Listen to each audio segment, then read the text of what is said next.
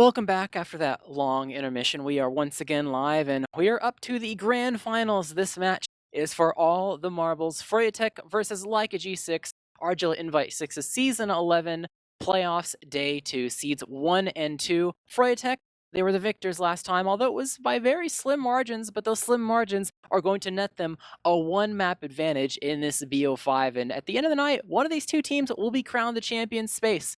I have my fingers crossed for really close games like we saw yesterday. Anything you're initially anticipating between these two teams going up to a very, soon rematch? Yeah, I'm anticipating a lot. I don't think it's going to be a clean Freya sweep. I'd be very surprised if it was a 2-0 for Freya. I'm expecting at least, one G6 map win. And, like Jarrett mentioned, there's no bracket busters. So it's just one BO5, although Froyotech already won a map. So basically for them, they're playing a BO3. For G6, they're playing a BO5. Yep, already 1-0. So we'll kind of see how that comes into play.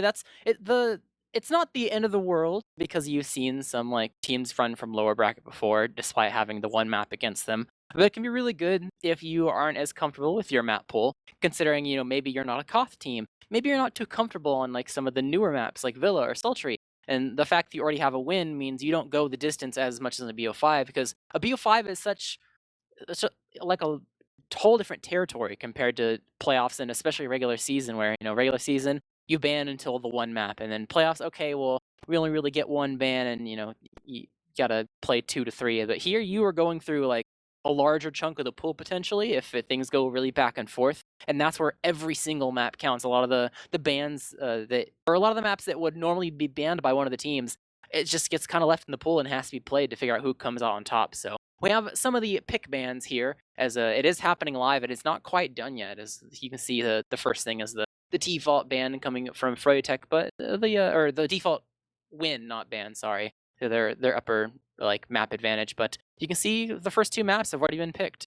Yeah, the first two maps have already been picked, as are our first 3 bans. So Froyotech with that map advantage. So good job. They already won a map. They're very talented. Froyotech banning Product, I think that's fair. That makes sense. I don't think Froyotech, have they even played Product this season? They've been on kind of the Koth banning train for a while. And I don't think so.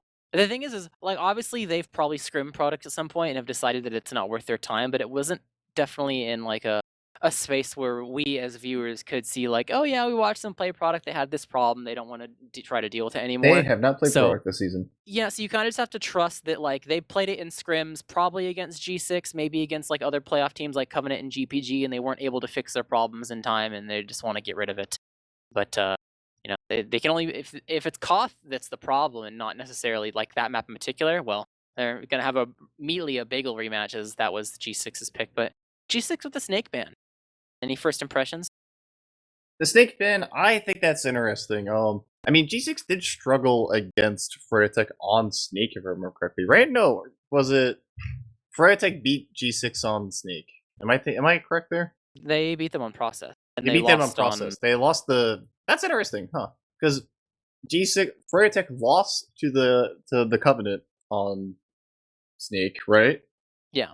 Yeah. So you would think it's not one of Froyotech's stronger maps, but maybe just because of recent scrim results or what have you. Yeah. G6 electing to ban Snake, which it makes sense. It's a very staple map. Oh, I remember why. I think you know the lore. Well, okay, logs don't mean anything. Scrims are scrims, right? But it's the only thing that you can actually base anything off. I think the last time these two teams played against each other in scrims, the night of scrims they played 3 or 4 maps, and all the maps except one were extremely even. It was basically just a tie game, except Snakewater, where Froyotech rolled G6 like nobody's business. Sometimes you just can't win mid on a map. Yeah, so unless you're putting effort into Snakewater, it's going to be your ban. Looks like G6 decided just want to get rid of it, especially since they have these other maps recently that they've played against in the match or more fresh, the ones yesterday, where they can kind of reference and pick apart what they want to fix to come out on top. Is we're going back to Process as Froyotech's pick. That's going to be a rematch of the regular season game, so we'll see if they'll come out on top. And the last map. Okay, so is this? There's still more. There's still more. So this is a complete rematch of yesterday. Yeah, that's really interesting. Okay, so Froyotech electing to pick Sultry this time instead of G6. So it's basically the Yeah, it's same maps, Froyotech just picking it. different order, right? Yeah, this isn't even Different order. G6. This isn't even G6 saying like, "Oh, well, we barely lost. We knew what we screwed up on. We're gonna pick these maps again." Like they picked the one they won. But it's Froyotech saying that like, yeah, these maps we won them by slim margins, but we know how to win them even harder now, and they're really going for it. But there's still one more map that needs to get picked. What hasn't been touched yet? Sunshine, Metalworks. Sunshine and Metalworks, and am I forgetting one? Gully. No, N- Gully got banned. no, So it's Sunshine Metalworks between yeah, one of the two. yeah. One gets And it looks left like of a the wayside. G6 One gets pick. picked. G6 did just have a very dominant showing on Gully, but Sunshine and Gully are kind of like very dissimilar maps. You know what I mean? What do you Yeah. think G6 is going to lean into here? Because again, they just played Gully today, but I think they might think their Metalworks mids are better, but they're probably less comfortable with the map in particular. So yeah, not Gully, Metalworks. It's like kind of my what brain fried. I'm not sure about Gully. I know previous. Oh, Gully's seasons, banned. Gully's banned. I Oh, just yeah, can't. sorry, I you just go. can't. You said the- yeah. I now I messed you up. I don't know if you want to go Sunshine with it being like a cousin to process. Yeah. Like maybe. I mean, I feel like Froyotech did just Metalworks tie an is- advanced team on like Sunshine like 30 minutes ago, but I don't Wait, know how what? much you want to read into that. Um, I think that's the big thing that I know for sure is like G6 have said in the past that Metalworks is kind of meh in terms of their favor, but I also know like if you do a lot of log scrimming for their Metalworks games, I think that was one of the maps they scrimmed recently, like in the past week, where it was despite it being really even, G6 won a lot of the mids. And you can say Yeah. that like, oh, we won a lot of the mids, so we'll just clean up our last pushes and we're golden. But you could also say like, man, if we don't lose our mids, that's not going to be a tie, or we don't win the mids, that's not going to be a tie game anymore. That's going to be scary. So, yeah, you really have to be careful about deciding. And the thing for G6 too is that if they're trading wins back and forth, Froyotech's gonna win because they have a map advantage. They already won a map because they won yesterday. Mhm. So they need to have a map pool that they can be dominant on. They can afford one mix up. They could lose Process or they could lose Sultry, but they can't lose both, assuming they win their map pick. So assuming Bagel goes the same way it did yesterday, which granted against Froyo that might be an assumption. Who knows? They might have fixed some stuff. Oh, And our last pick is going to be Sunshine, interestingly enough. So, no Metalworks, they're saying to go Sunshine, which I think it's an interesting choice, but I get it. I think the Freya Sultry pick is curious, considering how close yesterday's game was. Maybe Froyotech had some time to go over some stuff, but Froyotech won, but that wasn't like an easy victory by any means. Well, it was down to like a singular round. So both these teams had plenty of things that were exposed to them that they are doing incorrectly that made them lose those rounds. And I guess Froyotech decided. I mean, who knows? Maybe G6 would have been willing to pick Sultry too, just not the third pick, maybe the fourth. Yeah. But Froyotech are definitely saying that, like, yeah, I mean, we won and it was hard, but we kind of know like why it was a struggle, why we lost those 3 rounds, and we'd rather go that direction. But realistically, it can be hard to like hyper analyze the last couple of picks because the pool is so small. You have to remember that this Sultry pick comes in when there's only 3 maps left, right? So at a certain point, there you don't have much of a choice left. So this is kind of like I mean, I guess. So it's not like, I guess I'll play this. So it's not probably the strongest of feelings. You be careful about it for sure, because these maps could really end up mattering. But they're not as impactful and having strong beliefs compared to the first couple bans and the first couple picks, where you want to make sure that get stuff out of the way so it doesn't get picked, and make sure you get something secured for your team before it gets hit by the second ban wave. So I think the teams probably both feel strongly about the first 4 rather than the last 4. Yeah, I think this map pool's fair. I don't see any like major red flags on the map pool. You know what I mean? Nothing like super disastrous. I think Froyotech. I think it's interesting for playoffs for all the teams that ban Koth. In playoffs, you literally might just get forced to play Koth. You know what I mean? Like unless both teams don't like Koth. I think it's interesting that just as a dynamic with how the map pool works, that if you're one of those teams that's like, we don't like Koth, we're gonna ban it for most of the regular season. If you are good enough to make it into playoffs, you're gonna have to play Koth at some point. So. And that's the struggle. Yeah, it is a struggle, and I'm curious to see how Froyotech are going to do on Bagel tonight. And one thing to mention, maps aside and predictions, is that the roster for Froyotech is different than yesterday. Sandblast is back. He is playing at someone. I think his power's still out, but he's playing at someone else's place. Peren's place. Yeah, he's playing at someone else's place, which is that's he good. brought all his stuff over. But he brought all his stuff over, but. The dedication is real. He's at a college, and I don't think he has a parking space. So yeah, we'll see. But Process is going to be the first map, as Froyotech will be able to get the first pick there, and no strangers to Process in seasons past as well as this season in particular. We've saw nail-biting games on Process between these two teams. I'm expecting a close game, but the question is how close, because I think it's the same situation where both these teams have a decent chance to kind of look over like, all right, why was it so rough? How did we, we didn't win by the margins or that we wanted to, or we just only barely lost. And they obviously go and both teams make changes. The question is what those changes are going to be, how big will it impact things in terms of the final score and the pace, and who will overall take the map. So Yep. Space, any initial thoughts when it comes to the scores? Well, so yesterday we had a 4-3, right? Which is kind of par for the course. There is some failed that there was a good stretch of time where last was the impossible point yet again, but they broke through it. They got some rounds. I wouldn't be surprised if we saw 4-3, but at the same time, it's only been like a day, right? You think Mhm. G6 have had enough time? Like, granted, they were only down by a round, but still, like, I think they were down in the hole by a decent amount before they kind of had a comeback, and then they lost some more. I'm curious if G6 have actually had the time to fix any issues they had. Uh, Like maybe they had time to discuss mids, which can help, but Benny can just do a halftime pause and go refix whatever issues come up. I mean, it depends if you think your problems are failing to hard counter something or punish something the other team's doing, or having issues on your own side internally and just screwing up before the other team has a chance to make any amazing play. And I know that G6 in their defeats on Process, in my opinion, they've looked like it's more of a them thing than a Froyo thing. Like obviously Froyotech can pull off amazing plays. We've seen, Banning go super crazy and, go toe to toe versus Habib. We've seen the really great plays from the side of Donovan, and they've been pretty consistent at their last pushes. But a lot of the times G6 get these opportunities and sometimes just something goes wrong. Like the last pushes, they got really bad RNG, weren't able to even have a post Uber because it'd be over before their Uber was done. They would end up having both their scouts die too far forward, and then they'd have no beam and just had to leave. Like they wouldn't get to continue a dry fight because the people they gave up were some of the more important ones. Uh, so I think it's possible for them to adjust and kind of try to fix things. Uh, and they're probably leaning more towards. I would think maybe they're slightly more favored on paper, but paper doesn't really mean a whole lot when the teams are this close. For all we know, G6 could have an idea to how to fix things, but Froyotech just comes up with even more things that they've been like, oh well, we won, but we recognize these little holes, and even though if they patch them, it doesn't matter. We'll be able to abuse it even more so. So I think it really could go either way. But at the end of the day, I guess we gotta actually pick a final score, right?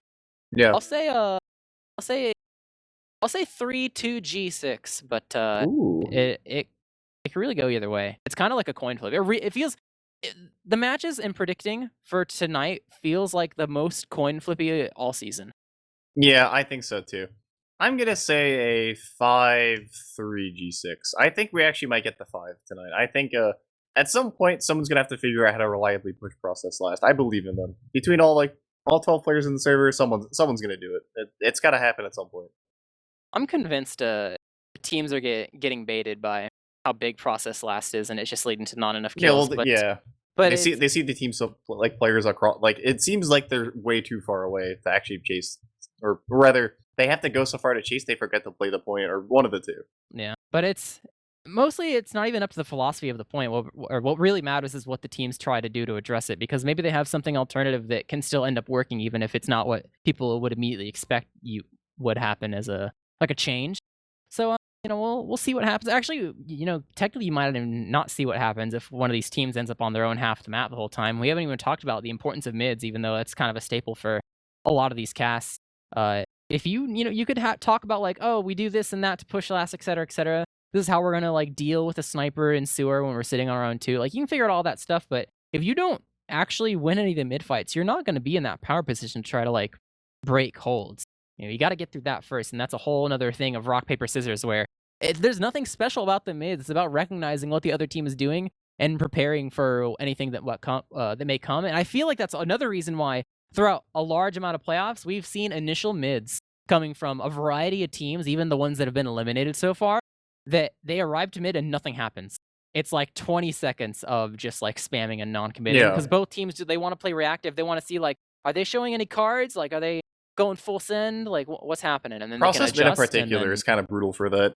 yeah, It's such kind of like a big midpoint, and it's kind of easy to just like, oh, I'm gonna sit on top of the far back on top of Subaru and just spam at the crate, and then the scouts just dump all of them off the crate, and then like half a minute's passed, and you're like, wait, nothing's happened. Like some like the demos have just traded damages the whole time. So I think that I think the first mid that's very likely. I don't think we're going to see any like new tech. I wouldn't be surprised if at some point if Froyotech's losing, we see Donovan like jump behind into the enemy IT at the start of mid. Maybe some mix-ups like that, but the mids could be going very slowly at first. yeah. I mean, I would kind of be surprised if they full sent it. The only time you full send it at the beginning of the mid, I feel like for these teams, if you feel like you've hard read them recently, which could technically happen. There's been a lot of process played, but I feel like with that much on the line, you probably play it safe. I mean, I don't feel like either of these teams are gonna start doing risky things until, I mean, maybe halfway into process if you start to feel comfortable and you're like Yeah, really we saw confident. Donovan jump behind into IT, and I think in the sewer once he tried to do the same thing, like about halfway through the match yesterday. So I think that's about like my barometer for when the tech starts coming out. Yeah, and just throw them for a loop. Do something unique so it's not the same thing over and over again. The more you like, as much as you could say like, if it's not broken, don't fix it. Just keep doing the same thing, and that can work sometimes. But when you have these caliber of teams that are really smart at recognizing like, oh, they're doing this, let's do that. It makes you want to like, all right, I did this last mid and it worked, but even though it did, I feel like I should do something completely different because it's not going to work again. And there's an amount of respect there that definitely pays off by not being greedy about that. And I feel like it's the teams and players that get greedy about that it's kind of their undoing because otherwise it's just like you're just trading mids back and forth. Yeah. I think one thing I'm expecting going into this match is good meta gameplay, especially on this map. I mentioned it before, but I guess not in a hot minute. I get cycles I go through where I think Process is one of the better maps in terms of medic impact. It's so easy to surf and kite out and make big plays just staying alive on medic. And considering we have, Wall Guy and May in the server, I think that I'm expecting some big plays from them and maybe some sad roamers. I wouldn't be surprised if that happens, although in the past we've seen Donovan, especially on Fro, he's come up as kind of a large impact player. Hasn't shown up on the scoreboard, but he's made the plays necessary to win. I think that's a matchup we should definitely check out as which roamer is able to make the most plays on process, which is kind of a notorious soldier sad zone map. I think something that's really ironic is if you like talk to Soapy or watch any of his streams, he constantly talks about how he hates the concept of glorified logs because there's so much that isn't really seen. So stats would look absolutely terrible, yet they're hard carrying their team with their timing. And if they did anything slightly different, it'd be really bad. Yet it's his opponent tonight that is taking that role, and Donovan, his stats don't really look that great that often, but when you actually watch his cam, he's doing everything pretty much perfectly. And the times Yeah. he is pulling off plays, they are very big ones, getting really in key picks. While it's Soapy that's getting the glory frags. He got a 6K against the Covenant like earlier today. That's really nice for his stats. So it doesn't mean anything. It's just a funny little statement that it's to notice. Sophie is 100% correct, but that is also rumor cope. That is definitely that is rumor cope for when you're having a sad game, which Well, is that's just the thing is you'd think it's Romer Cope, but then you like look at Soapy's no, it's stats and they're true. not It's actually true, bad. but it's also so. cope. It can be both. It's Romer in general Cope though. Yeah, no, yeah, there's a lot of it's Like, I not made cope for space. Soapy, but in general, I've heard a lot of like I'm playing the crash when it's just like yeah, you're going like 10 and 30. Logs doesn't count space created, Yeah, unfortunately. it doesn't count space created, which I'm not worried for Donovan or Soapy. I think if we're looking at other matchups, Froyotech does have Sandblast back today. It's going to change the team calling dynamics a bit. Sandblast much more of a take charge caller than Danny, so that could change things up a bit. But Sandblast back and actually on lower ping now. He has he's hasn't moved that much geographically, but he is on a much better internet. Yes, that's a solid 10 ping difference, which doesn't matter that much on Scout, but it's nice. Right.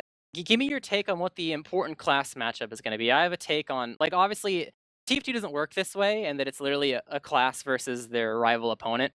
Yeah. But just for fun, if you had to pick one role and say that that's going to be the most important class matchup between Froyot and G6, which one do you think it's going to be? Ooh. I have a take, but I think Banny versus Habib could be pretty good. I think that's a very popular one. I think there is a Pocket secret... Scout too. Pocket no, Scout. yeah, it's Pocket. I think it's Pocket Scout. I think this is Sandblast versus Gungan. Yeah, I think those are I think Gungan as the new player of G6 definitely, like, if you had to have any question marks on G6, Gungan would be the question mark in terms of he's the newest player, doesn't have, as much of the accolades as the other players. And for Sandblast coming back, main calling, maybe clashing with Danny, I think there's definitely, like, if there could be potentially, like, shenanigans happening, the Pocket Scout matchup is going to be a huge matchup. Yeah, I think their playstyles are pretty stark and distinct. Like, realistically, when you compare, like, maybe you can say that, oh, well, you compare classes, maybe, like, Banny's slightly more aggressive than Habib or whatever, but I feel like the biggest difference in playstyle when you do class matchups is 100% the Pocket Scouts. Like, that's going to be a big change of pace on the level of aggression, like, whether or not you pull the trigger on certain things, taking initiative for good or bad, whether you don't do it when you should or do it way too early. I think that's going to be a big factor. And I mean, I feel like class matchups normally aren't really that much of a big factor in normal games, but when you have two teams that constantly are finding themselves in extremely close matches, maybe, give or take a couple rounds depending on the map. But this has already been shown to be one of the closer ones, and I think every little thing is count. Anything that you can point as like, this could be a reason why, this could be a reason why, yeah, that they're all valid. Any of the roster changes from the side of Froyo, any potential like patterns that either G6 or Froyotech had that made them have struggle, win or lose in any of their previous matches in the past month, you can point to that as a reason why, like, oh, they cleaned that up, they win grand. And we're about to get a good example on what some of those things could be heading into process. Froyotech G6 Grand Finals going into map 1, first mid-fight space. Long awaited, but now it is time. Take it away. Alright, we're gonna have Habib arrived a bit, same time as Manny. Both demos gonna look to just straight spam his. Donovan actually gonna go a bit fast, get on the crate, gonna spam Habib a bit, but he's gonna back up, get healthy. As both teams, like we said, they're gonna probably just poke and prod, just spam, nothing too crazy. See what's gonna happen as actually G6, they're gonna take a lot of aggression, and looks like Branson's gonna get hurt, but the first kills, Kobe and Yum Yum gonna trade out, scout the soldier. And Soapy's way behind. He's going on Mirrorman. Mirrorman might be caught. He's pinched. There's two players behind it. Soapy, can he get Mirrorman? He does. But Gungan, he's going to fall as well. Both teams down a scout and a soldier. But G6 are in the sad corner. And Banny, he's bombing Low Guy. It's just May left alive, though. That was really good from the side of G6. I think they initially... Oh, Low Guy trying to dodge arrows. They initially played that kind of slow. I think they recognized that because Banny was playing so close to his own health pack, that if they went over to the Froyotech sewer, Banny would be unable to actually do tons of damage and stuff them. Yum Yum actually tried to take a 1v1 on mid, but surprise, there's two people there. So gets pre-fired by Kobe, but really heads up, even though they were in the sad corner of the opposing team sewer, they did so much damage and there was not enough retaliation from the side of Froyotech to punish them. So despite it being normally a death trap, it actually works out in their favor just because they noticed the positioning that Froyotech had when they arrived at the mid. Was pinched. Sophie is behind in the enemy sewer and Mirrorman couldn't get in, but we're gonna have a bomb as Habib gets in with the Uber, kills the gun, and kills Donovan. Habib just continuing to go. He's going, but he's bombing into a heavy, and the heavy's on the high ground. There's no killing that, but Danny's gonna fall. There's no stickies on the point, and Branson's on the point. It's the heavy. Can he track the scout in time? He's being beamed. Not enough damage in the universe to prevent that. As that is gonna be the first round for G6, and that's a straight mid to last. Yeah, they did a really good job of actually getting both soldier kills. Mirrorman almost hit the reset bind to be able to escape, but just barely in the shutter it was going to die, and Donovan got sticky down in the same area as the gun, trying to escape maybe a bit tad late, and even though we've seen some struggles pushing process last, I mean, if you're able to get 2 kills before the post-super even begins, despite the heavy being there, it's not going to be too much of a threat, and G6 take that first round leading into the second mid. Yeah, if Froyotech loses this half again, mid to last, I'd be expecting an attack, but for sure. Both teams just electing to, they're vibing, they're doing, high ground they're control. spamming. A lot of high ground control from Froyotech, but they gotta be careful they don't take too much damage in the process of doing that, as I see a lot of hurt scouts instead of Froyotech. There's Habib, he has full health and he is starting to nuke the server, as Sophie's gonna bomb behind it, super create a lot of chaos. Mirrorman's gonna try to cheese, but gonna die, and that's a 2k for Sophie, as he's behind him. May's gonna fall as well. That's the second lost mid from Froyotech, but this time May was able to stay alive and get out to last. But that's another mid win for G6. They have come out swinging on these mids so far. Froyotech very successfully took fight with like 3 players, but did absolutely nothing with it. I'm not sure if it was a bait from the side of G6, where let's be a little bit light on the height and then we'll spam them, Habib just, them, I think, and then nuked go the in. scouts. But that's the thing, is if you take that much height, you should be able to pressure him backwards, but they took the height but did nothing else. Maybe many people up there, had 3 up there, but even Ubers. I hear a headshot. Nice headshot onto Branson with 3 HP though. Oh no, the final rock from Donovan. Sophie's behind 2, he's gonna die. Can he get the trade? He cannot. So that is a 2-man sack. Unable to get too much. Down to scout and soldier means that Froyotech are gonna try to push out, see what they can do. And actually, they're gonna let they go.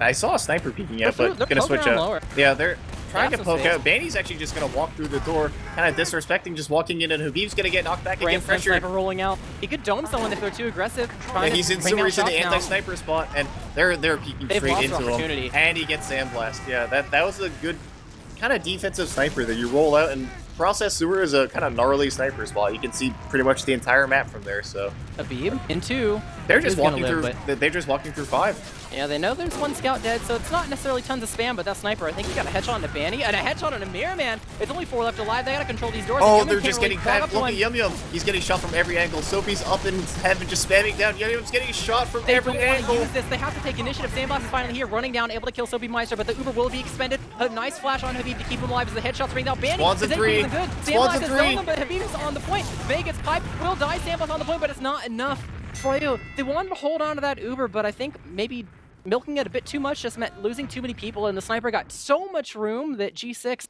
they just bullied him. They had no chance to win that post from the players that G6 had already collected, and now they're up 2-0 going into the 3rd mid-fight. G6 were not happy about getting sent to the lower bracket. We have not seen them lose a round yet today. They had a clean sweep in lower brackets, and so far they've been clean sweep today. The Froyotech soldiers have 3 points between the two of them.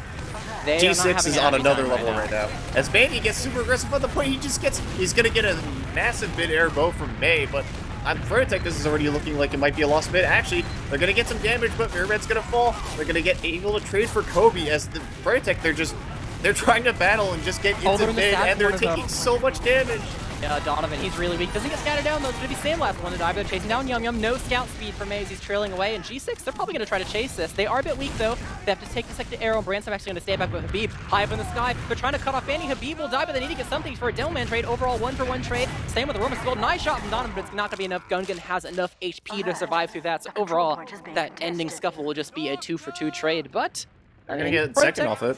They have maybe a small amount of room to poke, but probably not enough players to actually sack. I mean, Habib's not really there, but Habib dropped an LMAO in chat too. They're giving them room. I mean, G6 have the forward. They know that Froyotech actually commit to 2, then they could use the fact that they're passive enough, take a little 6v4, and both teams just like recognizing that no one's playing kind of off, no one's too aggressive. Back up, stalemate time, and Ransom on sniper once again. Donovan Sandblast was on spy. Donovan was on spy checking to see. So I think Sandblast is gonna know there's gonna be an enemy spy. The question is, can Sandblast win these SVSs? They're kind of on opposite sides of the map, but Soapy dying, that's gonna signal a retreat. As don't want to peek up with your sniper as you're already down a player and potentially die horribly. As Sandblast, they're gonna try to go 1, but there are a lot of Habib stickies all over the plane. He's actually gonna dead, and they saw the enemy. I think they saw the sniper. From Mirman caught in 2. Just juggled. He wasn't able to S backwards because Kobe's able to put the rockets behind him. And Sandblast is gonna fall to the same fate. Kobe collects 2. Chaos happening, and Sandblast getting a little aggressive there, and that 2-man sack from Process is gonna be tough, but they do have the gun in the power spot, and that's gonna slow their roll a bit. As Yum Yum's doing his best to keep the gun up, but Soapy's been behind and headed so many times, and he's finally gonna die, but Branson gets another shot onto Donovan, and that's an Uber force, and G6 is not popped yet. They want to milk. They dropped Gungan. They know scout speed. Well, guy's gonna have to pop. It's a sniper Uber. Oh, he almost dropped hero shot. Oh, Wait, he hits Banny. He hits those. He's getting juggled though. It's not gonna be enough to get the kill. Kobe rolling out. He got the respawn. They actually, I mean, they technically got all their respawners. Actually not Gungan. So no scouts still for the side of G6. Froyotech probably gonna push this. They know there's no scout speed, no denial. These soldiers, they just have to deal with zoning out the sniper. But Mirman body shot. Gets nuked. Immediately dead. And Yum Yum chased by Kobe. This might be another death too. They left choke, and Yum Yum's gonna get left out to dry. The G6 soldiers are absolutely taking over this match. He's challenging Donovan. Donovan gets pushed backwards, and now they're unable to really get tons of spam out of the choke. Banny dying as well. He's left out to dry as well. Dies over by, what was that, in 2, 1? Just ultimately dead. No stickies. That's such a late Doman death. They could just dry this from the side of G6 before the Ubers are even an equation. Fransim's capping the point as sniper. He's gonna move up, and Froyotech have Uber at, but it doesn't matter if he can't cap the point as Kobe and Donovan gonna trade it. May, he's getting hits from Soapy. Soapy's in spawn, but Habib. Gungan's gonna die. Can they do the damage? They have the damage. Is May gonna have to pop in? Grand Slam kills May at 99%. That's a drop. Deja vu, the low guy running away. Scout chasing him down. Doesn't have an Uber to save him this time. Yum Yum's on the chase. Sandblast is trying to catch up, but Kobe rolling up fast. There's 2 scouts though. Yola eats the pack. Still have the scout kind of forward, but Sandblast gets arrowed, backs up. Soapy on the chase. No spoon though. He's already gone. Trying to get some upper rockets up another point, but will not be successful. But even though they were unsuccessful in taking that drive, it's Scrappy and Froyotech holding on. G6 does have this Uber, and they're trying to take it without using Donovan. Stuck in IT. It's going to be a roamer battle, but he's going to come up on top, so he's going to be a thorn on their side, able to take the pack and go behind, but they still want to try to use this Uber. Gungan chasing back, see if he can get the Donovan frag, but too far away. You're going to have to back up, and they probably still want to take this Uber. They know it's really large, and they have some time to wait for Soapy, maybe get a free Donovan kill if he goes a bit too far forward, but I'd be surprised if they just... behind looking. I don't know if they know... I'd be surprised if they don't use this at all. Yeah. I don't know if they know where Donovan is exactly, and... Oh, he found him. Deja vu. Robert trade. Yeah. Unfortunate Donovan dropping some question marks in chat, as there's going to be some unfortunate roamer on roamer violence. You hate to see it. I guess they don't want to try to use it at all. Yeah, I guess they don't want to try to use it, but it's just going to settle into actually sacking across the last. I feel like this might be... Well, no, we have seen G6 try to push process last with, like, even before, and Froyotech just accidentally kept losing players. I feel like the biggest issue for Froyo now is G6 soldiers are just like taking over the match and just exploding players. This gun spot hasn't changed. It still doesn't see 1 and 2 as much as some more centralized gun. Yeah. It's slightly more aggressive, but I feel like a soldier could still like go through 1 and get up into nest in the corner and spam down the gun and be a distraction that people like. You peel people away from doors when you get in like that, but they're not really going to go for that quite yet, as do have Brandsim on Sniper. They might, they're going to have to eventually get the gun, even if a pick does happen for the side of G6, to like get people flooding in and taking the space, but you still have to, not only that, but getting through Yum Yum, who's sniping in the spawn as well. Doesn't have as much of a sight line, can't really get too much of a deep sight into lobby for the SVS, so we might see Brandsim get the first pick here if it is indeed a sniper kill, but Donovan juggled, backs up, Mirrorman still trying to hold down 2, but Soapy's there, and it's going to be a little bit of a brawl, but Yum Yum finally coming out of the shutter, wants to see if he can try to take the sniper out, but Brandsim's constantly rotating. He was 1, was lobby, now he's back to 1, sticking they're off taking the their time with here. this. Yum Yum, he's actually going to peek the angle. He took that SVS, and that's what's going to happen. Brandslam, he got headshot, but that's what happens in 185. Yum Yum taking the SVS, and he's going to lose that. 10 seconds left for Froyo to try to hold on here, as down a sniper. They're going to have to peek somehow and maybe at least get this gun, do something, and they're actually just going to exchange. Oh, it's a family from Froyotech. They've read this perfectly. Not only is the gun available, but mind the stickies, you can just get tons of flashes. They're trying to escape. And he's chasing so deep. They got to be careful, though. Soapy's behind. They know Soapy's behind. They are able to kill him. G6, they're going to try to back up here and see what they can salvage, but they're down Brandslam. Kobe's going to fall as well to Yum Yum, and the backwards transition just not clean, and Beat might fall too. I mean, leaving 5 was a bit scrappy, and it was going to be okay, but they left 2 unchecked. I'm pretty sure Mirrorman went through rollout and looped around into lobby, and maybe he just jumped through 3. Either way, the fact they didn't have doors covered properly meant that there was just a total carnage in Froyotech's favor over on 5, and G6 couldn't actually post properly, and now they're trying to go in early. Sandblast just getting duked out of the server. And Mirrorman in, trying to leave. Look how many points Brandslam has compared to everyone else on the server. Brandslam has 40 points, the next highest is 18. That's not a medic. So Brandslam is Demo doing... MGE? Yeah, Demo MGE is Bandy just gets caught out. He's too far extended. And Kobe's walking in through sewer, and he might get... He might be able to get a pinch too. They're gonna... Frisk will be able to back up, but being down to Demo's pretty rough, and they gotta be careful because there's no Demo to lock out these doors. If they pick the right door, they might be able to just stream through. Yeah, they gave up a lot of health, though, to actually get that Bandy kill, and only they're healed now and can peek, but Bandy's already spawned. It's going to take them a sec to sticky the doors, but they have a couple seconds of a window. Donovan actually puts a lot of damage over onto 5 that slows them down even further, but it's going to be a bomb from the side of Soapy onto May, but only gets the 1 rocket, so May is fine. You have a counter sniper up on Yum Yum once again. He's farming the points, so you can get a point and a half for those Listen, headshots. Sniper on process, pretty good. I can personally attest that Sniper on process is one of the better sniper maps, and especially pushing into second into the sniper in sewer is so hard to deal with. Yeah, I'm gonna try to peek out, but the angle is just, it's tough to peek out of process last on sniper if your team doesn't have a ton of space. In Brandslam, G6 are perfectly content with just playing the slow game here, letting Froyotech kind of sit on their last and stew about this. Is already down 2 rounds. This is Froyotech's map pick. Not looking like their map pick so far though. Yep, they probably have to find a groove elsewhere if they want to get these rounds. This last is probably not the place to be. If they can find G6 making a big enough mistake, maybe they can try to find a push out. But as long as G6 has some discipline, then even the 2-mans could make it difficult to Froyotech push out. We already saw that once where they 2-man and Froyotech, they poked around, but it took so long that that's where the Brandslam sniper streak actually started, where he got his first shot onto one of the scouts trying to X. I think it was Sandblast, but and Brandslam, he's feeling it. He's still on sniper this whole time, and I mean, if this is their path to victory and this is how they find their success, then props to them, because it's, grand finals, anything goes. They're playing as slow as they feel like they need to, and Branson's doing tons of rotation, so he can try to keep up as much as a surprise factor. He's looking at Mirror Man in 2, man. Mirror Man, so yeah, he got with 9. Yeah, Mirror Man got caught out in 2, and he had to back up either into a sniper or walk into Sophie. And Sophie can end up winning that, which means that's one less spamming class to deal with this. They're gonna try to spam the gun, see what they can. Sophie's actually just gonna bomb. Only gonna get 2 rockets off, unable to get too much, but Yum Yum gonna fall. That's a second pick for Brandslam. Brandslam's just, the sniper pressure is so tough to deal with on Process. There's so many different doors, and May's gonna fall down to 100 HP.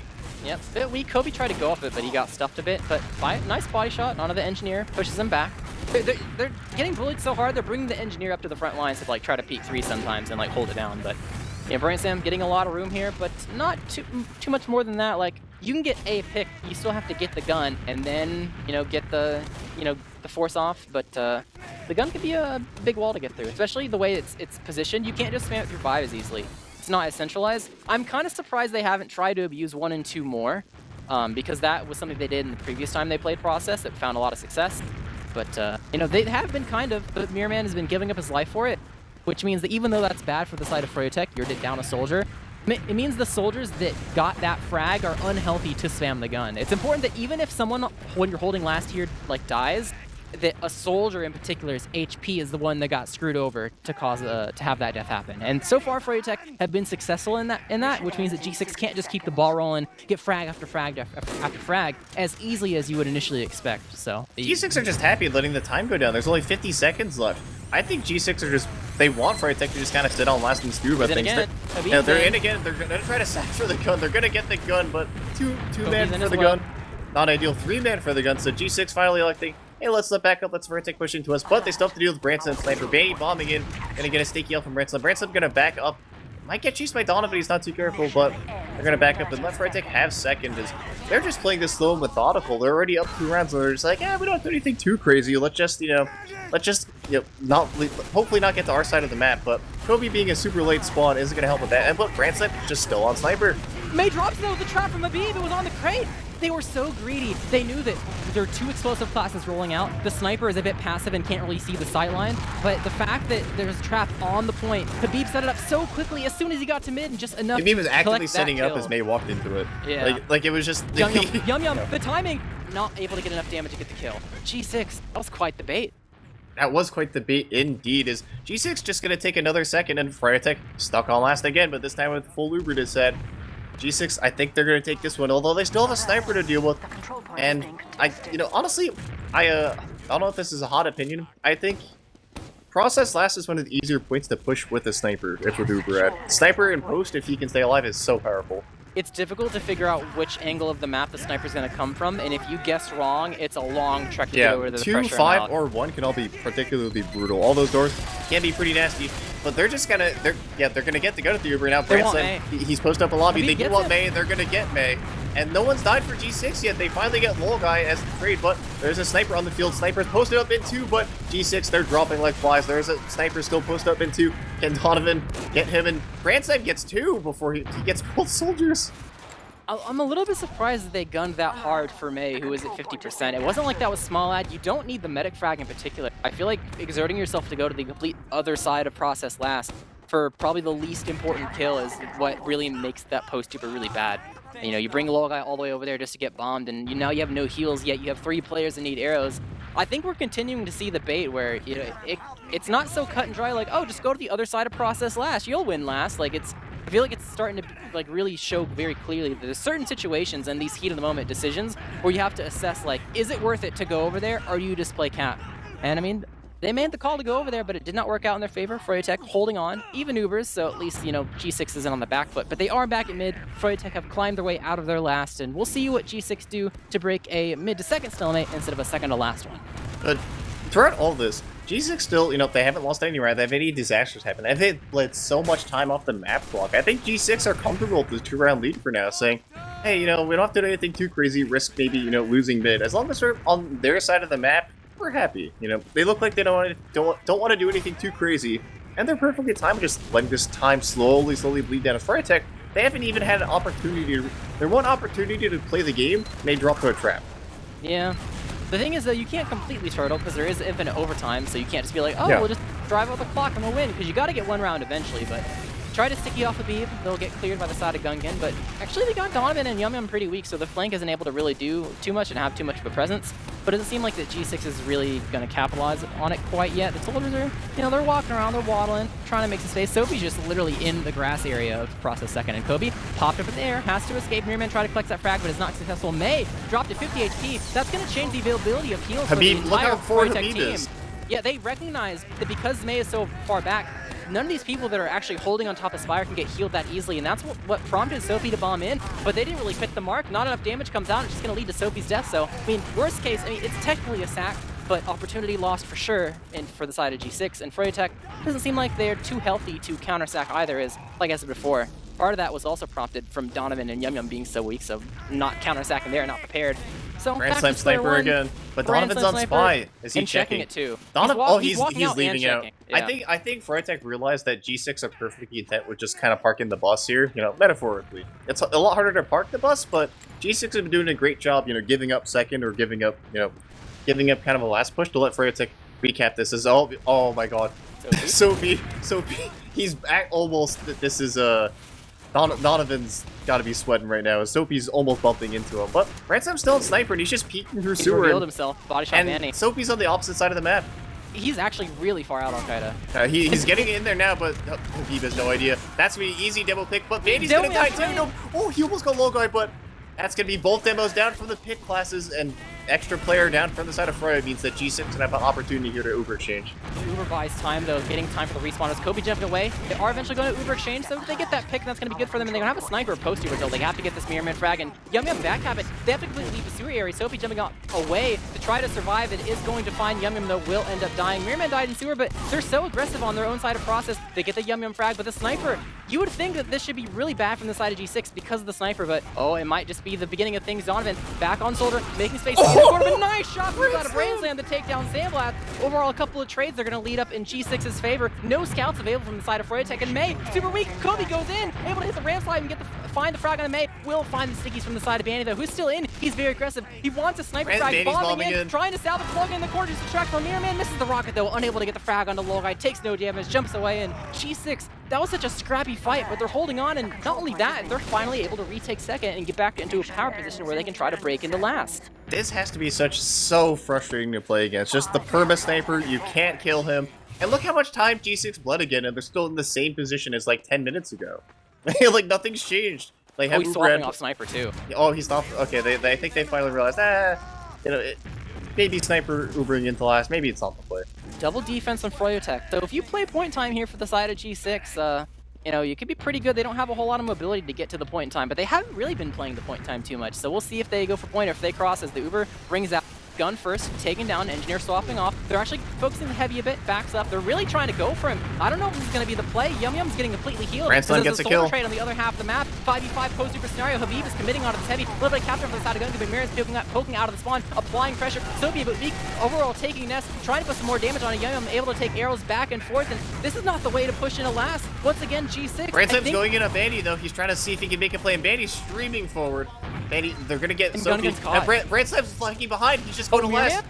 Mirman, I think he beats a little bit. He has that scout kill in the back, but Gungan, doesn't quite get the frag. And G6, I think Kobe's going for the second. He's going to go for Bandy. Isn't able to get his G6. They're going for the miracle plays off of the Branson cap time, but they're unable to get it. And that's just going to signal Froyotech actually getting second, but G6 throughout all that still have Uber at. I'm really convinced G6 is like reading these heat of the moment last push scenarios wrong. They're going heavily to try to kill people on Nest when they are not obtainable kills. They need to bait people over, especially when there's off classes that don't have mobility. As Sophie, the only soldier to make space for mid. Bandy's gonna bomb forward, gonna get some damage on him. The Uber rings out from the side of G6, able to collect Miriam. Bandy, 37 HP. Gungan, or Branson on the chase, able to get that dome win frag, only giving up Sophie. Yum is behind. Though. So he is going to be something they're gonna have to eventually deal with. Scout 1v1, Gungan versus Yum, both of them very confident in their ability to try to take this. Yum, MG master. Kobe trying to find a way to help, hits the upper rocket, not quite. Brandslam, they're going to trade as well, Brandslam and Sandblast, but it's still going to be Froyotech. They're going to get their respawn, so G6 might have to post up on mid, and Yum's still behind. And they have no scout speed. I talked about this before. There's so many ones where G6 just have no scouts to be able to run out properly. So now they have to play even more passive with this disad. and knowing that it just means that Froyotech take this even more confidently. A little bit of damage onto Yum from the side of B, but it's not going to be enough trap damage to actually get any kills. And Froyotech, they take this for free. They have ad, but Sandblast is... Oh no, Sandblast isn't on Sniper. He's just getting forwards. What? He's on Sniper. They have ad. What is happening? I think that... He can't be there in time for the push. I guess they don't want to push. I don't think they're going to push. I think it's 30% they don't want to risk it. I don't know, but regardless, Sandblast is on Sniper. So, now it's G6's turn to deal potentially just the perma Sniper. We'll see if G6 adapts to it. Froyotech kind of struggling with the Brand Slam Sniper. Definitely, Oh, body shot and then body shot again. A bit of revenge there for Sandblast. Sandblast might have needed that one. Into sewer. G6 dealt with the Sniper really interesting last time. They played passive enough to bait Donovan might die in IT. Walk in. This could be really good from the side of G6. Actually, it's Kobe. The pack. They're gonna trade it out, but that means this is soldier up and Yum. Can he get it? No, they cannot. So that's gonna be a 2-man. But look how far forward Froyotech is. They're gonna have to pop to save a beat. Yeah, overall, an eventual Uber exchange. Is Mirrorman really weak? Actually, Crater's trying to jump and Sophie's away. behind it. He might kill Sandblast. He's going to deal with the Sniper pretty much easily. Popped up, dies. Habib on the chase onto May as well. Banny popped up into the air. Habib able to click that frag, but Banny's not going to be so lucky. 10 HP will indeed die. And G6, I think when you see most teams try to defend against a Sniper, you see immediate aggression. Like, they try to push choke, they try to push IT, they take a cycle Uber exchange in sewer, but G6, they have a really distinct playstyle where they bait just enough to let Froyotech walk in and then play the post from there, getting someone behind while the Uber's happening rather than before it happens at all. And so far, it's working out. Donovan's Spy might be the saving grace that Froyotech need if they want to keep in this as G6. After the whole debacle, they still have ad to kind of work with. They do still have kind of ad to work with. That's a solid ad too, 60%. Donovan, he's just gonna like to sit in sewer wait, but Kobe dying, that might signal they have big enough Uber. That's a 20-second spawn though. That's rough. I'll have to see if G6 want to go off that. That's a really late spawn. Yeah, that's a process. They still want to go with it though. They're close enough where they can get a couple frags. I mean, they're basically both teams are basically down a player, except that Donovan might just insta kill a player. We'll see. Donovan gonna go. Oh, they have no idea. The perfect default spot. You can tell this guy was a spy main before he really got into competitive. He knows his stuff. Yeah, definitely knows the angles. That's gonna be a drop for low guy. Spy coming in huge, but we have the counter spy. Kobe's up on spy now. He's got to show it how it's done. Got to show G6. Feel like they don't run spies nearly as much, especially from Kobe. How often do you see the Kobe spy? Hardly ever. I mean, he does well enough on Soldier that it's not really needed as a playmaking tool, but maybe it's a surprise factor, something that you don't necessarily see often is what you need in grand finals. As he's not necessarily near the team quite yet, so I don't think he's going to be getting a stab anytime soon. But he's able to spot for the team on which direction they're going. He spots they're going so fast through sewer. He might be able to block mid. Escape. Maybe, depending if he wants to go for that it's stab. literally just Donovan in the paint train. Donovan has no idea. The counter espionage. Soapy's behind as well. He gets chased a bit. Spy is still in play. Mindful of the Uber. Habib does not respect the Uber at all. He dies before the Uber even rings out. Banny trying to chase down Gungan. Gets the pipe. Gets the second pipe. 20 ping Banny is on fire right now. Able to take down the combos. Got a G6. Kobe getting found up behind from Yum. It's going to be a might lose the spy duel. Pistol duel. He wants the melee, but Yum will succeed in getting that frag. Brain Slam going to trade with the Mirror Man as Froyotech poking and prodding in last. They don't have two yet. They have to back up. The round's not in their grasp quite yet. G6, they're holding on. They lost second. They're back to last, but they do have an opportunity to push out of it, but this is not a fun spot to be in if you're the side of G6. True, but Froyotech have clawed the way from last, and finally, after like 20 minutes, they have arrived at the enemy team's last. It's been a juice-up round, but Froyotech, they played patiently. They have dealt with G6 running perma sniper. They've dealt with the Kobe spy, but they finally arrived at the enemy last point for the first time this match. They have taken way too long. This is like 20 app. They have to kill May. He's already out. They got Donovan, but that's not going to be enough. They're going to get their Uber in the middle of capping and try to block this. They're going to be back to last. Unless they can really mess up the Froyotech Uber, this could be really bad for the side of G6. They're all stacked on top of each other. The Banny Uber is going to come out. Jumping. They're kind of already out of the shutter. Banny might be caught out. Oh, he's going to surf back, but they kind of messed up. They actually get to pick up that G6. They're refighting. They didn't lock down the doors at all. They were so focused on getting these frags in the lobby, they're going to get punished. Sandblast trying to go to last, but there's no point to cap, and he's just going to have to loop around. I don't know if they know Sandblast is behind, but they better know players are being chaotic. And all Brand Slam knows. Brand Slam knows. Gonna get two shot by Gungan, but they're going to get Lol Guy off the chaos and be killing Donovan, but Kobe kills May! He's up in the skybox chasing two. Will eventually die to the Mirror Man, but reinforcements coming in. Sophie, his timing is a bit too early. He has to give up his life for that frag, and even Gungan, they're not necessarily extremely healthy to fight out Yum. They just took a pack.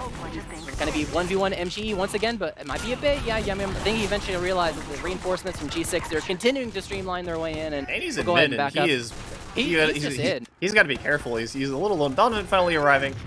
Got a friend with him now as Froyotech get to their own point faster. So it's funny because Lokai spawned earlier, but didn't have anyone to heal for a long time. So May has like 5% Uber, not enough to push off of, not enough to do anything off, but they have finally burned enough clock that we're a minute 30 away from infinite overtime. G6 only going to need a round, whereas Froyo got an 83.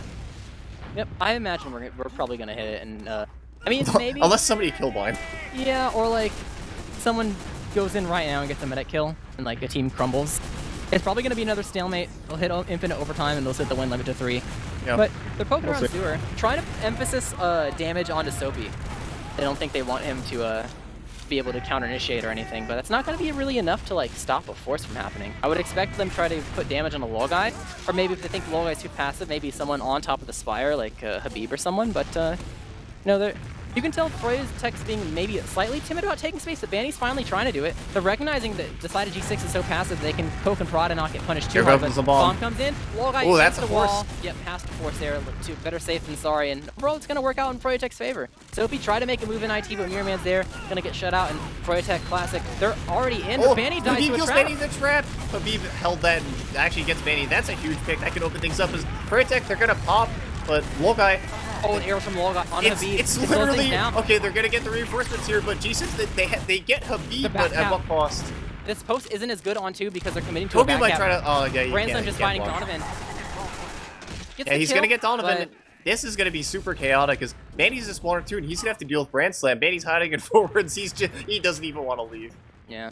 Gonna be a bit of a rough scenario. They see though in IT that he's leaving IT, so now he jumps out. He's getting chased down by everyone. He's getting chased by a double scouts and a medic. And look how they're literally bringing heals back for him. They brought 4 back for him. And G6 wasn't prepared at the doors for that. I don't think they were prepared for Froyotech to send literally over half their team. Yeah, and I think that's probably why they're so like. Sometimes you can just send your entire team, and because it's such like a, taboo thing where you actually leave almost every single door open, that the other team just really isn't prepared to poke out. Yelled in chat. Like, you think Banny just like started screaming? Like what do you think Banny said in comp to trigger that sort of response?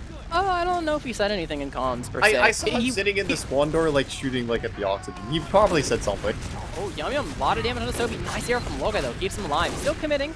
Soapy trying to counterbomb him, trying to escape through 5. Will indeed have the hops to get through and escape with his life. Yum Yum, but Branson on Sniper, you got the gun set up back right. You can get spammed decently from all these different angles, but if you can hold down all the doors properly, it can work out. Oh no, he's resetting it up. Gun again playing it on the right side of the point. You can actually spam it pretty easily through 2 and 5. I mean, you have 2 kind of locked down and immediately dies. Does immediately die as Froyotech, they got their gun spam on lockdown, on point. And they're going to try to see what they can do. Donovan going to bomb in and gun down again as Habib. He's got to be careful. Is that a headshot that rang out? Brand Slam gets 2. He gets Mirrorman and Donovan. The Brand Slam sniper finding more picks again. All these soldiers ruined their health, though. They can't really go for a counter sack. I think Soapy and Kobe were a bit too aggressive. Is that inside. A pause? This is a pause, yeah. G6 isn't going to be able to do anything off this, because Kobe and Soapy were both so aggressive in the same location that once spam went towards upper IT, it just destroyed their health. So like, you'll have G6 poke around, like the sniper will peek a little bit, but I don't really expect anything to happen here from G6 despite Froyotech being down 2 soldiers. Yeah, I don't expect anything either, although curious time for a pause. I mean, we're near one of a last, maybe Froyo won and then attack. Or maybe Froyotech beefed and they were like, all right, what do we do? Etc. It could be a tech. Sandblast could be pausing to check on his car. You know how we've talked about in the past how there's always like a player on a team that always has like the issues, like Dank and his mouse issues, etc. Yeah. Before it was Sandblasting spilling stuff on his keyboard. Now it's Sandblasting. Yesterday it was Sandblasting, potential tornado warnings. Today it's Sandblasting his car. So new day, new Sandblast lore. Yeah, well, we'll see. Fingers crossed for him. You don't want to get your car towed. It's always an annoyance. Oh yeah, no, that's I think RGL is pretty important, but you don't want getting your car towed. That's a sad I feel like that's a tech. There's no way that's a tech. Maybe a really quick tack for like mid fights. Maybe, yeah, maybe. It could be I guess we'll wait and see. Froyotech haven't really won any mids, right? So even if they win this round, they could tack for like a mid fight maybe. But we'll see how things transpire. Spy? Yeah. I mean, he's had a good track record on process last to spy. We'll just say that. And Brand Slam is still on sniper. Speaking of good track records, Brand Slam, I feel like when we look at the logs, we're gonna see more sniper than scout. Oh, we might. Yeah, I think so. At least Especially considering so much of this yeah. is on last as well. The sniper KD is going to be pretty gnarly too. Donovan, he has worked his way into last. I think he's on Cloak and Dagger. He knows the tech. And G6, they don't look like they're super paranoid. Donovan going to go for a stab. Guy, he has no way. Wait. Oh, he gets the engineer.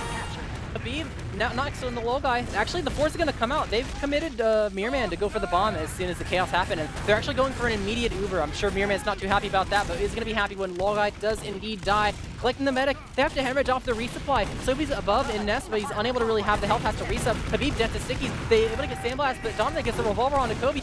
Soapy coming out of the respawn. Oh, Soapy's missing his rockets on Danny. Donovan, despite, can he get the kills?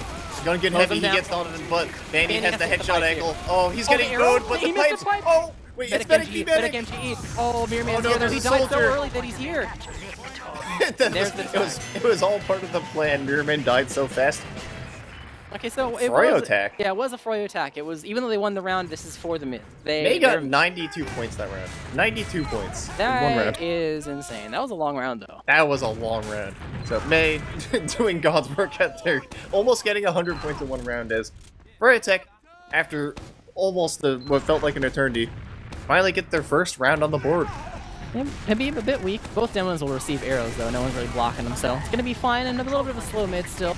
I think Froyotech were kind of emphasizing slower mids, but we'll see how that shapes up as Mirman steals the other team's pack, jumping around. Banny, hyper aggressive, not really punished, but Donovan will be the first to fall. They're gonna get Mirman Habib. committing, finally getting Habib. Soapy going in. Banny got to 1 HP, but not scattered down. Hiding behind the rock, eating an arrow, 4v4 fight. They still want to fight this. They have a Demoman available from the side of Froyotech, and that's going to be really big for making sure that G6 can't hold on G6 are really healthy, onto high though. ground. Yeah, they're really healthy, but so is Froyotech. Immediately, the Stickies hit the roof, and the scouts from the side of Froyotech are just taking the ground. G6 know this is a tough fight, and it's going to be Froyotech's fight to lose, and they have not misplayed it at all. G6, they cut their losses, they back up, and just the class superiority is enough to turn a 4v4 fight into not a fight at all. Froyotech winning the mid. Yeah, their first mid win of the game so far.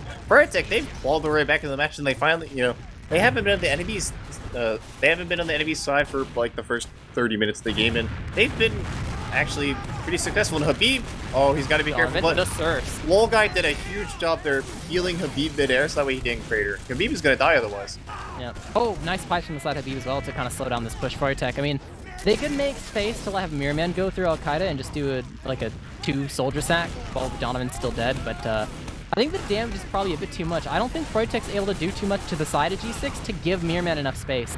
So if we trying to get some space and shove him out as well, gonna give up a bit of HP, but we'll succeed in making them back up. So there will be no quick retaliation from either side to go in really fast, but you do see an IT rotation. Kobe backs up. Soapy's there as well, as they're actually bullying really heavily through lower, trying to maybe buy some space to have Yum Yum go in, but doesn't see an opportunity to get a kill or rush behind or anything. So it's poking and prodding, doesn't see anything too crazy to really go off of. So back to sewer they go.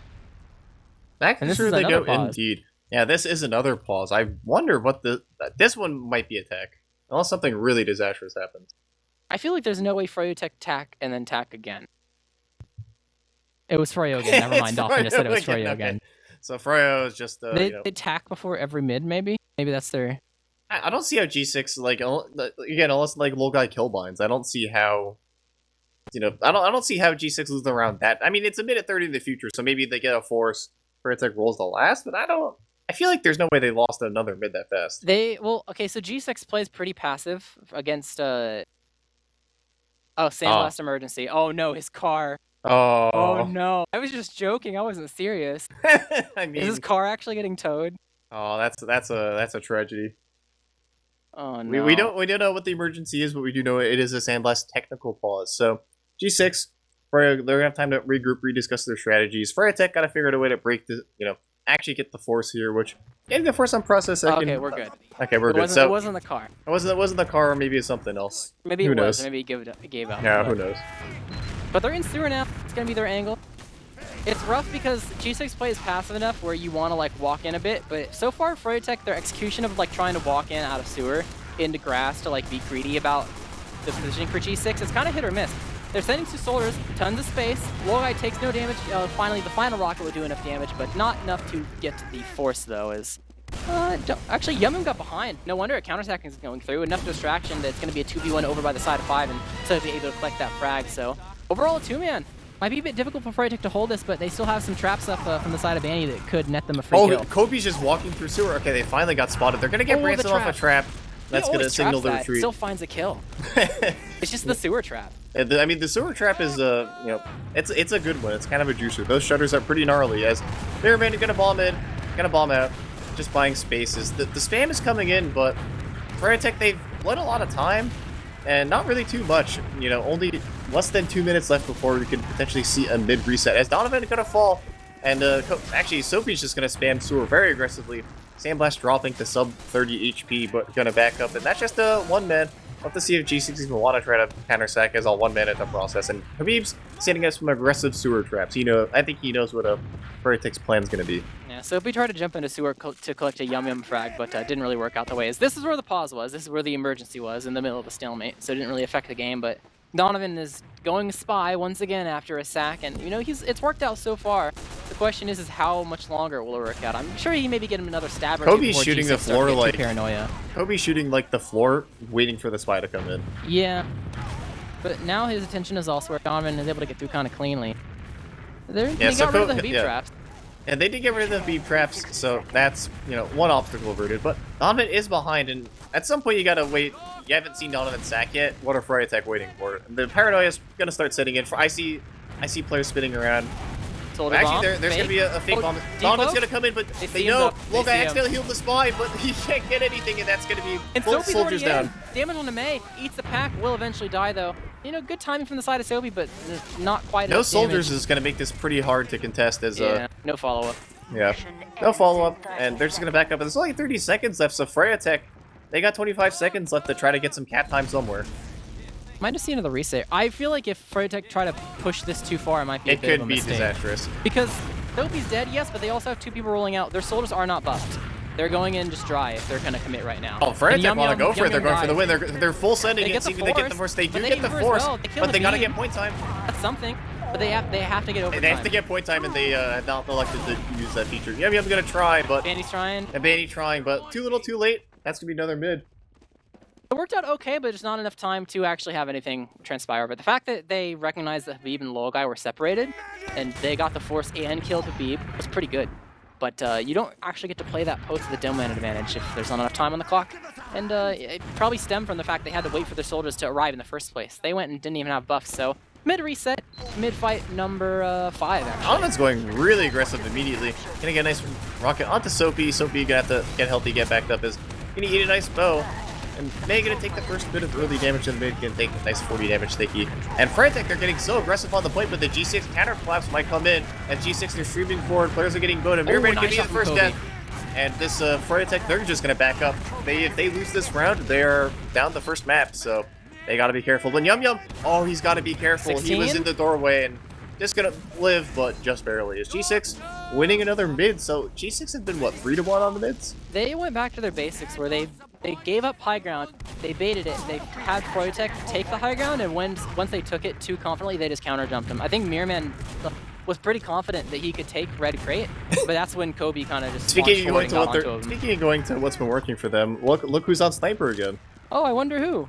I wonder who, indeed, as Fransheim gonna be back up on Sniper, and again, this is how they got 2 rounds with Fransheim Sniper, or at least a round and a half, maybe, so we'll have to see if he can hit some shots again, and they know now, but May's called it the funny quarter. Kind of curious to see the differences between the way that Froyotech addressed the sniper in sewer and the way that G6 does. G6, they play passive and wait until you actually walk out, and Froyotech, you can see them, they're really aggressive. They're thinking about Uber if it's good enough into sewer, or at least like bully the one person holding choke, but G6, they back up pretty well. Headshot ring out. They actually read that so well. They know that Froyotech's bombing coming in. But actually, Kobe, they're both in the air. They both die, but Kobe hits the air shot. But positioning was pretty good from the side of G6 to get out of sewer. And Froyotech almost fell for the bait. Process mid into a sniper. I was about to say, they're gonna try to push process mid into a sniper and Habib. That's a tall order. You have to, especially with like down a soldier. You only have one soldier to pressure the sniper, and that's what can happen is you peek process choke and just immediately die to a sniper. It's really good from the side of G6 that they recognize the aggression. It's a staple from the side of Froyotech that as soon as they show themselves in sewer, success or not, that they back up to make sure they don't get killed in sewer and then get the sight line on anyone that peeks choke. And that's what got them the demo kill, but Soapy bombing it. unable to get enough damage onto Mei. Sniper Silent once again, forces They the Uber used. early. Yeah, because Brandslam was watching over by the enemy team's Yeah. sewer. There will be an exchange, but the Uber is so much worse from Froyotech. Oh, A nice Brandslam. shot from Brandslam as well to get the kill on the Yum Yum. Banny really weak in no man's land. The drop, the final pipe from Banny is able to kill Logai. He didn't expect that to happen. Or I guess it wasn't a drop, he died. I heard of the drop noise, but only 2 left alive from the side of Froyotech is Sandblast. He gets the arrow and the pistol kill. He's still in this. Both are Fred HP. He can get a 3K right now, gets a second. He's on a 5K overall. Is trying to find Brandslam and Habib. G6, they can't fight this. Body shot, pistol down from Sandblast, and G6 didn't have the health. The pipe from Banny to kill Logai means they can't re-heal, and they kept pushing the That's envelope. another pause. And Sandblast punishes them. That's another pause. That's another pause indeed, as that was working out so well for G6, and despite Logai dying, they still kind of came out that fight in the end, like, roughly even. They salvaged that real, like, Froyotech, they had to pop early because of the sniper. The sniper even got a kill and didn't die, like, by the post time. They got juggled around, like, Mei died, Banny died, but the whole fact that they got the medic kill and then G6 didn't, I mean, it was a good play from Froyotech, but also G6, I don't think they evaluated their health. Like, I think if they knew collectively as a team that their HP was garbage, they probably wouldn't have really tried to actually pressure into 2 in the first place. I mean, maybe if you're a little greedy, you think like, oh, we'll just kill Sandblast and we'll kill a medic and that's it. But they were like red HP. Like, maybe you can just call it a high-risk play that didn't work out. But I think it's a big contrast from how safe they've been playing so far. Playing slow with a sniper, right? Them just deciding to full send it through the choke with 3 players to try to clean up 2 when they don't have heals to their name is gonna probably be a showcase of why they lean towards playing slow and safe so far in the match in the first place. So we'll see if that continues to be the trend, if they start to continue to play fast-paced like this and taking high risk, or if that's their wake-up call that no, let's not do that. Let's go back to playing slower. That was probably a tech, I would guess. Maybe. We'll There's see. so many pauses. Yeah, there's so Probably many. attack. It could be anything by this point. As G6, they're actually gonna back up that Banny's doing a really good job spamming and choke. So not much to be had. Just gonna back up. They're still down Brandslam. Brandslam finally gonna spawn. Gonna end up being a 6v6 with both medics. Ubers are roughly even. They're like the disad is what, like 15, 20 marginal. Yeah, not really enough to push No, off. it's even less. It's 5%. Yeah, can't really go off of it. But they're poking around IT, seeing if they can get a frag. Actually, they are acting like it's much bigger ag than it actually is. Logai has a super, and Banny, he's kind of caught. Juggle around. Oh, nice body block from Brandslam. Banny can't jump away. I mean, it's so hard as Delman if you full send it with like jumping in, and then they have Uber. All it takes is a body block, a sticky juggle. You're just dead. So now there's no 20 stickies seconds. to lock things down. Yeah, 20 seconds left in the Brown timer. That's what I think they were worried about. As they're gonna get Yum Soapy trading out for that. As Donovan, he's gonna go for play at the Logai having a pretty crazy surf and a land by sewer. Mirrorman? The refight, they can't get it. It's just Banny left alive, and Banny's in sewer being silly. This could be really good or really bad. Is that just one sticky on the door? That's one sticky on the door. I think they're all on top of each other. It's multiple stickies. He's just in the same spot. Okay. Oh yeah, I see. There's multiple. Like this. Banny's being really. This is. Of all the players to do so like this, his team has Disad, by the way. Banny doing this is so funny because I feel like if this was like a pug, Banny would be reading right now. Yeah, why is my Demoman not at last? Why is the demo? They don't know. They don't know at least. They don't know he's there. He could actually get it. He could get a demo. He's such an agent of chaos. Like, who would expect this? Like the demo coming in behind. There's no stickies on the point, yet they're not going for it. They send 5 up to kill the heavy. Banny is behind alone. Gungan rushing towards him and will maybe get that frag. Both bit low, trying to find the pistol. The arrow hits onto Banny. Mei keeping him alive, coming from an off angle, and G6. They send 5 up to kill the heavy despite there being no stickies on the point. They have to collapse now. Wait, they might get Mei though. Punish them. There are only 2 left alive. They got some respawners. G6, do they have enough in the tank? A lot of they got players, the heals. They need to get this it's frag. It's just Sandblast. And that's gonna be enough. All it took was sending 5 players into Nest and having a demo man unable to spam you from a good angle getting healed. That almost worked. Banny did that and that almost worked. Well, if he got spotted, it would have been really bad because they would have started to counter him much earlier. But that was... I couldn't believe my eyes. That was surreal. Banny is one of the most tenured and experienced and like I like Good that. players in this game, but I will say that was a 2016 PugChamp moment. No, I like will not lie. But he might not have really had a choice. Let's be no, yeah, realistic. he didn't. If But he like, has to wait for that sewer pack, it means that if he tries to oh yeah, jump no, it out just to like one, he gets chased and killed. I'm So not gonna he, flame Danny you too know, hard. It's just like even if it was the best decision at the time, it's just it's such still a really funny. It's just bizarre and funny moment. it's just But objectively really funny. but Especially like of all the players for that to happen to, for it to be Bandy is a classic moment. You know, chef's kiss. it's not even why they lost. They didn't abuse the No, fact there no, was that no wasn't. cap That time. actually kind of wasn't Bandy's fault. G6 did not play cap once on process trying Yeah, to push like last. they I don't think didn't like whatever advantage there was from Bandy being behind. They did not take advantage of it. they just the thing that it was is the heavy positioning has not changed. You talk about the regular season match they played, the heavy's in the same spot. You talk about the match they played, the heavy's in the same spot. It only took up until now to say, hey, let's send 5 players up in a nest and kill that heavy because we know exactly where he is. And All right. I mean, they finally get the kill that time. Let me check and see how did Branson get more hours than Sniper. Scout did win out 26 minutes to 17 minutes to Sniper. Branson went 16 and 4 on Sniper in 17 minutes. That's still almost a kill a minute with 48% axe. So Branson Sniper coming out hot tonight. It was a big reason. I mean, obviously there's a lot of factors. Their mid fights were pretty on fire and it didn't have to do with Sniper, but it was a big reason why I think they were able to hold on to a power position and take those first 2 rounds for as long as they did. Yeah, it was just they constantly had to deal with like the 185 Sniper hitting like the really good quick scopes too on the scouts running at him. So it's such an obstacle to overcome. But Froyotech, they're gonna win process or not Froyotech. G6 are gonna win process, which is Froyotech's map pick, and they're heading to Bagel, which is G6 map pick. If Froyotech aren't careful, they could be down 2-0. Yeah, well, they have the one map for free, so it's 1-1 right now. Oh, they have true 2-1. Yeah, I forgot about the free map pick. But in situations like these, this is your first map. This is the map that you thought that you have in the bag the most. Of all the maps to pick from, yeah, other than like the two that were banned by both teams. So Froyotech banned Product, G6 banned. I don't know. Snake, yeah. Other than those two maps, good to lose this map. It's the third map out of all the picks, and you lose that one. That's a tough start. Yeah, so they really have to shape up. I mean, we've seen this happen before where a team like loses their own map pick. If they're able to properly address why the issues they had were happening, and like more particularly not the map issues per se, because the maps are all a little bit different, right? But the like the issues within the team, whether it's the pace you're playing or like the style of the mid fights, and obviously the mid fights are different, but whether you go for like double bombs or like the targets you're going for, like sometimes going for like Demomen aren't that great if they're too passive, for example, or like, sometimes you just need to get the soldiers because they spam so much and they're unready to like try to counter jump away, different things, different strokes. If you're able to identify that type of stuff that can maybe translate in some fashion to the next map, then maybe you can shape up after a loss like this.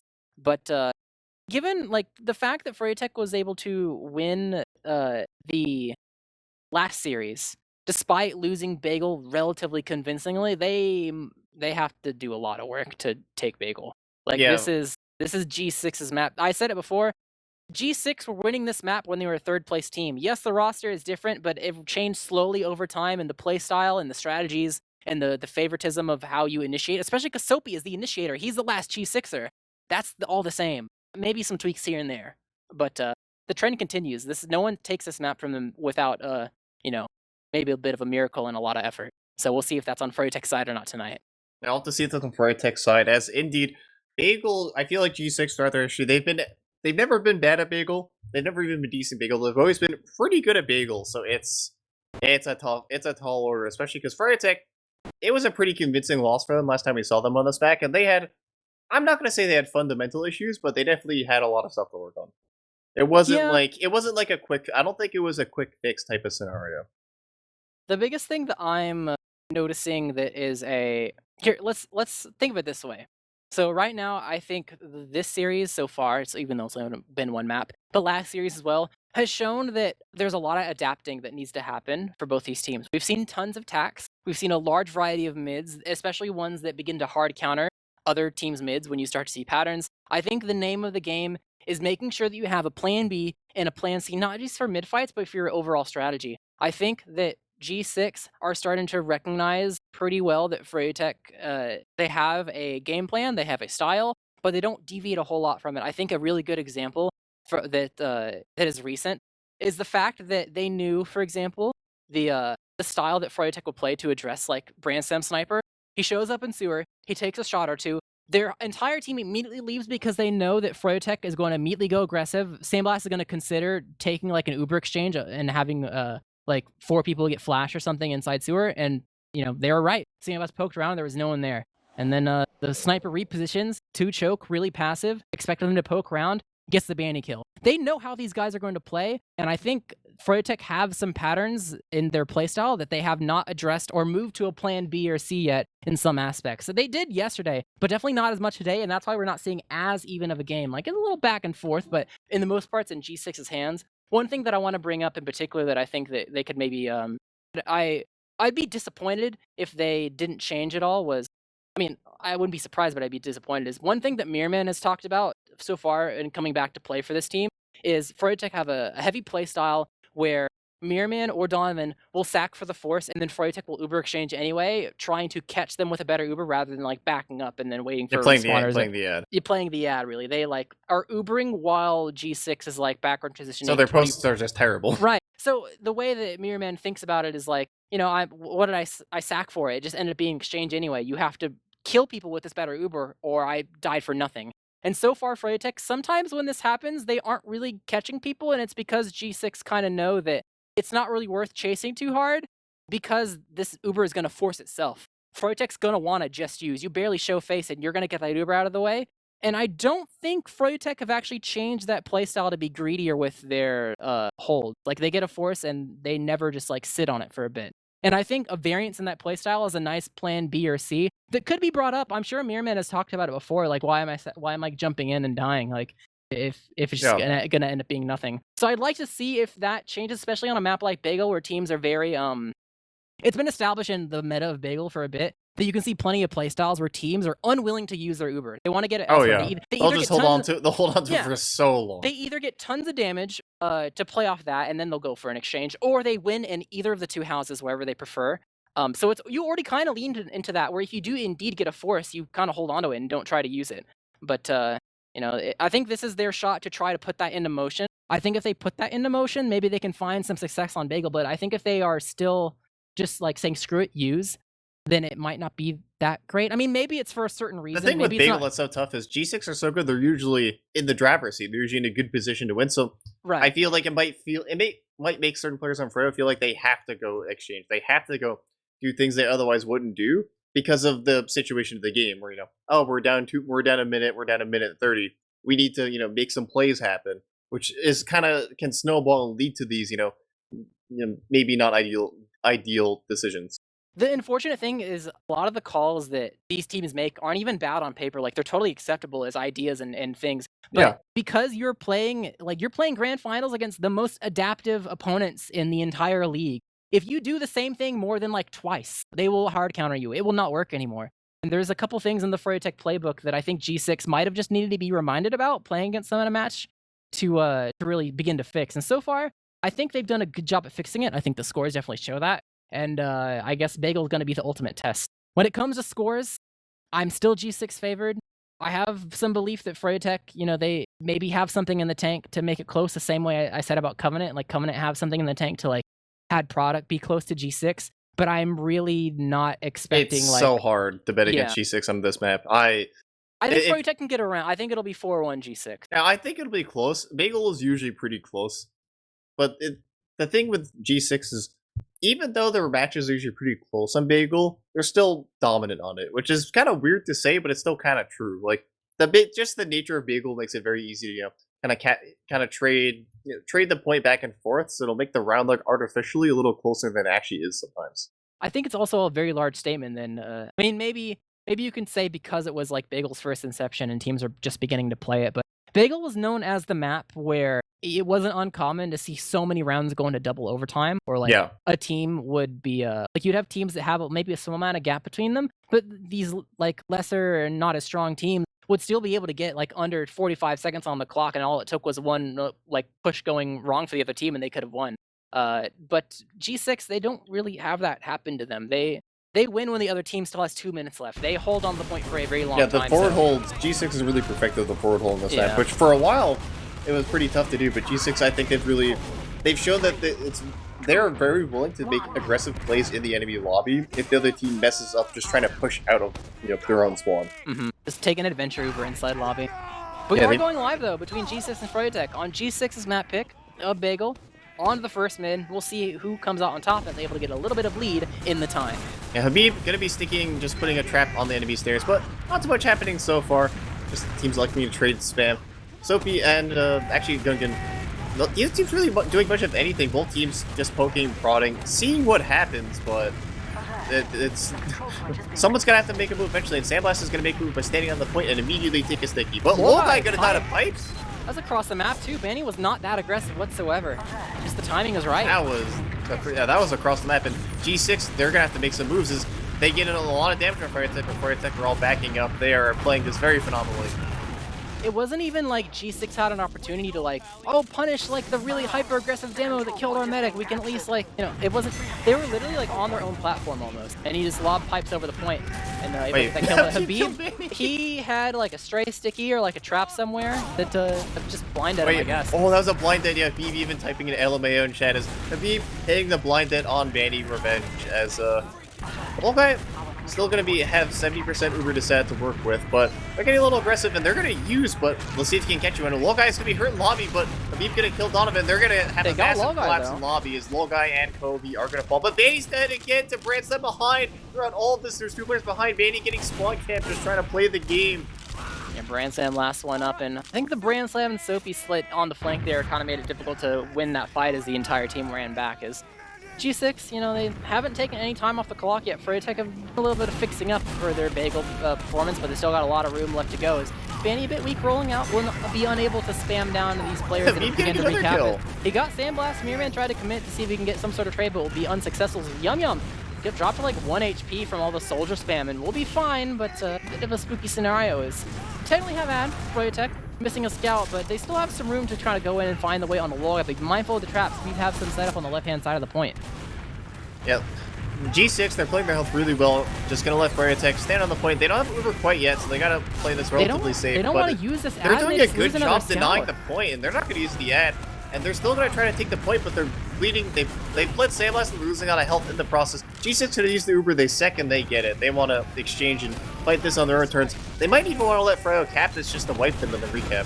Yep, they got Yum Yum, and he kind of aggressive. They actually counterbomb Kobe, able to collect that frag and Brandslam. He's just wants the May kill, but will be unsuccessful. No damage was on to May to make it an easy frag. Airman might die too. He's 16 HP, and there might be a rocket hitting his way, but he's hiding in the corner. Oh, he is gonna eat a rocket, but the bow is gonna hit first. And that's going to signal. But throughout all of this, Froyotech, they're finally going to get the point. After all that, Sandblast just dies again to Habib. Habib is just getting kills. He's the opening player. And the May. This is Habib's world right now. Like, Froyotech, they're going a little bit back and forth. They have a respectable amount of time. But I'm just flabbergasted at the amount of damage that they are taking against Habib. Just Habib. They are disjointed like nobody's business when it comes to actually pressuring him and preventing him from doing this. Yeah, Habib is just, it's just his world, like you said. He is single-handedly preventing Froyo from playing the game at times. And Froyotech, they're just in the same position again, except they're Uber. They don't even have ad this time. They just got to push the point against G6, and G6 are just holding on strong. They got to dodge the beep spam somehow. And Froyotech, they're going to try to go for a flank play in-house. Donovan can eat a bunch of damage and I'm going to get on top of the point. But Habib, he's still just standing strong on the point. Finally, Uber comes out. So close to the cap in Froyotech's favor, but Gun taking out Uber Tech trying to block it. No frags. Now actually tons of damage. I mean, Froyotech, they take the point because they were on top for the post and had a little bit better Uber, but both roamers getting a bit weak, unable to really initiate for a post for their team. So it's just going to be Froyotech taking the point. And it's G6's turn to drive. They're trying to block this. Sandblast is on top of things. But Yum Yum! He just dies and melts to Habib's stickies. Donovan eats one as well and gets scattered out by Branson. They're trying to counter initiate, but Mirrorman blasts it out of the air, and Sandblast is almost on his deathbed, running back for a pack. That means May has no scout speed. They're on the chase. They will get Banny though, and Sandblast tries to find Kobe. The jump pad, the jump pad. Tricky. Kobe will die from fall damage though. He didn't hit the jump pad again. He got knocked back by the scatter. Yeah, still gonna be a trade, but G6 lose their soldiers, but they still hold on to the point on top of things. They technically have a really small ad too, but Froyotech, they definitely want to use this small window where they have player advantage. But still, Habib has been getting so many opening picks. I know it's Bagel, it's a good demo map, but still, it's just wild to see. Froyotech, they're getting up point. They're actually just Uber straight onto Habib. but the Froyotech doing a great job running away and kiting it. They're going to be ready for an immediate refight. He's not dead. Wow, he surfed around and is surviving. Tons of cap time though in Froyotech's favor. Speaking of dead Lolgai, that's one rocket, 2 kills. Gungan and Lolgai both in single-digit HP, both going to fall, as that is going to be a Froyotech cap, and they have full Uber at. So Froyotech, they got a minute to burn, but they're sitting pretty on the point with full Uber. Habib might get us a trap here. Oh, knocks Yum Yum out. Not enough damage to actually collect the kill, though. Gotta be careful. They might get bombed. Habib, he's out in no man's land. Oh, they might have baited Froyo win, though. And that might have been the play as Habib. He's still alive. How is he alive? He's still alive. alive. He dead. Oh, he tried to ask for an arrow. Yeah, they still have this Uber, though, from the side of Froyotech, though. So giving up some players, all it means is they can't really forward hold. But we do have a attack coming in, and I assume this is the end-around attack. I assume this is the end-around attack, but the question is for who? Yeah, it could be either team, win or lose. Yeah, I feel like it's been scrappy enough that, well, okay, let's consider it. Think of it this way. Even if Froyotech lost this round, I feel like it wouldn't be attack worthy, especially considering how last time they played Bagel went. You're saying it's a G6 tech. I'm saying that G6 probably did not expect Bagel, first round Bagel, to be this close, and that because of that, they obviously need to address the changes that Froyotech made before things get too out of hand. Because it's not like, you only have so much time to, I mean, you could attack whenever really, but in between rounds is a good spot. Yeah, so. Kobe and Soapy have 5 points between them, and everyone else has more than that. So that's, I think Froyotech's doing a good job so far shutting down the G6 soldiers, but they still got, they had a minute to burn off the clock by full Uberad. That's very reasonable on Bagel. So the question is, can Froyotech use this Uberad and successfully bully G6 out of making any plays happen? Yeah, I feel like they kind of have to get Lolgai here with this Uber. If they don't kill Lolgai, then it could be not great for them. Yeah. But if they do, then they're relatively secure. So I mean, it's not going to be. Honestly, I don't even think Lolgai might get his Uber. I mean, it should be fine. Depending on how the time works out. But what is it, 45 seconds, something like that? They don't have it now though, so it's not in the tank. They have to get this force probably and make sure they're able to survive. They can only do this for so long because you're gonna run out of time realistically. So they're making some space. They get rid of the forward hold. Soapy taking the duel, able to get the air shot. Just a trade though. We're still available. Brandsam really weak. Arrows going across the entire team. Gonna fall. Habib gonna fall. Gonna trade with Sandblast. And that is gonna be the Uber popped. But they only have so much time left. They have 30 seconds left, and Lolgai has 80% on Uber. Yeah, they do have overtime as well. You know what we never talk about? Bagel overtime is ridiculous. It does not go down. So they got a frag to prevent the forward. They got two soldier frags, I think, to get the scout and soldier. Sorry, they can't forward hold Froyotech. They don't have Uber anymore. And I mean, even if they run out of time for G6, they already have some overtime to work with. And that's behind though. That's gonna be a bit of a thorn on their side.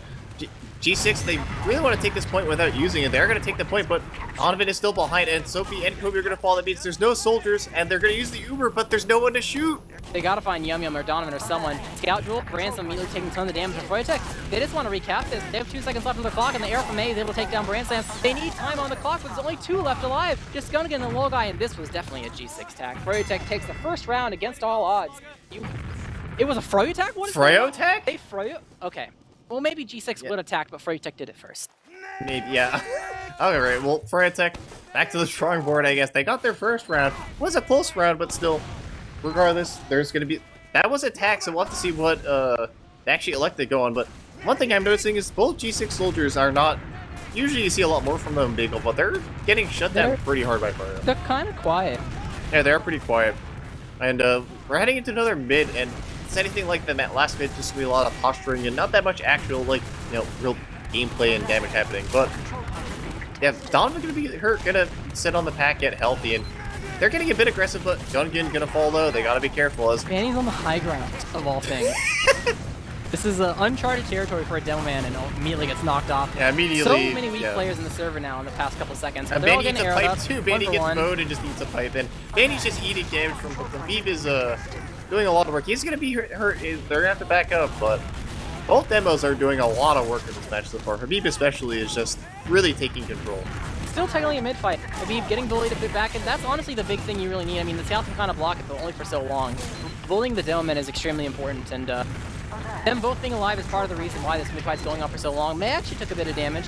I don't think they really want to go off of it though to try to get some sort of force. I think G6 and Elected they just want to spam now. I think that's I don't know if that's an adjustment they made, but they're trying to Sandblast? They're not committing. Nice meat shot from one of the scouts, and then Habib finishes it off with a sticky. So down a scout from the side of Froyo. Grand Slam's running at Mirror Man too. They have to bow Mirror Man, and they're going to successfully bow him, but the space created.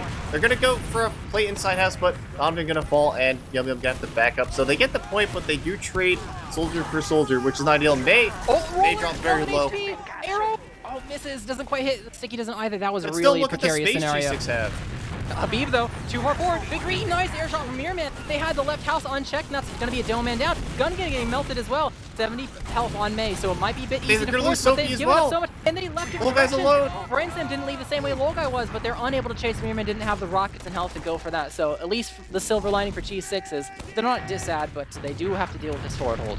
They do have to deal with the forward hold, but Logai did not pop their Uber threat, all of that. I don't think there's been any Ubers popped at all, really, this round so far. Just been a whole lot of X holding onto the Uber. You know, if you pop that, you can become invincible. It's pretty good, but... They have all their explosives on one door. They are really full. They know that G6, like, almost 6-man this entire door. Oh, well, they still get Yum Yum anyway, and Brainslam runs it, and he gets Mirror Man, and he's able to live. That's a huge play, and that means that they can maybe try to take this point without even using it in the first place. But Froyotech might look like they want to exchange. They'll surely use there it, it yeah. is. They use it to buy time. It'll get them their Yum Yum spawn and maybe even Mirror Man. It's all Donovan trying to go behind. Will get rolled out on, killed by the side of Soapy, and Gun combo is... But yeah, I think Froyotech knew that with Donovan for sure dying, and they didn't really get a whole lot of space. They can't really fight that post. They just had to back up fully. Banny, Saki though, might have just bait. Both players immediately going in, immediately dying. A little bit of damage on the low guy, but not quite enough to put him into a serious threat. As you know, they lose those two. Forward hold for the side of G6. Even Ubers, but Ubers not quite in the equation yet, as the clock sash are going to tick down to G6's favor if this forward hold lasts long enough. As Froyotech enters this ramp room side, as the other side is pretty much relatively empty. Yum Yum's kind of spotting. Has some sneakies over there, but yeah. That's huge for G6. And Sandblast dead too. They're going to get Brand Slam, but that's 4 for Brand Slam. I don't think you take that for Froyotech. And Soapy's just running around lobby. Yeah, Soapy looking for another frag clip. Habib, he looked like he wanted to set up an aggressive trap, and yeah, it's interesting. I feel like you used to see the demos on the left all the time, you know, holding that left door, and they've really rotated. Habib's holding the right now, and they just have both soldiers spamming the left, and I feel like that's very hard to deal with, and Donovan's on spy. It goes back down to patterns. If the Doman's always holding the same door, it can be a little predictable, but if you saw it back and forth just randomly on which door the soldiers are at and which one the demo's at, Habib gets 2. Catch people off guard, but yeah, Habib getting 2. They have to, their push is pretty much over. Donovan's going in on Logai. Logai doesn't have any. Logai turns around. Gungan spotted it and called it out in comms. He was a bit fast and was able to see that was almost a backstab. That was so close. Yeah, they're dropping the mines on chat. The spy now the paranoia is starting to sit in where Donovan's played enough spy where they're looking around. They know it's a thing that could happen, especially if you don't see Donovan and you know in his next life. You would think it could be a possibility. They're probably asking in comms like, do we see Donovan? Do we see Donovan? Kobe gets knocked around by Vanny and gets sent flying, but Froyotech, they have broken through the forward hold. G6 taking a lot of damage. Froyotech might even get the point. They're getting a lot of point aggression. They don't really have the health to fight this G6. He wanted an arrow or a beam and just walked in towards the combo, and one sticky. They lost the beam too. They misplayed this very hard. They tried to salvage it, but I think they were so weak that they went around for packs. Gungan couldn't get a pack, called for Logai to heal him. Maybe Logai didn't hear, but dropping a scout before the Ubers ring out, they couldn't even use that to block and buy time. So they're gonna wait for Soapy to respawn, try to break through this Froyotech forward hold. Tons of damage on a Brand Slam. Doesn't clean up though, no hit scan. He's gonna reset and run back to spawn, but the Uber change goes out, and they want Banny just getting going for frag instead of the Ubers, and they're actually gonna be able to get Donovan as well. They gave up Habib though, which is very huge, and Froyo, even if they get forced, Soapy finds Sandblast. Gungan's just plowing forward. Sandblast's gonna die, and it's just Habib. They get the force, and Habib is the only real death. Soapy gonna die at the very tail end of that, but Banny and Donovan spawning.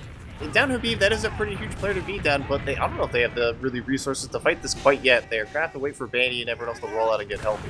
Yeah, they know Soapy's not there though, so Froyotech can take a 5v6. Sandblast, the final player, has arrived, and they know that one of these houses is empty. But Habib's here.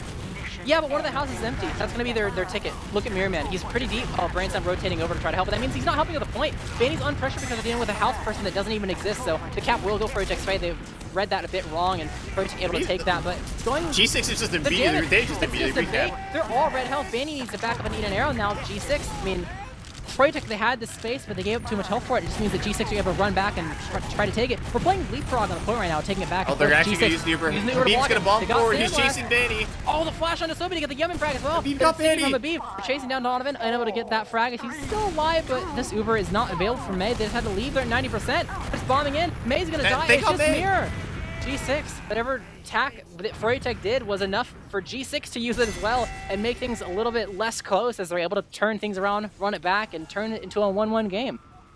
Habib is going, say what you will, Super Saiyan, Avatar mode, I don't know what you want to call it, but Habib is on another level right now. The damage he is doing in just, like, dry fight situations where no one's really even trying, like, they're just trying to cap the point or play the game, and Habib is just saying, no, not Third allowed. eye open. Third eye open.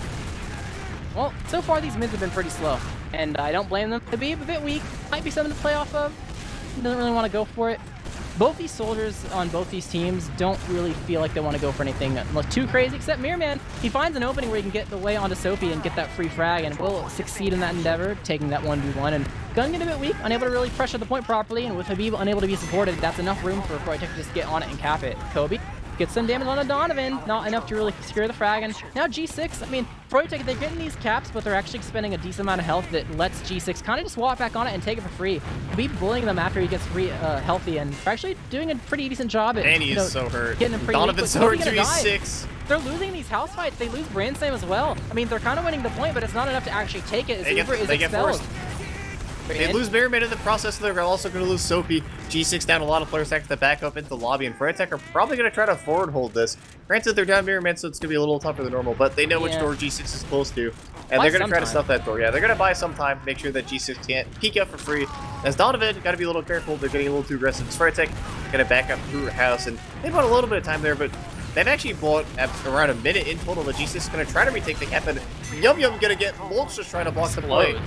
It literally just explodes instantaneously. And Donovan gonna fall too, trading for Kobe. Mirrorman finds an opening, knockout on the combo, but doesn't quite hit no the support. Rocket. No support either. They're a bit passive, probably weren't really prepared for the Mirrorman play, especially because they already lost so much. And Sandblast, he was poking around, but will be a late death that makes Froyotech have to wait even longer to try to use the Super. I think maybe Sandblast thought that, like, oh, we have 10 out, we can take this, and was like kind of poking around, but got heavily punished. And now Yum Yum dies as well. They're chain beating. Banny, I would think that Banny would be the one that we need to slow down, guys, but overall, it is enough room to actually get this force. Sophie's spamming the spawn. They're running the spawn. It didn't look like a sack attempt because it happened one after one after one, but at least the silver lining for Froyotech is they did succeed in overall getting the force despite it not being at the same time. So this forward hold is not going to be that hard to break, but they really need to get some kills with it if they do have to use through one of the doorways. Yeah, they are gonna. Habib just has a bunch of stakes up there. Froyotech did choose the door where all the players are, so they're gonna get out. They're gonna trade though Mirrorman for a couple picks, and G6 they're just buying time for this Uber when it does come up, but they gotta be careful. Froyotech, they're gonna recap the point, and if they get too close, Froyotech could just bounce them. But Sandblast is dead, and Habib's just bombing. They're trying to commit. May's gonna back up, but this is just buying so much time. Little guy still has 30% left to build on this Uber. Froyotech have not taken the point, but G6 have lost Habib. They've lost the carry. Kind of curious on why he sacked in. I guess he was kind of feeling himself, but directs onto May and Bandy gonna get them a bit weak. It makes it kind of hard for them to take this for free. They have to slow down and heal up, but that's exactly what G6 need to slow things down. And Gungan, Uber available. If things get hot enough, he will call for this force, but Kobe... May might have the force. He gets enough damage onto Bandy to get that kill, and the force as well. They're streaming forward and will finally use it, but not without giving up Airman. Yeah, they're going to chase down. The Donovan's their only thing that can really help them here. He's behind, he's unseen. He could flank on the wall guy if the timing's right, but it has to be perfect, and Yum Yum's already going to be dead, so... yeah, it's literally just Donovan to see if he can have the miracle play happen. Does Donovan have the miracle play in him? Maybe. And is he going to get spotted by a rollout player? He's going for the long con. He probably has to wait. He's probably going to kill Habib. He's going to kill Habib. He's going to kill Habib. Swaddling. Oh wait, Habib, he has the jukes. He's to get to Habib anyway. Guess him though, May 1 HP. May 1 HP, Sophie gets the frag. He loops around behind him to find the enemy medic. He couldn't get Donovan. Donovan lived. Yeah, but the heal advantage from the side Sophie's behind as well. Yeah, he's behind after killing May. I mean, even though they don't even have this cap, they want to wait for the respawn. Wait, so Sophie's gonna get Bandy's gonna find this one. That's not the class you want to go on an adventure to find the roamer. I mean, technically you found him, but probably not the way you wanted to. With Sophie will get blown up by the side of Donovan, trying to escape. Sticky from Habib. Yeah, air sticky from Habib. Ended up killing him as Habib. Just another kill for the Habib DPM status. Habib gets sandblast. Somebody stop this man. This is his house. This is his house. This is his map. Habib's learned from... He's in the 400 DPM club. Oh, no easily. Yeah, I wouldn't be surprised if he's even in the 420 DPM club by this point. I don't know if... I mean, I don't think he's 500. There's no shot he's 500, but he's up there. But Uber ad for G6.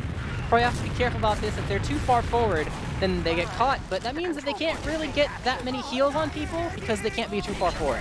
So overall, just a trade.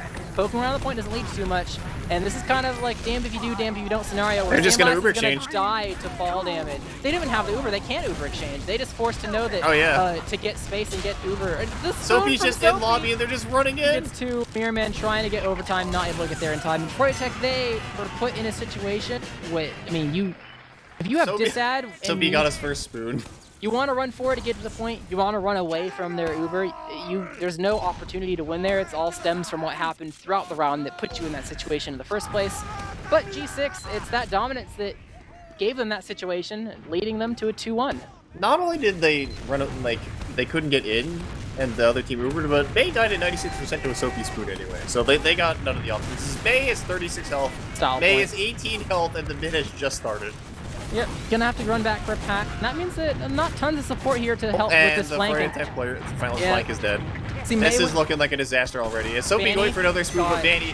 Vanny might be caught in as... actually, they're gonna... Soapy and Vanny, nice bows, but Vanny's still... He's just the tank. Vanny's playing tank demo. They just can't kill him. His health keeps going up. Gonna survive for now. Kobe behind though might find Mirror Man. Gonna be a bit of a soldier duel over in the ramp of the blue side, and they're considering whether or not to go for him or not, but Mirror Man's got it under control. Able to get that frag. Slambass eating a pack.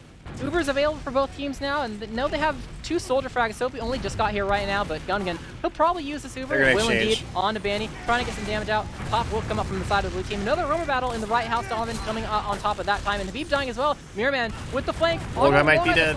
Surfs around in the main into a Banny sticky, able to collect that frag. It's just 2 left alive, and they're in no position to try to find May. There's actually Donovan that's on his roll right now, able to ultimately trade for Gungan. Is actually that kill's gonna make it so that it's even harder to forward hold. So it's not the best, but still overall Froyotech coming out on top. And Froyotech coming out on top, and that's definitely what they needed. They're down a round, which isn't the end of the world, but against G6 on Bagel, you want every advantage you can get, and Habib is doing so much damage. He's just running forward. Banny's not being right now. The arrow misses. Gotta be careful. Okay, he finally hits it now, but Soapy bombing into the track. Look at the health. Everyone's just dying. Kobe with the follow-up. Habib's just running into... Okay, he's finally gonna get... Are they even gonna get him? No, they're not. The counter initiation. Donovan finds a way in a low guy. Like, technically, they've won here, but they've given it so much that Froyotech has a decent shot of a second try to dry this and take it back for themselves.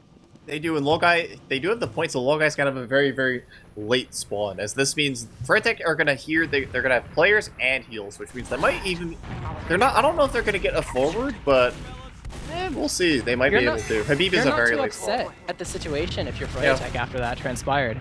Yeah, you're not too upset. They have 30% ad, which on Bagel, that's sizable. Yep, won't come into play quite yet though. So G6, they have some time to play this fast, which has not been the it's not been their like go-to. It's not the trend. Yeah, it's not their not their preferred. But they're gonna see what they can do. And Froyotech still try to get aggressive in the flank house, and they're just gonna get knocked back pretty aggressively. And traps though, they gotta be careful. They're dancing around them. And on the other side now, Gungan, he's getting dangerously close to him. I don't think they know they exist yet, but Brand Slam, ambitious, will find his death there. Soapy following up, but lands on the point at half HP. He's just gonna die. They counter on Habib gonna die too. The initiation from G6, I don't really know what that was. It didn't look like a sack, but it kind of just ended up being a really bad one. Yeah, it ended up being unfortunate, as Froyotech are gonna settle to the forward hold, but there are Ubers for both teams. And Sandblast is going to be the latest spawn, so they're going to be down a scout, which isn't the end of the world. Sandblast is probably going to be there for the post in the end, but G6 are trying to get through this door. Both soldiers have tried to jump in, and they've been pre-fired and unable to get through the... Another pre-fire! Soapy gets piped on his way in and just dies to stickies 3 times in a row from soldiers and Demoman. These G6 soldiers try to get in and fail, just immediately sent down. And Mirror Man? Well, he cleaned up. They got Habib. They get Habib, though. That's a pretty good pick, as this is going to be tough. And G6, they finally broke through the forward hold, but Bagel Pause, they're down Habib. So much time. Froyotech have led a lot of time throughout this. G6 are going to have to win this fight very convincingly. Uber's available to buy time for the Froyotech respawners as well. If G6 take this, they have to abuse the houses to make sure they can go around and flank people through the post. They're kind of doing that, but taking their time. May's got the pop just off the spam. A lot of decent spam on Habib though. Aaron's flashing a bit. May sent up into the air. Might be able to. No, he's landing in an okay spot. But they took so long of the flank from Froyotech, or the soldiers rather. They've already arrived. So they can't really abuse the houses. Soapy actually pushed by Sandblast. But the health. Oh, the health. This could be a collapse. Kind of crumbling. They have to back up. They got the time low enough, so they could be happy with that. But you know, it didn't really work out. G6 coming on top of things. And G6 coming on top and gonna settle into a forward hold. They didn't lose anyone for that. So Froyotech now it's their turn to pick a forward hold. There's no Ubers this time, which Ubers didn't really come into play during the forward hold, just after. We'll have to see how they actually are gonna elect to break this. And G6 seems to have chosen the correct door. Oh, yep, maybe not. Oh, actually, the Mirrorman just gonna immediately pogo through. Gonna get a nice rocket on the gun. Gonna beat their guys back up as Vanny gets through the door, but they lose Sandblast in the process. They're gonna lose Mirrorman as well. The G6 health isn't great, but it doesn't matter if you can't elect the kills. He gets the kill on the Gungan. Honestly, it's a good enough attempt from the side of Froyotech. I mean, they almost got it. They got a kill. It wasn't a soldier, but I think big respect to the side of G6 too. Very quickly recognizing that because Mirrorman got in so cleanly, you can't hold forward forever. You eventually have to slowly back up, and doing that meant they only lost a scout when it could have been way worse, and they would have had to wait for more people rolling out in a situation like this, where you wouldn't have been able to Uber change at all. Froyotech's posturing would have been so much more aggressive, recognizing that so much more of the map was under their control, but now you still have a decent shot, and Gungan will probably do Gungan things. As soon as things get in a sticky enough situation, he'll take an Uber change, but Mirrorman coming out of the side house, the Uber has to get forced to save the players, and they're not really in the best spot. They didn't get any kills. Maybe Yum Yum. They get Yum Yum. The Uber is not expended from Froyo at all, and May still has it in the tank ready to use. They're actually getting on top of the point. G6 telling a bit afraid they don't want to accidentally wipe to an Uber, but these pipes are, you know, they're still putting a lot of damage on the first. Sandblast, here comes the Sandblast. They're streaming forward, but are they going to get any kills? G6 is doing such a good job kiting. And Gungan, Gungan kills Sandblast, but they get Little Guy. But May's going to fall too. And G6 off Habib. The shot, he gets a scout behind him, though. Yum on the chase. It is a scout class. He could do a lot of work for their team, but they don't have enough players really to have. Actually, Mirrorman gets a kill on Habib. Froyotech, they could get the 3-cap potentially. Yum gonna die. Mirrorman backing up. Overtime, you can't really run away too much. I mean, they know they have the overtime to be greedy about it, but Mirrorman's gonna get the pack, and now they're back here. No Habib to actually sticky things off. They get the cap, but they block Yum's spawn, so there is a window where G6 could 5v6. They gotta get a little bit of cap time. Buy time for Habib. He's not there. He just arrived. He's not healthy. He died to a sticky. He wasn't healed. He wasn't here. Loga didn't turn around. There's no Gentleman. Oh, but they're losing players. They're losing players. May's health. Banny's so aggressive. He's unhealed. Brand's able to get the kill. He's cleaning him up. Froyotech standing tall on top of the point, able to get the kill on the Brandsam. It's only 3v3 fight. They have to fight the overtime. Habib's coming. A little bit of distraction. Habib is on the way, but once again, he needs beam. He's bombing on top of the point. Oh, guy, he isn't dead yet. Finding will die, but the overtime is ticking down. Sophie on top of it. Kobe as well. They have the fast respawn because in Froyotech's favor, but it's not really working out in their favor as much as they needed to be. And oh my God, G6. Habib rolls out on 50 HP. The pack's not up. Low guy arrow me. Nope.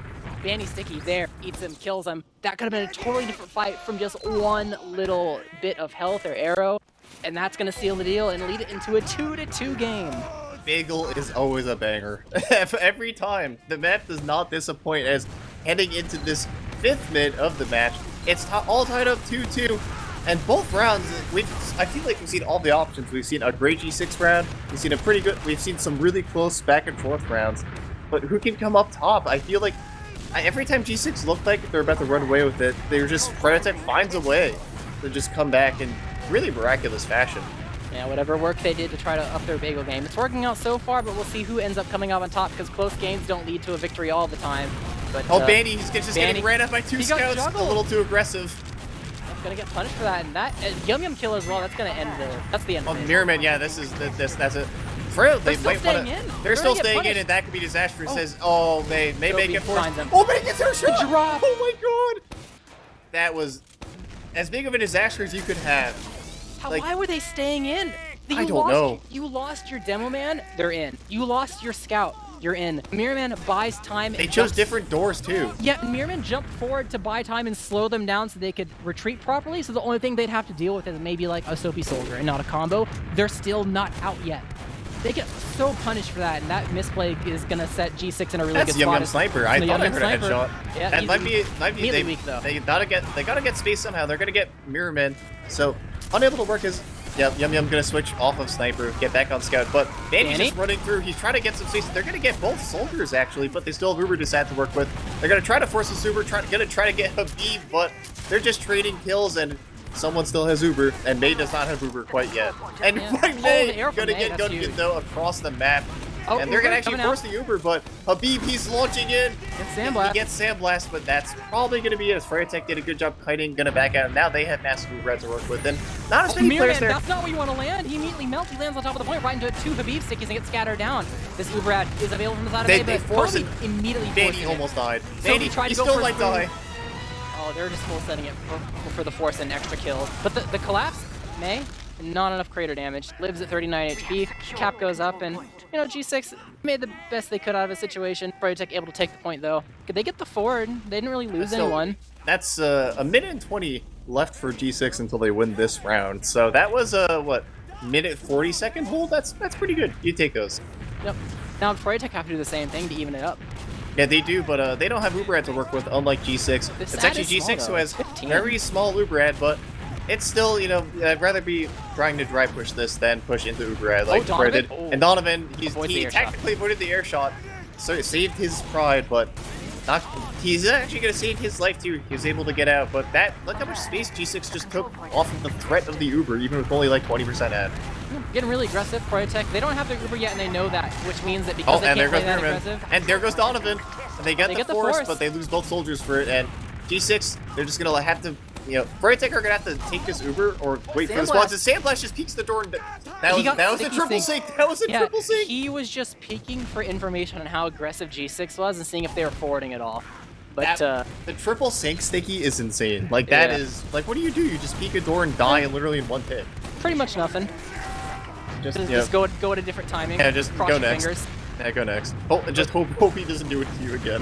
Uber from Froyotech. They get though. Donovan. Froyotech are just leading players. Three behind the opposing house that Froyotech is in, and Yum Yum kind of alone on the point. Sticky via Just Sticky Froyotech combo. They're gonna use, but they're down 3. Mirrorman's just a spawner. Can't really. I mean, they can kind of chase. They can maybe get Kobe. The positioning. No, Habib okay, Beatty gets a sick pipe onto Habib, but Beatty's gonna trade for it. And Froyotech, they how did they get into this round? They lose Bay. They just haven't had a chance to even get into this round. They had a forward hold for like what, 50 seconds? That's it. Their flank was just literally just isolated. Is Yum Yum's getting cap time? What are you doing? Block this cap time, Gungan. If you're not there yet. Okay, well I guess he's playing hyper. He knows they have better respawners. They had 2 minutes as well too. Like if they lose in Wolguy, that's probably the only way to lose this round. If Gungan loses the 1v1 and then Wolguy has some disastrous draw. Yeah, technically a soldier could have gone hyper fast to like turn the tide if the scout. Yeah. They're gonna pop Uber and Habib is in the skybox, unable to play the game. But one behind. The space, that's all that matters. Yum Yum unable to do too much as G6. They're gonna take the point, and actually nice bow damage onto a scout as G6, they're losing health, but they're not losing players. On Froyotech, they have Uberad, but there's only 10 seconds left. They're going to have a really, really great Uber here. G6 had the luxury of time. They can just back up and kite this. Yeah, the flank's not available quite yet from the side of Froyotech to take tons of space, so G6 definitely showing face. But be mindful of the Uber. They're on a Habib, and it's Sandblast Soul that's able to run forward and take him down, but they have some house control, but they gave up a lot of HP for it. Uber not expended from the side of Froyotech, only had to give up Mirror Man, so G6, whatever they were trying, didn't really work out as they have to back up. Go for a plan B is they have to wait for respawners. Habib just arriving, Soapy just spawned, unable to really break through the doors. So there's some room for for yourself to work with. G6, they're only 20% away from an Uber of their own. Wouldn't be too surprised for them to wait for it and try to go for some sort of exchange of some kind, but they really have to have things go in their favor if they want to be able to take that back this round. If Froyotech do this forward hold for ages, this could be a 3-2 for Froyotech. This could be a 3-2 for Froyotech, especially if Wolguy has some sort of disaster happen. Speaking of disasters, Habib's going to fall before the Uber even happens. That's going to buy a lot of much needed time for Froyotech as the time ticks down. Ransom going to die 2v to Froyotech. They needed this time, and Soapy going to fall as well. This could be a disaster for G6's. It's even Ubers, but it's the same thing that was happening to Froyotech before, where even Ubers, and they're just going to get forward held again.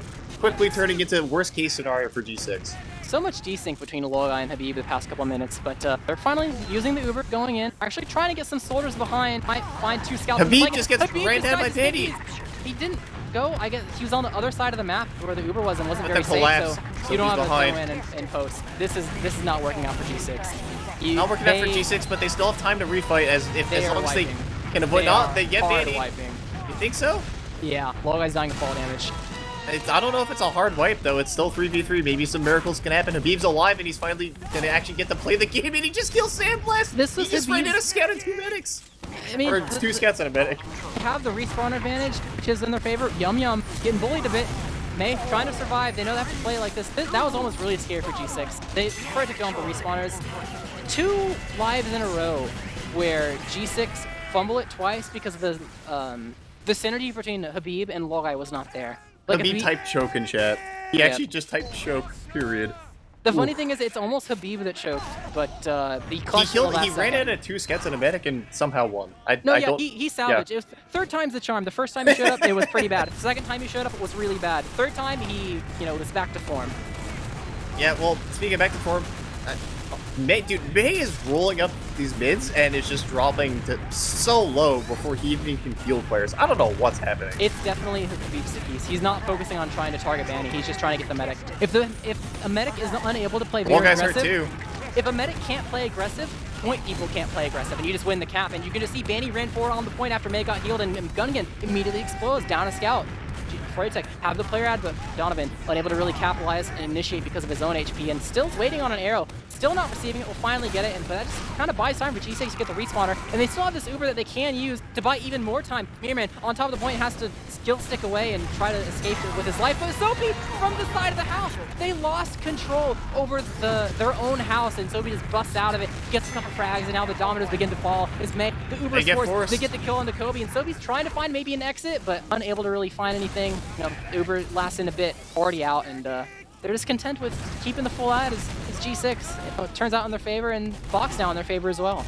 It must be so irritating to play against Logai on this map. It feels like he has permanent Uber ad, or at least even Ubers. It's so rare to see him actually have dis ad and had dis ad for extended periods, It just feels like you're constantly pushing against a player with just permanent Uber ad. Like, what do you do? It must be so just, infuriating to play against. Oh, Donovan gets the force, just solo. No, finally, and just as I say it, I caster cursed it. But still, they're losing Donovan. Yum Yum gonna get beamed up, and Froyotech do have an opportunity to get back in, but they gotta be careful. They gotta get the Uber first before they can use it.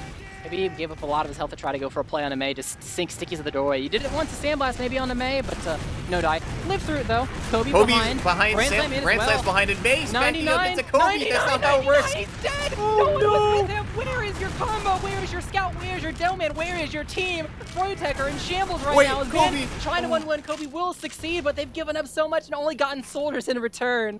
G6, they're just on top of things. Still, this is their map. I mean, it's been pretty close to this. They're still looking like they're in the driver's seat, and this round is the pinnacle of it. Banny's just alone out in no man's land, almost gets completely punished for it, but finally has a team arrive. Froyotech have a small player advantage window they can use, where the soldiers aren't really healthy and in position, and they're trying to use it before the Uber's in the equation, but Logai has it now. Logai has it now, and the Froyotech combo definitely looking a little desynced as they're just streaming forward. Banny gonna fall, Donovan, he's trying to hide in the corner. He's gonna fall, so they get an Uber for 2 players, and that's 2 projectiles, which they might just settle into a forward hold. Yeah, they have the help, and Sandblast's gonna peek out, gonna be able to spot this, but what do you realistically do about this? You gotta wait 30% for the Uber, and the time is still ticking down. G6 just have a massive advantage this round. It's so hard to play Bagel against them. This is, I think the situation you're in now is Froyotech. It just stems back to what happened previously. Like, you do have to wait for Uber. It burns time, and if that means you have even less to work with, then the problem lies elsewhere. But they have it now. They got through. It's dwindling, though. It's 40, and now it's dropping another 30. If this takes too long, if they don't pull the trigger, I mean, Logai's kind of passive. Shouldn't be too hard to bully away Gungan and Habib, but they're really unsuccessful at it. I mean, Logai's not really healing that much, so the Uber ad is kind of staying. They get Kobe, which is something. The slow fight is kind of working, but Soapy makes the play, is able to get the frag on Donovan with Gungan getting the kill credit, and Soapy's just behind on the Banny. Banny able to get that frag and almost dying. 15 HP. Gungan blocking the point. The Uber is available now for the side of G6, and they can continue to use it to cap time, still be in their favor. Froyotech, they're slowly winning, but you can't slowly win Bagel. You have to win fast. And you're down 2 minutes and 40 seconds. Right. Like, you have 2 minutes and 40 seconds of cap time you have to get out right here. G6, they have the luxury of many failed pushes. And they might not winning fights, it's winning fights faster. Yeah. G6 is doing that. When G6 wins the fight, they get at least a minute off. When Freya wins the fight, it takes ages. It takes ages, and it's still like Mirman, he has to back up from the house. G6 might G6 might not even fail their first attempts. It's not looking good. Soapy, he's gonna live, he's gonna get the pack, he's gonna just collect health packs. They get the cap, Freya are gonna immediately recap, but they're gonna expend a lot of health to do so. 1v1 inside house. Oh, Not a here's 1v1 Sophie. anymore. Didn't hit the rocket, so no Yum kill. Still 6v6, but now it's Froyotech's turn. They find Sophie on his exit. They give him a lot of HP Sandblast is for it, 40 though. HP. The They all health. have Look to at the get health arrowed. from Froyo. Yeah, they got the Sophie frag. It screwed up their health. They all needed arrows. May has to arrow. Banny can't spam, and then G6 takes the point. Banny And Banny dies. dies heroic.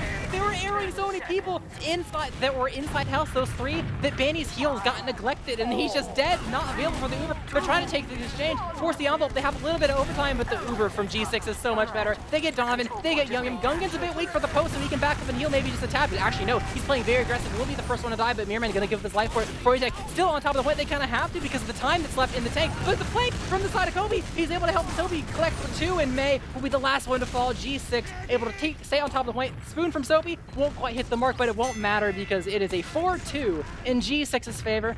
Bit rough.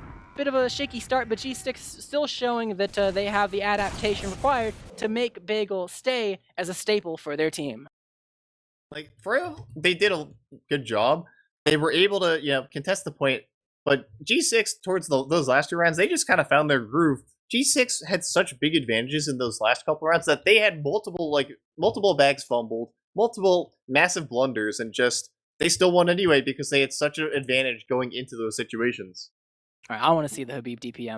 I need to see it. I think he dropped a little towards the end, but it's still pretty. He's close to 400.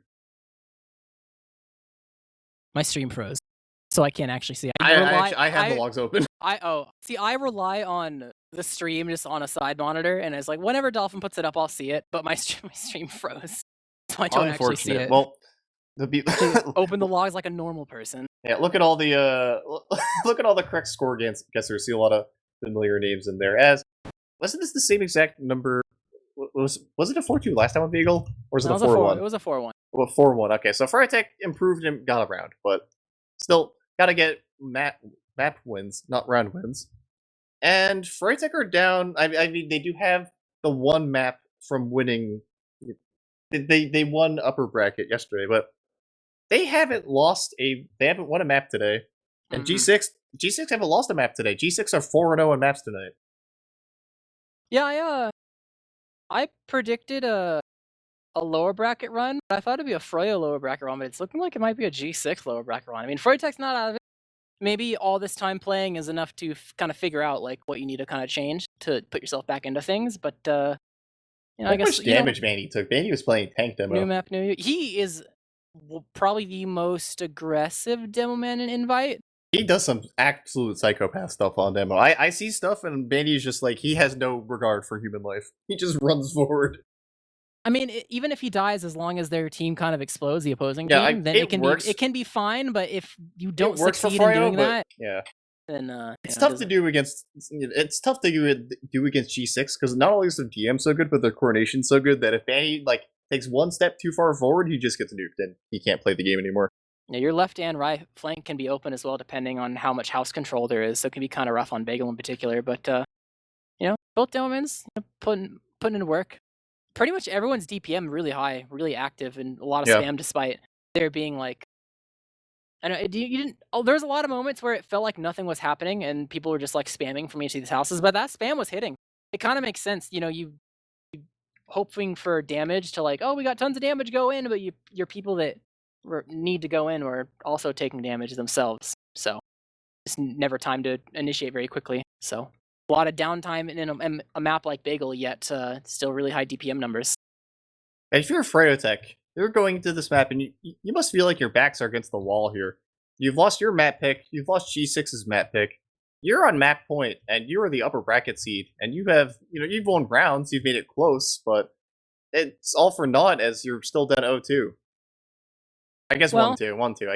I keep forgetting about the map advantage, but it's still. G6 have a map advantage, and they, came into this series being down a map. At least, this is Froyo's map. I mean, I did say that it was G6's map yesterday. Yeah, it was G6's map yesterday. It's Froyo's map now. It's Froyo's map in the second half of the pick ban phase, though, so it doesn't really matter. Yeah, it's they had the choice between this, Sunshine, and what, Metalworks? And Metal. Yeah, there's 3 maps left, so saying that you want to play Sultry does not mean much because most of the maps are gone already. Yeah. 4 banned out, 2 picked. I feel like it could still be an even game. I mean, it was a very close game last time. It was one of the closest games we've seen in a while. I We had think like the 40-minute overtime round. a big difference could be even though that process is a little bit more one-sided, it's not as much of a stalemate friendly map for you to slow things down and have trouble like trying to break into stuff. Maybe like the last pushes, but I think Sultry maybe leans a little bit more that way, where if you want to slow things down, you kind of can take things more methodical. And maybe Froyotech can find a way to like get some rounds off of that things aren't so fast paced. But then again, I mean, it was slow, and Brand Slam Sniper on process took advantage of that and ran home with it. So that's not really saying too much. But if you're on the side of Froyotech, in the position you're in, you kind of have to, in a way, grasp at straws like that to like find something to like, I don't know, figure out a path to victory. We have predictions up on the board. I feel like Froyotech, I don't know if they're getting off this map. Considering that they lost on the run map pick, where they looked better than G6 on process yesterday. It was close, but still, Froyotech did in the end look like the better team. So during Sultry, Froyotech won, but that was so close. I would say it's a coin flip. But considering how G6, Froyotech hasn't done anything today to show that they can win and actually win the map. I think it's possible, but I think G6 might just take the clean sweep here in grand finals. I think that's definitely possible, especially because, like you said, it was so close last time. There's nothing that's, as much as Froyotech could take this map, there's also nothing stopping from G6 to keep the train rolling. I think it really comes down to how they address like the mid fights and the pace of the game, because there was a lot of back and forth moments, and they traded mids a lot. But if one of the teams comes out dominant on one of the mids for a long period of time, and they're unable to really fix their issues, like whoever's losing them, then that could be pretty much it in terms of score deficit that kind of seals the deal. But if you're Froyotech, what do you like? Like your back's against the wall here. What do you go to here? I think who has to step up? I think Donovan has to succeed. I think if Donovan has an average game, Froyotech doesn't win. Donovan has to go crazy. He has been kind of like the X Factor playmaker. He's opened up a lot of space, and I think the past two maps, I feel like Donovan may have been kind of getting bullied around by just G6, the entirety of G6 really. And Habib's also just like, they can't let Habib just keep getting random kills when like it's a 6v6 situation, Like granted, it's a lot harder to do that on Koth, but still, like that it just has to stop happening if Froyotech want to win. Yeah. So you've asked me about Froyotech and what they need to win and who's going to succeed. Now I'm going to throw it back to you, because I need you to go on a monologue while I go to the bathroom before this game starts, because it's going to last 50 minutes. Who do you think on G6 is going to lead the torch if they sweep this away and are able to close things out and be the grand finals champions? So who do you lean towards in terms of players? I'll be right back. All right. Well, we got some time to kill, and honestly, I think it's going to be a combined effort from G6. The G6 soldiers, their coordination has been pretty impressive tonight. Like, I think we saw on Bagel. The G6 soldiers, they were making miracles happen. So Sophie's going behind, Kobe's making huge plays. And overall, honestly, I think the soldier coordination has been immense from them. I think Gungan's done a good job stepping up. Habib has just been doing Habib things. Olgai's been doing fantastic. But I think it's going to boil down to the soldier coordination from G6 and how well they can play. If the Froyotech scouts do a good job shutting them down, that's gonna be something. But I really think it's gonna be the battle of the roamers. Oh, I think about it, like Soapy, and it's gonna be Soapy versus Donovan. Who can make the bigger opening plays to really get in and make plays? And speaking of map time, I think last time you saw us. Oh wow, that was fast. Okay, I agree with everything you said. I heard all of it. Right. Wink. Yeah, I'm just analysis genius. I heard like the last 5 seconds though, and I kind of agree. Like, I feel like when we saw them in the 4-3 yesterday, it was like kind of a battle of the roamers a lot of the time. Like Soapy would make tons of plays, Donovan would make tons of plays, and they'd be the ones that would go huge for their teams. And it almost makes me, well, now that I say it out loud, it almost makes me feel like, okay, if you have so many great players that are going to do extremely well for your team, who's the weakness? Who's going to screw up? Which, like, I don't want to get... It goes back to the Pocket Scout theory. Well, yeah, I didn't want to say it goes back to the Pocket Scout theory, because I don't want to, like, put them both on blast saying, like, oh, if this team loses, it's this person's fault. Like, I don't want to start that narrative, but, like, and then be negative about it. But at a certain point, like, you're down to the wire. everyone's doing their job, everyone's doing good. Like, someone makes a mistake, it gives them like, you're only human, right? Someone makes a mistake to give the other team enough breathing room to find success. And the question is are there gonna be patterns in, like, a certain player making that mistake or not? And you'd hope for a team's sake that you take turns. But sometimes it unfortunately doesn't work out that way. I think So, for it, yeah. we'll see how things turn up. To be fair, speaking of putting players on blast, we were, say what you will about us maybe disrespecting the pocket stance a little bit, but I think Bandy as well has to make sure that he's not just getting too aggressive in feeding, because we've seen Bandy getting very aggressive all the times, and sometimes True. it works miracles, and sometimes Bandy just explodes. You know Or what? No, that's my new he thing. forces May into very unfortunate or awkward positions where he has to tank Bandy and put so many resources in that it just leaves other players out to dry. I'm changing my mind. It's not the Pocket Scouts. You have to watch the Demo Man. Ooh, okay. The Demo Man on Bagel had derpy moments where both of them just Okay, just the, got so the beef weak ones were just and rolling didn't out. Like, heal. what do you do differently there for your beef? You're just trying to roll out. You ask for the arrow earlier. Is that what he has to? Okay. I mean, yeah, I don't know. Like, obviously, I don't know when that comm actually comes through. Like his option. Yeah. I'm not being super serious because I obviously don't know when the comm came through and whose fault it was. Maybe he did Yeah. call it really early and log I just didn't hear because it got I drowned mean, out. that is But like I feel like that's a demo man thing though. It's just rolling out and dying is like I feel like if anyone does it, it's definitely the demo man that just do that. The thing is, both Demomen on each side had moments where they needed to get healed very desperately, and they did not get healed. And no matter whose fault that is, it's the Demomen's fault. It's the medic's fault, or like someone else is calming and drowning things out, and they need to shut up. Like whatever it is, the fact that it's happening for both teams is very bad. And you can have a little bit of leeway to come back in a map like Bagel when that happens because you're a little bit of down in time. You can try to have a comeback, but in a map like Sultry 5ZP, that could mean you lose a round. Yeah, it could. No stickies. So they got to shape that up. I'm thinking back the process, and the funny thing is, the one time Bandy was in the position to roll out and die, 4 players on Froyotech, including heals, came back to kill that player. So maybe there was a bit of a calm difference there. Well, we'll see what happens if G6 are able to take it away, or Froyotech will be still breathing after this map. It could be the final map, or we could be going to the last final map. It could be the final map. The last map play, depending if G6 wins or not. Or if we'll see the actual 4th pick final map of Sunshine. But first, we have to get through this first mid. We do have to get through this first mid, and last time we saw this map, people weren't instantly exploding. Actually, last time we saw this map, it was Donovan who was hiding in corners and just nuking G6 as they're trying to run across the point. But both teams are selecting to poke prod, see what they can do, as no one really wants to commit. You don't want to be the first to instantly feed. It looks like G6, they're going to pull the trigger first, and they're just going to kill Vanny. Hope's going to trade for it. And no counter initiation. Look at Froyo's positioning. They're just out. And look at the health. Yummin is 1 HP. I think they maybe pulled the trigger from seeing the positioning of the soldiers, that they were both around the combo, so they wouldn't be able to counter initiate from any off angle. I don't know if they were weak or not, but I know for sure that there was no one stopping the entirety of G6 from just running across the bridge and collecting these crucial kills. And Vanny was the farthest forward. He ended up dying. Although Soapy is going to go in for the sack. Unable to get too much done. It's actually Donovan. If he's going to be careful, it doesn't back up into Donovan. Donovan's getting pretty aggressive in the flank there, and that's not Frog, that's the other flank. And Freya, they're still really aggressive in choke. They're finally going to get Donovan, but Froyotech were basically standing in choke, just trying to get aggressive there. And G6, Bandy's spotting Gungan. He knows what's happening, but Gungan's got to be careful. He doesn't walk into the trap. Gungan going to eat the trap, going to back up.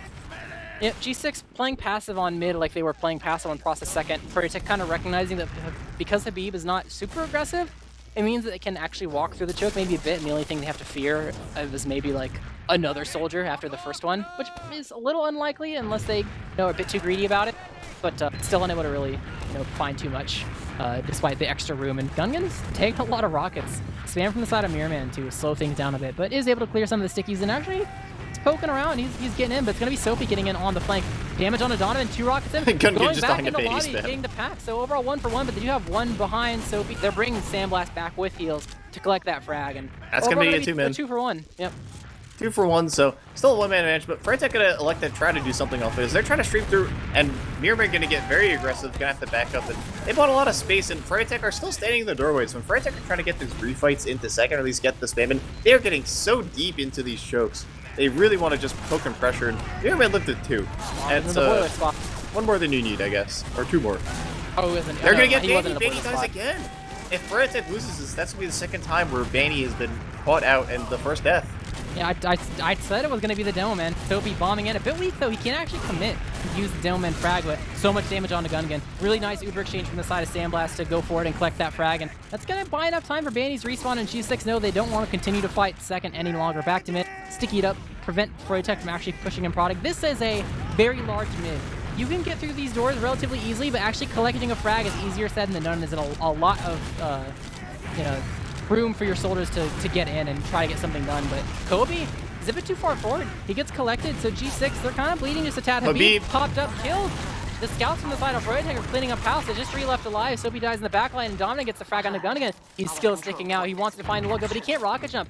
It's a little bit of a spam rocket, not quite enough to go just full doing force. He's just in 360s and shooting bows. Love to see it. Just the extra insurance. Yeah, just the extra insurance. The whole guy literally had like a lot of timer, like 180 bow, 180 bow, 180 bow. It was very, very methodical there. As Froyotech throughout all of that, they're gonna end up. Sniper in the forest. There is so many players. All back spawn. G6 literally had like 5 players in the forwards. I'm actually surprised someone didn't try to stay there. 20 ad. 15, 10. They still want to go with this. Froyotech have not consistently, but they've gone with like pretending it's Uber when it's actually not, more than a lot of teams this playoffs. But yeah, they recognize it this time. I haven't seen it in a while, but wait, an old friend is back on Sniper. True, Brand Slam up on Sniper. And Brand Slam up on Sniper, Froyotech maybe getting some PTSD flashbacks from Process, as they're gonna have to deal with Brand Slam on Sniper yet again. Last time we saw him on Sniper, he went 16-4 on Process. It was a good time for everyone except for Froyotech. Yep, they have to get through Kobe spam.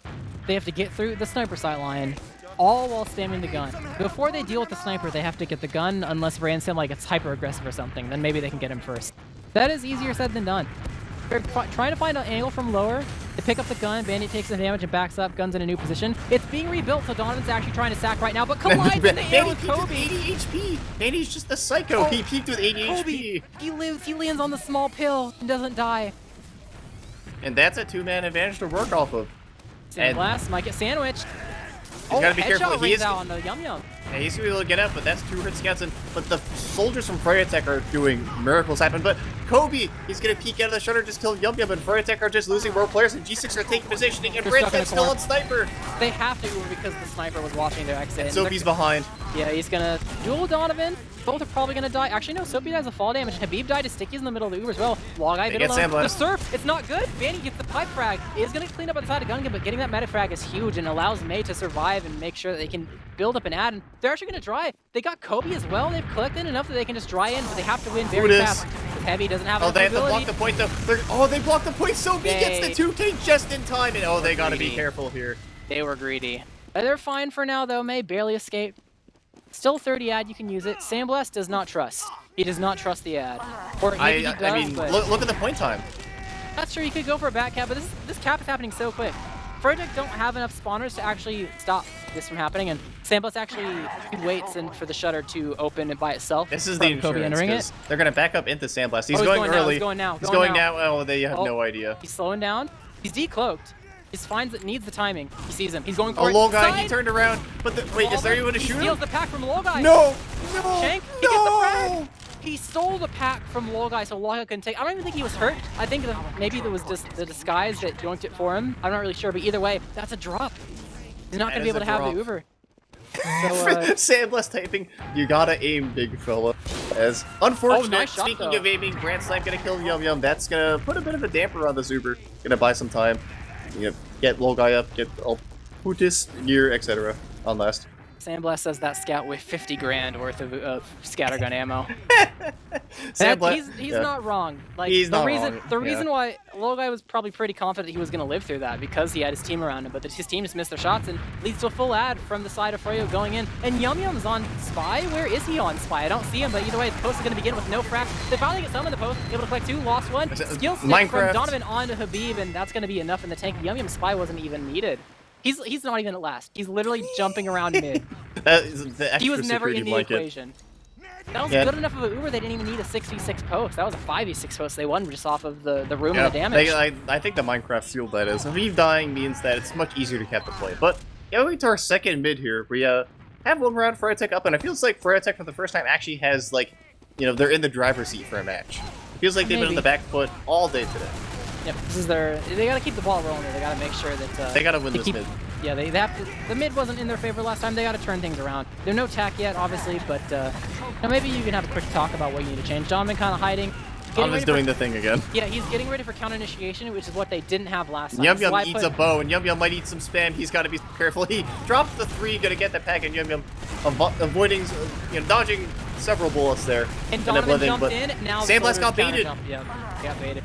Donovan felt like he had to go, and then once he jumped back to his own team, both G6 holders jumped forward. So I think G6 have kind of figured out that Froyotech are playing hard in the counter initiation game a lot of the time, and if they just play really slow, then it just works out. I think that's also why Froyotech tried to emphasize playing slow in some of the practice. And that's actually just a bait. Sophie's gonna bomb back, and look at the space they got on this. Kobe's on the fence, and Donovan falling very low. They're gonna have to back up, but look at the space G6 have they're in. They're so red HP. 3 of them inside of Froyotech. They can only flash so many. They can't flash Mirror Man. Their Uber, it's a family Uber, and they're gonna drop Banny. There's 3 people in the Uber. Why do you have 2 scouts in the Uber? You don't need that. Yum Yum is gonna fall anyway. May leaving down through lower, getting chased by Gungan, not the same direction that Sandblast left, but they will be fine for now. But for how long? They're streaming through. They can't just stack the cap. They can afford to hide and spawn because Gungan is left onto getting the cap time. They have to get out of this one though, and they're nice from Habib. Oh my goodness. Down, cap time going down. Skill stick going from Kobe on to May. Counter Minecraft. G6 turn it to a 1-to-1 game. Dear Lord, that was I thought that Froyotech I thought the first gonna have trouble getting out of spawn. I didn't think it'd be that bad. Habib hits the air pipes. May got skill sticked. It's just that was tough. Hey, look, it's one thing if you slowly get out spammed and like backed up and down like 3 people health wise, but you took a 3-man Uber exchange and dropped 2. I don't really know what you're expecting, but they got to go back to the drawing board with some of these engagements because it's not really working out in their favor, and they definitely they have to shape up the mids as well. They got to get out of the back foot if they want this game in their hands. It's an even game. The rounds are fine, but so far the progression of how things have gone through, it looks like that G6 are a bit favored overall in some of the back and forth. Mirror Man is literally just getting pistoled by scouts, and he can't even play the game. He's got the backup, get the pack. And oh, nice shot at a Gungan. Might kill like the frag. Oh, he is going to call the creator average. Yum Yum going to trade that right back, and Banny is so aggressive. He's going to get knocked back. And the aggression from Donovan, but the G6 players know that they'll have to recommit. No, Kobe's going to get air shot, and he's not going to be able to commit, but he gets the kill anyway. Oh, he gets cleaned up by the side of Sandblast, but Froyotech, they have the player out here. Despite it being a scrappy fight and a lot of trades back and forth, just the one extra frag, especially onto Habib, makes it easy for them to keep control of this point. And they're streaming forward, but May, bit weak, can't heal these players. Do they know? Like, okay, he's running forward now, able to get the beam on. Might see an Uber exchange, but G6 are fine taking this. They know that Froyotech have tons of players rolling out and wouldn't be able to play a post at all. And yeah, they know that themselves as well, backing up out of it. I think they were just trying to be greedy about it and seeing if they could use the player ad to maybe get like a force or tons of damage. But the fact that May ate so much damage in the choke that they could not afford to, milk for too long. Yeah, they're just gonna build, just gonna settle up. So you got some time to kill here. I don't think I'm gonna see anything too wild and wacky. As both teams just gonna build up Uber, gonna buy some time. Don't let the time tick down, and we are all tied up here on our potentially last map of the night. We'll have to see. This could be start of a new trend with Froyotech getting control over the game. They have some traps set up in case someone gets too aggressive, poking around.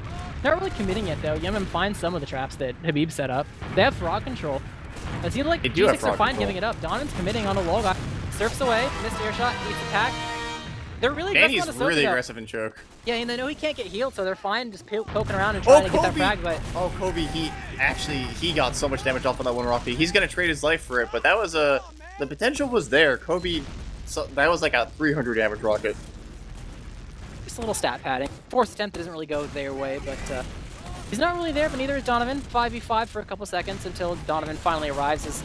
Habib's kind of passive. They're once again making use of the trend where G6 is generally passive, holding a lot of these points. Gives Froyotech a lot of room, but it might just be a bait. It's been a bait in the past. It was bait on Process. It was a little bit of a bait on Bagel, but Donovan finally arrived, bombing through, makes his face. Not really committing quite yet. Weak players on both sides, but Kobe gonna be the first fall over in Frog, and Branson dying on the other side of the map as well over in Boiler. G6 unable to counter-initiate properly. Yeah, both flanks ended up dying, and they're just going to back up the last. They're not even trying to go to exchange or anything wacky. Donovan going to trade with Soapy means that's just one less player down. Just one less door to deal with. As Habib bombing back to his team through the skybox. Uber? Oh, I don't think they're ready for this Uber. I don't think they're ready either, but Froyo's going to be the repop anyway, and they're going to be on the point, but they got to be careful for the post fight as Kobe is just waddling on the point with full health. He's taking no damage. Kobe is still in the thick of it. Will finally get jumped, taken down, but they had to give up 2 for that. And I mean, okay, as bad as that G6 Uber was, the Froyotech Uber was even worse. Yeah, I'm not gonna lie. popped, Both yeah, Ubers were I saw them pop optimal. that, and I was like, an eyebrow raised. I was like, ooh, like they want to immediately. Oh, Habib gets air shot. He went the different door of his team and kind of got punished for it, but Froyo had to go. Sophie! The Mark Gardner from Sophie, 2 left alive, and I mean, let's be real, despite you can see little slumpy what's back and forth, you can still see the carnage ring out as G6.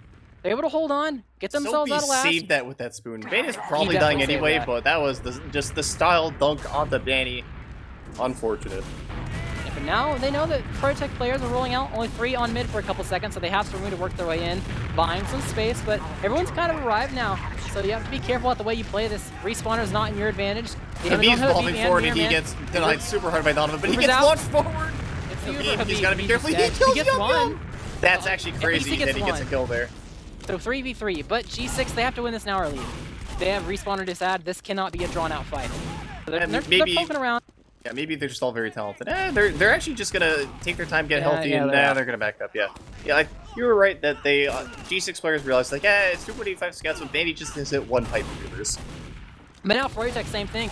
Their respawners are rolling out. You win this fight fast. Kobe though, he's gonna get bowed, and Banny might be caught in the choke. He's very hurt. Direct from the side of Donovan on the wall guy. It wasn't even a splash. It was straight onto his model, killing the medic, using the distraction of people that were getting pushed back in the side of choke, and now the floodgates are open for Froyotech to just take second for free. Yeah, that's a disaster for G6 getting back to last, but Froyotech, they've had trouble pushing these lasts a couple times. They've been, sometimes they've been kind of shooting themselves in the foot, and sometimes G6 just held strong, but regardless, it hasn't been as easy as it was yesterday to push this last for Froyotech. G6, they've done their homework and, sharpen things up a bit, or Froyotech a second, one of the 2, maybe both. Yep. Uber available. Probably, I feel like every team's going lower. Like 90% of Uber's going through lower, and it definitely makes sense. They're literally eating pre-fire. Look at Banny's jump. Yeah, Banny had a little but it's good enough. jump. It does the job. They've taken the space. They got the Cinder gun. Habib is they're just back up, and they have the Pudis, and etc. And this is gonna be tough to deal with. You got to get this heavy out of the equation. They do, but at what cost does he get to? They get the cap time. No one blocked. I think Habib dead as stickies, and they didn't really have the soldiers to bomb in and block it physically. They had people alive, but I don't think they were prepared to get on it right at that moment. So Froyotech, their timing was really well. I saw like 3 people Zerg that the heavy all at one time, which is definitely how you're gonna do it if you're gonna do it at all. Yeah, they did. That was the only way they do that. It's starting to look like Froyotech, they've made the necessary adjustments to get back into things and start to take the lead.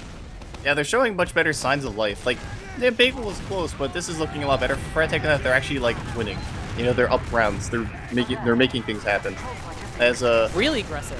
Really aggressive, and Banny's gotta be careful as he is 55 HP and he's eating bows, but they gotta be careful as Donovan is gonna get the kill, but he's gonna get created out immediately. And Froyotech, the health isn't great, the positioning isn't great either. As G6 have played these refights of these mids so well. Yep, still really aggressive from the side. Low guy though eats a massive sticky from Banny. Yep, he's kind of out of the fight. He's an arrow. It's gonna slow things down a Mirror bit. gets they low get guy. low guy though. Even though they don't have the sticky the stickies from Banny to help with that bomb, it doesn't matter. Just gets it all on his own from the earlier damage that was happening. And I think Branson tried to go behind, but guesses the wrong door. They are all streamlining through Frog. It's just a giant blob. A Froyotech blob of players is a free second. And once again, Uberad for last.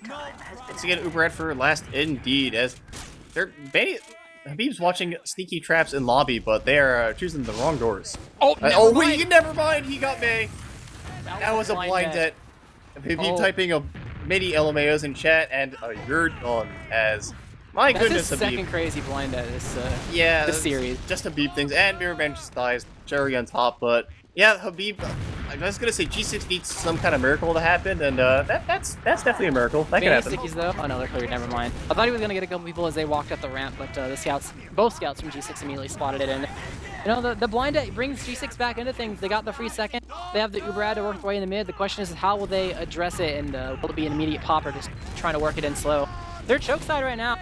They don't want to just full send it with their dome, man. Soldiers are kind of showing themselves. Nice spam on the low guy. It's going to make it hard for him to really commit. They have to deal with these threats, and they're actually committing. It's going to make the Uber get forced out. Behind, too. They probably can only get Yum Yum, maybe? Nope, Rocket doesn't hit. No, they're going to get Mirrorman behind at some point, as Mirrorman is... Maybe. Sophie's giving up on tracking him. Sophie's giving up on tracking him, and they're going to get the point, but I have to see. Habib is so far forward. Habib, he's going to get bow. That's a huge bow from Low Guy saving Habib's life, but Froyotech do have 70% ad to work with, and Mirrorman is behind for the pinch, and Little Guy doesn't know, and he's just gonna get 2-rocketed. Gungan as well might die to Mirrorman. The long con gonna work out as they're just going for the back cap. They're gonna see what they can do. They're gonna try to kill Banny, and they do manage to kill Banny. Oh, he got it! He got the back cap. And May alone, Gungan on mid, chasing him down and gets the fight. That's the chaos. That's such a high risk, high reward play, and they achieved the high reward. They get their forward spawns too. Yeah, but Beach just spawned on mid. Gungan, hello. They're okay. Bit of a miscommunication. Gungan like left to 2 despite them getting forwards at mid, but it's going to be hard to block this mid recap from the side of Froyotech from that. They could have maybe had a chance, but it'll go through. They'll still try to fight it. Donovan committing for the bomb on Habib and Lolgai, but spreads the damage between the two of them. No follow-up, so they're both just half HP and will live to fight another day. Made a ton of space as well. Hobie on the Tetris making a ton of spaces. Yum gonna fall on. Froyotech gonna be careful. It'll get pitches. Habib's just in.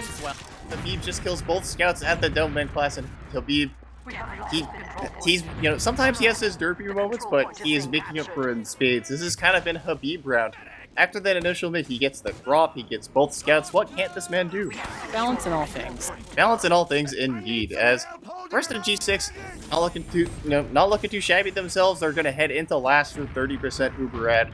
Sandblast on Sniper, Yum and Engineer. Let's see if they can get an opening pick and maybe get something before it starts. And Yum almost dies in spawn.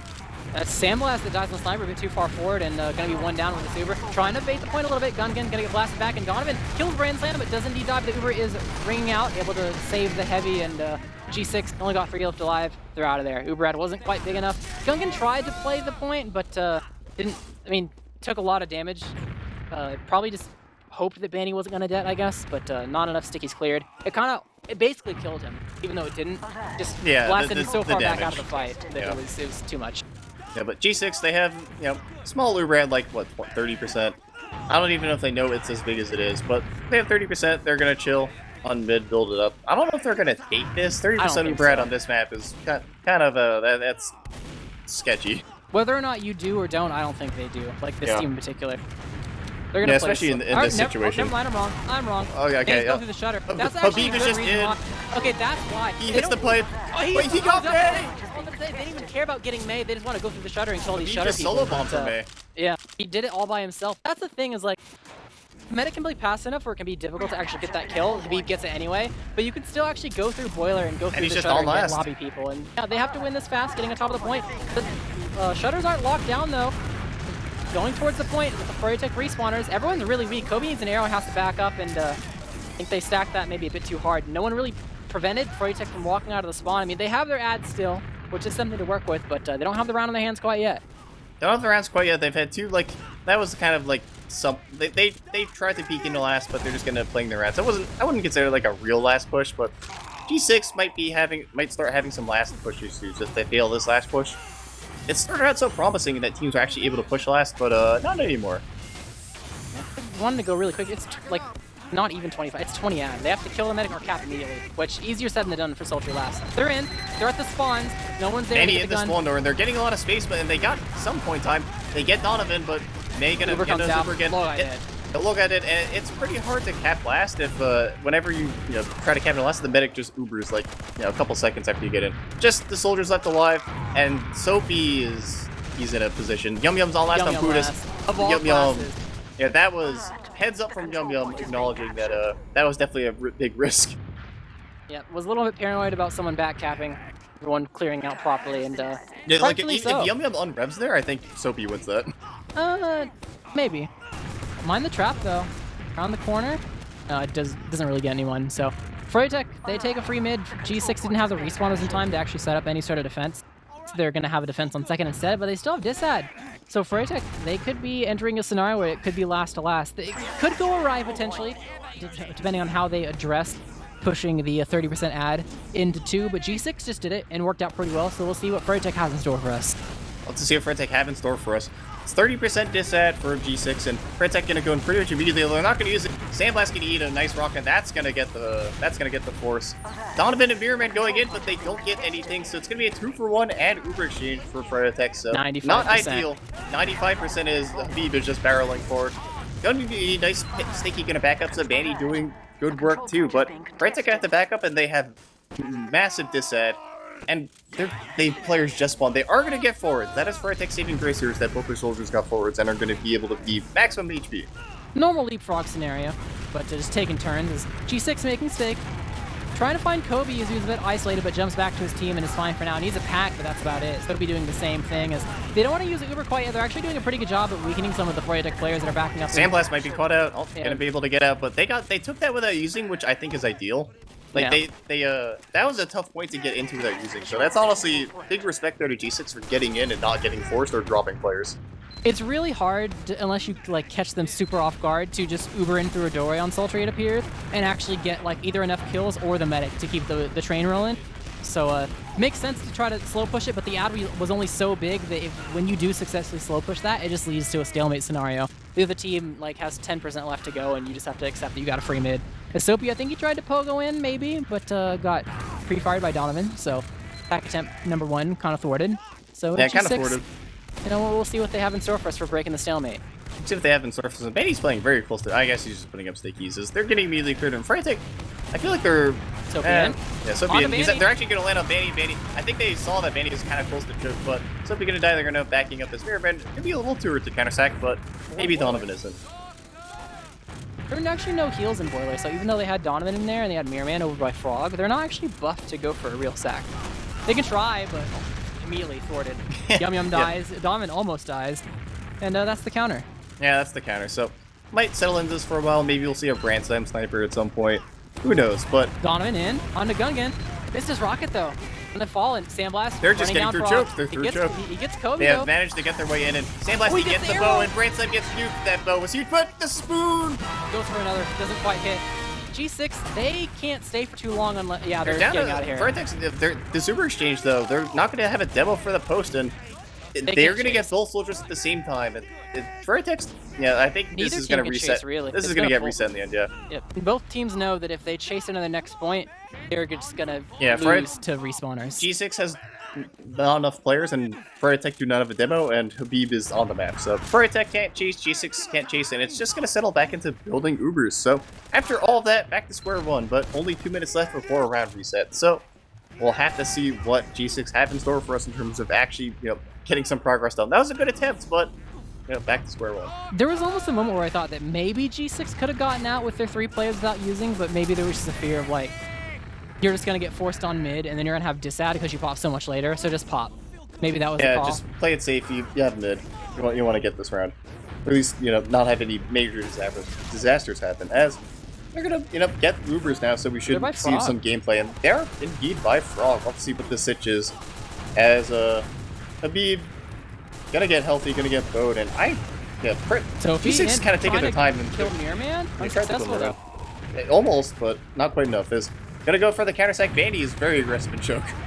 Donovan in behind. Kobe looking at him means that actually Yum can run in, but nice rockets able to take down Donovan and make Yum extremely low. So. Bandy might be trying to chase Bandy. He's gotta be a little careful. No, he's fine. Yeah, he's gonna have to back up. I'm worried for Bandy's CP as he just keeps running around and choke on the staircase, but he seems to know better than I do. He's safe and sound. Kobe's turn. In on a May. No rockets hit. Sack after sack. Logai's actually really weak, so he gotta be careful about this counter sack if it comes inside of Froyo.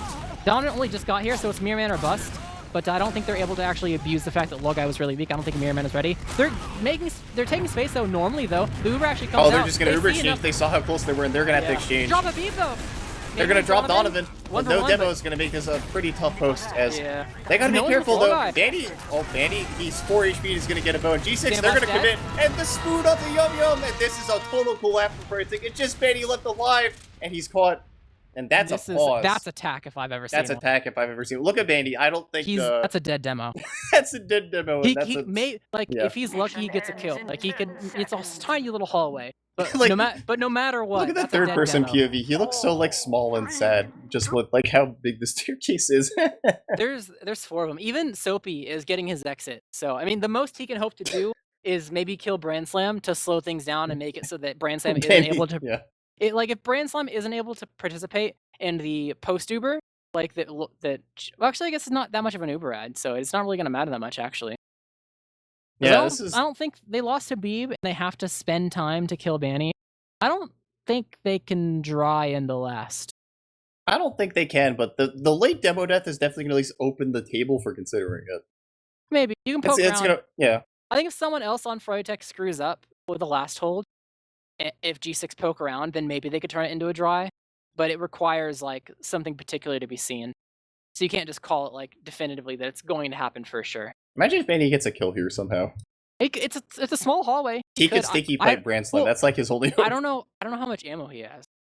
He has Like, a sticky, yeah. I mean, he has a weapon out, but I don't know how much is in his clip for both weapons. If he has a lot, then he can maybe do something. If he's like, oh, I have one sticky left, like, no, you're not gonna. Because honestly, I mean, I'm looking at some slander in chat about the Banny drip, and the Banny drip is always funny. The Banny loadouts are always a good time. I don't know. So he has the eye for just getting really derpy looking loadouts. He's got the. I think that's some quality drip if I say so myself. That's pretty good. Yeah, it's it's always funny. Maybe it's just funny because it's Banny, but I think that's the beauty of TF2 hats is if they look cool, then cool, and if they look hilarious and ridiculous, then that's nice as well. And it's TF2 after all, right? Yeah, it's just I don't know. I feel like it's just that's a derpy load. And Banny, and he gets free stuff. Yeah, Brand Slam able to clean that up, and yeah, they're on the chase. They have to leave one to cap. It's going to be Brand Slam, so they're poking around, seeing if there's a screw up. Donovan on Spy. So he has to get a frag here, otherwise he might be a bit of a use. Oh no, he's decloaking right now. Auto stab. He gets the stab. He gets the double stab. Oh my, what a spy main. Sandblast. This is. You probably didn't expect the Spy 2K. But there's a reason why I initially said like you have to see like Froyotech screw up some way for you to actually call that you're gonna dry in the last there and be successful. I think that's the second time that's happened for G6, where they're too ambitious and they can't just immediately cap because they still have to wait for 2.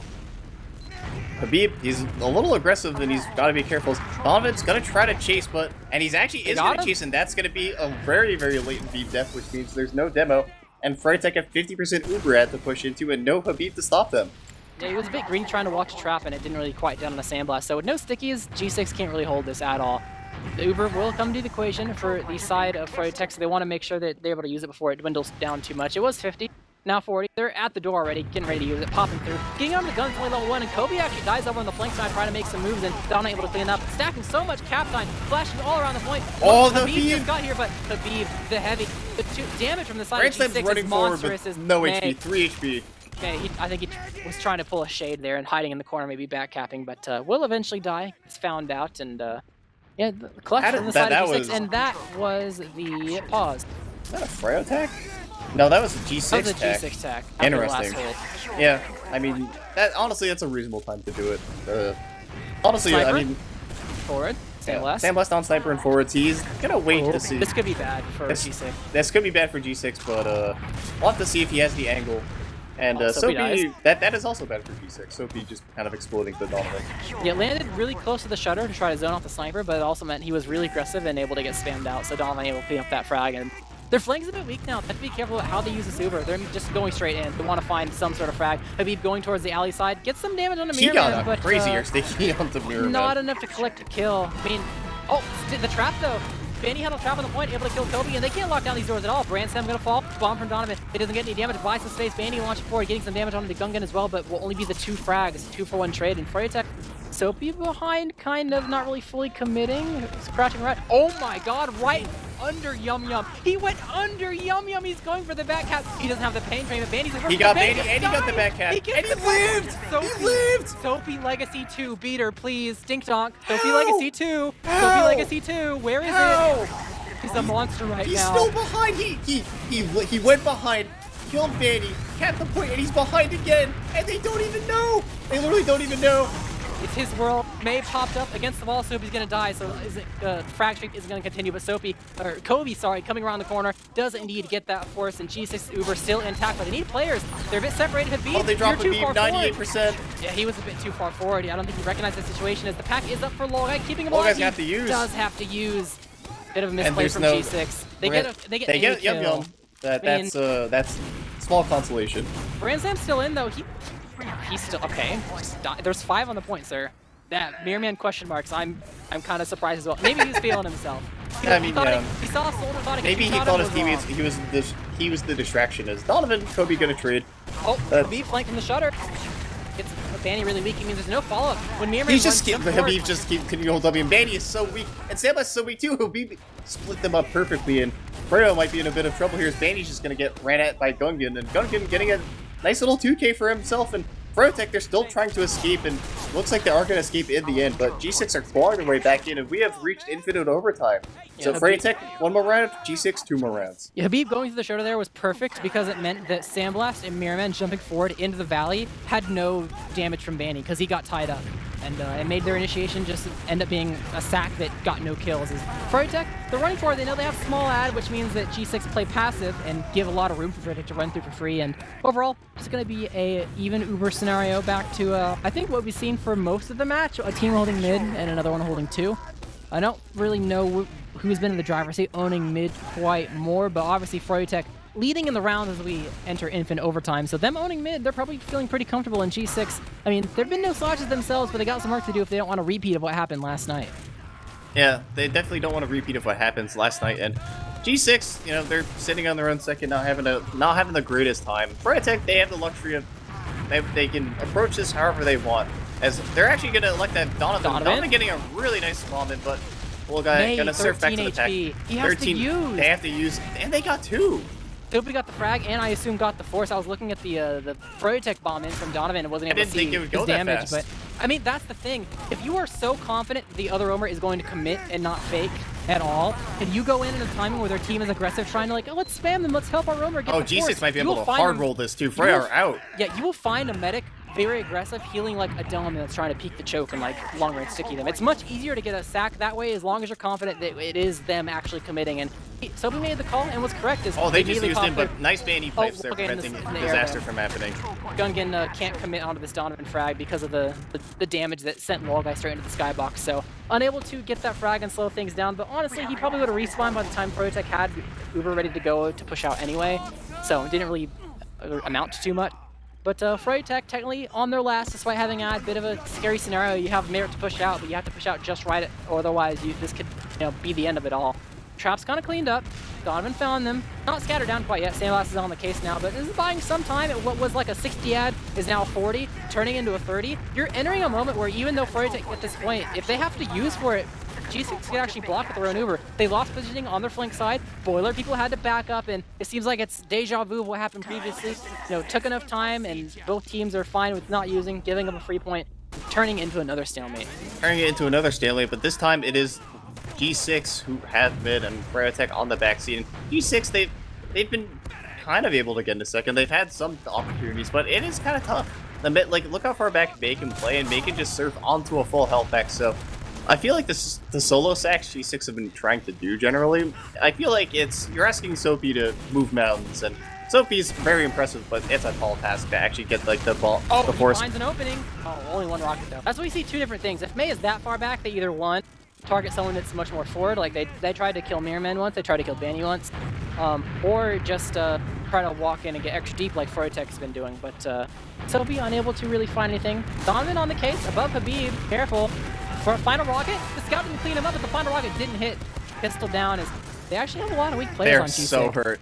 Yeah, Kobe has to back up. Grand Slam's hurt, so G6 unable to really do much off the Donovan pick. Grand Slam back to spawn, didn't die, so they don't necessarily know I think honestly, I think that's a perfectly acceptable play. A lot of the big plays G6 have had tonight on 5CP have been just on sniper, but Donovan's checking classes. Yeah, I'm also not fully convinced this is an amazing sniper map yet. I don't have the experience to say. Sniper's obviously Sniper's a good class, and it has Donovan, that was so unlucky. No, he literally, a soldier just happened to peek the second as he was cloaking, so the soldier literally saw the spy cloaking, so they know he's on spy. Oh, okay, yeah, he switches off. Yeah. Ransom hasn't taken his first shot yet. I don't know if he's shown himself per se. I assume so. I think Donovan probably checked, I would assume, as he was rolling out. I would hope he's so. jiggle peeking. They see it now. Yeah. I don't know what angle you really take. Like, I guess it's a game of chicken. It also could be the play of, like, if the medic's going to play that far back, we can maybe just have the sniper walk in, choke, and hit a quick scope. Because the medic surfs back. Going in. Yep. Not what he wanted, though. Get some lands on Banny's face.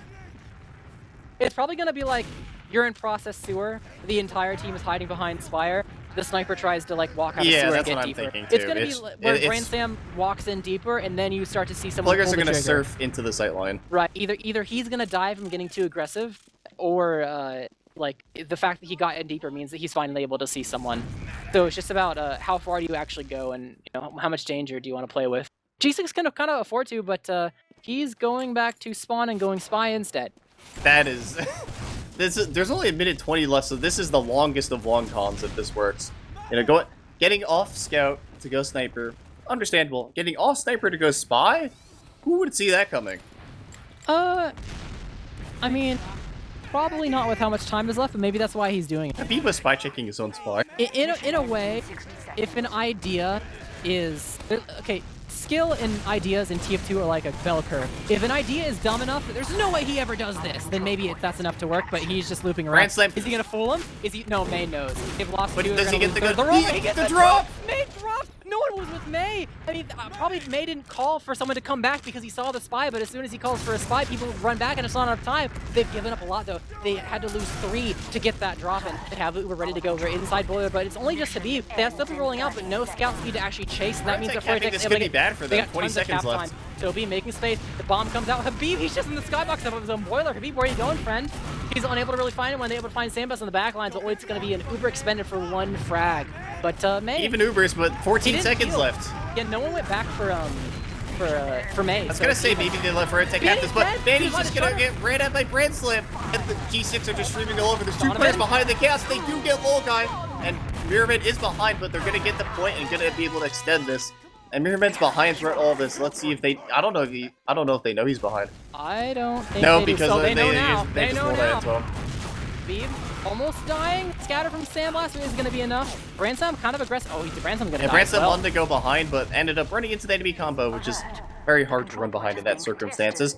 That's just going to be Froyotech with 60% Uber left, and this is got feeling a lot like what we saw last night, where G6 they're so close, but they can't get the second push, they can't get the last push, and Froyotech they might have an opportunity to just steamroll into a last push and win this map. Yeah, big play from Mirror Man, securing that point. Just a little bit of tug of war as Froyotech are trying to take mid. They get Habib's alone by his own boiler, and his team's already leaving the choke. The Uber comes out. They might be able to catch some players by Frog. They're so aggressive. Maybe Kobe as well. Barely jumps away, but getting 2 explosives. I mean, G6, they're nearing their Uber, but they aren't even able to hold their ground to buy time for it, to maybe use it to block 2. Brain Slam is on forwards, on sniper. Might be able to get someone capping.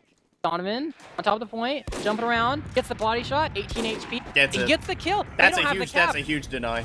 Yeah, the Froyotech, they were trying to poke around to see if they can get an early force, but just have to back up fully, and gives G6 some room to work around more. Bransam's still in the forwards. I like this because it's so annoying to deal with.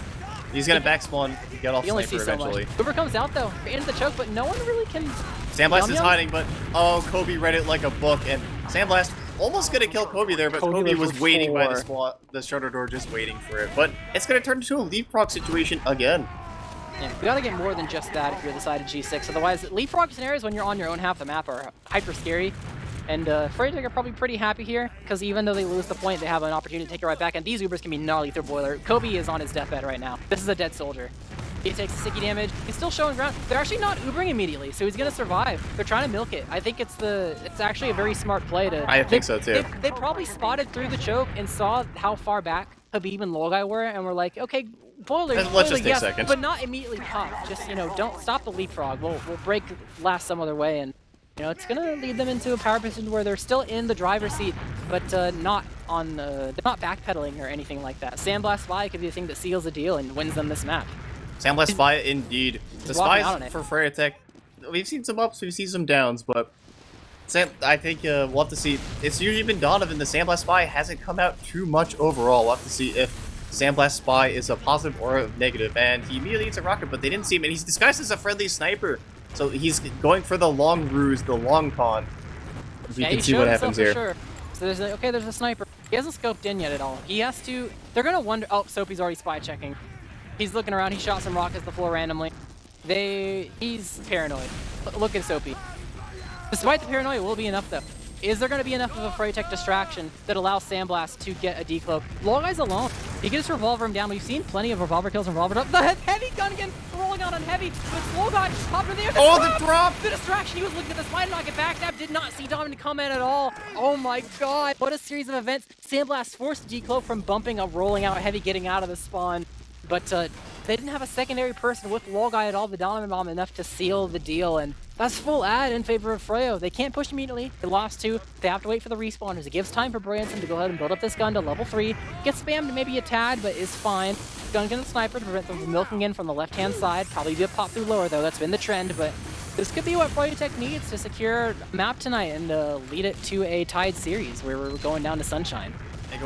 Yeah, we might be going down to Sunshine as the final map. If Froyotech can successfully get this full Branson's last dead. push, Branson's dead immediately. That's going to be a good start. And so he only has so many stinkies at the point. Kobe might die. No, he's actually going to get the respawn. But Half time. Day is going to die. But the cat time's so immense. And that's going to be Froyotech winning their first map for tonight. So it's all tied up 2-2. And we're going to Sunshine, the final map. We haven't seen these teams play Sunshine in a hot minute either, I don't think. Yep, Froyotech definitely did their homework to make sure that they could win more confidently on this one. It was there were some moments where G6 shined. They only really able to turn one round in their favor. We're going all night. We're going to Sunshine. We're going the distance, and after that map, someone will be crowned the champion. Someone will be crowned the champion indeed, as technically Sunshine is a G6 map pick, but they only had 2 maps to pick from. It was Sunshine or Metal. Pick your Yeah, poison. pick your poison. It's like the maps that everyone has avoided. You weren't afraid of it, so you didn't ban it, but you also weren't too keen on picking it in the first phase. So I mean, they did win on Process, which is generally considered a kind of sister or sibling map. Sunshine, Process, relatively similar. Made a good showing up today, but we'll have to see how they want to do on Sunshine. I don't even if it's for Sunshine. Let me see how many even. I'm looking at G6 right now. Have they even played Sunshine this season? I mean, Sunshine's not unpopular or anything. They have played it. They played it against 3D3M. All right, they've played it, but only once. But again, it's probably a map you scrim a lot. It makes sense because it's the last map. I feel the least confident about predicting this map out of all of them. They picked it over Metalworks, and they played a lot of Metalworks this season, which I think is interesting. Obviously, some of the preds you make aren't necessarily correct because we're just trying to spitball, right? But even trying to come up with a number, I'm not really sure where I want to lean to. It's not the last map. It doesn't really favor that many people like them that hard. Both these teams have respectable map pools for the most part. So I don't really know where I want to go here. But we can take a look at the stats. 3-1 game. Can kind of see where things lean towards. Yeah, we can see honestly, the stats are, as you would expect, the stats are pretty similar. I think the G6 soldiers are a little more sad. Donovan made some huge plays there.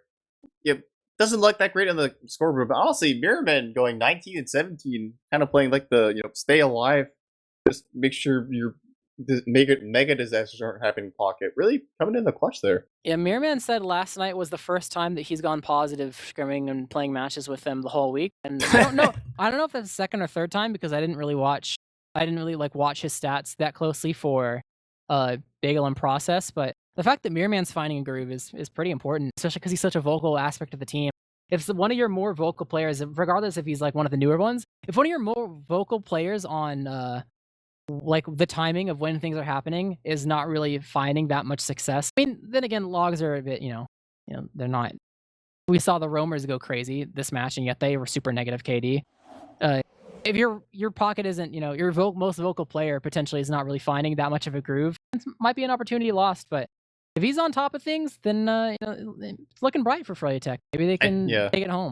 Speaking of rumors, I don't remember Manny once saying in one of our many interviews with him that rumors should consider the KD inverted. So in reality, Donovan 32 and 17. It's hear about that, everyone? Feed theory confirmed. Feed. It's Manny approved feed theory. So it's definitely very very possible. I mean, as long as they're making the plays, as long as they're good deaths, because there are bad deaths, you could just feed. But yeah, if they're good deaths, your KD is basically inverted. Okay. Sunshine predictions. Oof. Here's my thought process. I think Brand Slam Sniper was very good on process, and I think Sunshine is a harder slash worse sniper map, which means that G6 will probably find slightly less success, meaning that it should, on paper, be a closer match. Despite that being said, I still don't know who I want to actually have be crowned the champion at the end of the day. Yeah, well, like, what are even the matchups here? Like, how does the demo matchup go? How does the soldier matchup go? Like, I feel like there's so many question marks because we haven't really seen either of these teams play this map that much this season. It's kind of, again, I feel like it's question marks for everyone involved. Like, when's the last time they probably scrimmed each other on this map at some point? But I'm just curious when. Surely. I'm gonna. Has Froyotech played this map this season? Okay, so Do Froyotech some VOD digging, I played. guess. I'm looking through. Okay, Froyotech's played 2 matches on Sunshine. So yeah, they've played it. Both teams have played a handful of matches on it, but they've each been rolls against like low invite teams. Yeah, So the big ones are against yeah, each other because that's where the playstyles really clash. yeah. I mm, I think it's gonna stay the same where Froyotech's victory for mid fights in particular rely on making sure that they can have some sort of counter initiation and don't get baited by like thinking that they have space when they don't. Because that was the kind of thing for process mids. That was the kind of thing for sultry mids where they feel like they have so much space they walk forward and then they kind of get blasted sometimes on mids. And I know Donovan changed up his mids a lot, which is going to be really useful because sometimes he plays in like he does the hiding valley or hiding cafe stuff, as well as just like trying to sit like out in plain sight to jump the tower late, which is really important. I don't quite remember how Soapy. I think Soapy's probably just going to do fake bombs. It should be okay for the most part. So I don't really lean that particularly one way or the other for the mid fights too much. I looked through the logs and I found something horrible. What? So I know score results don't matter, Right. but that this was the Sunshine was the map where Froyotech went 2-2 versus the advanced team, like literally earlier today. Oh, right. That's right. Like a Yeah. couple hours ago, like their pregame scrim. Yes, that is adjust your predictions accordingly. I don't know if that was a Sunshine thing though. That was just like a warming up, like getting in Maybe, the groove yeah, type it could thing. be, especially Sandblast literally, new place, etc. So kind of rough, but yeah, I'm not. It's again, scrim results don't matter. Anyone who tells you otherwise is lying to you. So regardless, I feel like this is honestly, I feel like it's a coin flip, but if it's the coin flip, I feel like the coin is slightly G6 favored. Yeah. I don't know. It's hard for me to bet against G6, even though they lost the last map. I think Froyotech have shown that they're just slightly better on that map, slightly better enough that they can get the agonizingly long and slow, painful overtime win. But Sunshine, I don't know. If it's a 50-50 coin flip, I'm gonna go with G6. If only we could predict a tie. If only the ties were a possibility. Let's see. What are we waiting on? May is not on the server. Or May's in spec. And yeah, May's in spec, and they don't have G6. May and Soapy are both in spec. Yeah, May and Soapy. Doing a up there. And speaking of the double areas, Soapy joins the server. So just waiting on May. As what is the highest ping in the server? Gungan, actually. Okay, here's my theory. It's weird. You know what's funny? It's weird looking at Froyotech and seeing them all having like sub 30 ping. Who would have thought that Froyotech ends up being like the 5 ping team? And enough roster changes eventually over the years, and you get an iteration that falls that way, but it might not be the same later on. You never know. Banny's the 5 ping player. I finally come across the first conclusion that might make me actually lean one way or the other. Okay. I think mid fights are extremely important. I said yesterday that when you actually do the scrim digging, that it doesn't really mean that much, but it's still all you have. It feels like a lot of victories depend on the pace of the mids because of how far back and forth a lot of the teams go. I am concerned that if G6 successfully do the bait aggression thing, and Froyotech take the bait and run forward and get counter-initiated on, they could melt in a couple of these mids, which will set them back. So I think G6 could maybe have favored mids, and that could make it so that even if they make mistakes, because Froyotech's a formidable team, that at least they're on not their own half of the map, and it'll be harder for Froyotech to take rounds on paper. My unconfident guess will be a 4-2 for G6, but my confident guess is that whoever wins mids wins the match. Oh well, that's yeah. I don't think Sunshine Last is traditionally one of those last kind of like process where it's like the impossible challenge. I think I don't know if you'd agree, but Sunshine, I think I would consider it kind of like neutral on the mids, like it or on the last points. It's like it's not easiest to push, but it's not the hardest. Yeah, it's kind of around the middle, I guess. Yeah, it's around the middle. It's like perfectly reasonable. Like if you're having like a ton of trouble pushing Sunshine Last, that's probably on you. Not necessarily a map thing, but yep, still winning. Actually, May is restarting their game or something. Not even in spec anymore, so who knows? But Probably yeah, frames or something. yeah, probably something. But still, G6, they managed to get their way up to the match map point, and just in overtime. You think G6 are bummed out at all? They're still just like they still think they're in the driver's seat here. I don't know. I mean, every team has a different ability to like mentally reset, and given there's enough gap in between some of these matches, they should probably be fine. Especially because you're going to a whole nother map, and a lot of the times you can kind of pinpoint things for the most part and know that like, okay, well, we lost that time, but we know it's because of X, Y, Z. Like a map thing or like a player thing that you address, you can kind of fix it. You saw that when they did the tax for like the mids in the past couple days. So I think their mental is probably fine for the most part, especially considering they are doing a lower bracket run and got it forced to the last map, which is it could be worse, right? Yeah. So I don't think I'm worried about a team's mental per se. Yeah, that's fair. I think it's interesting that it's technically G6's map pick, but like again, it was between this and barely. Metalworks, and G6 has played a fair amount of Metalworks, and also a fair amount of Metalworks against Froyotech. And it's interesting they went for kind of like the wild card pick instead of Metalworks, which is much more, they have a lot more novelty on Metalwork, or rather a lot less novelty, at least in matches that we've seen. The only info I had is they scrimmed metal recently. It was like a 4-4, but despite it being a 4-4, G6 won most of the mids, which means despite winning most of the mids, they lost most of the transitions and Ubers and fights and stuff. Yeah, so yeah. If that's probably reason why they didn't pick like, that. Afraid that if Froyotech fixed their mids at all, that Froyotech will get the lead in the rounds. Yeah. Yeah, they don't really like that. I don't think they really like that map that much in the first place anyway. Like obviously they'll play it if they think it's favorable. They don't really like metal. It's kind of tolerated. Yeah, I guess that's fair to say. I think it's literally. I don't think it's even bad map design. I think it's literally just like it's the aesthetics. Like it's gloomy. It's like dark out. Dark, yeah. It's just like you go into Metalworks and you're just kind of sad. Just like the aesthetics. Whereas Sunshine, you go and it's bright. There's a big lighthouse. It looks really cool. That's much more exciting.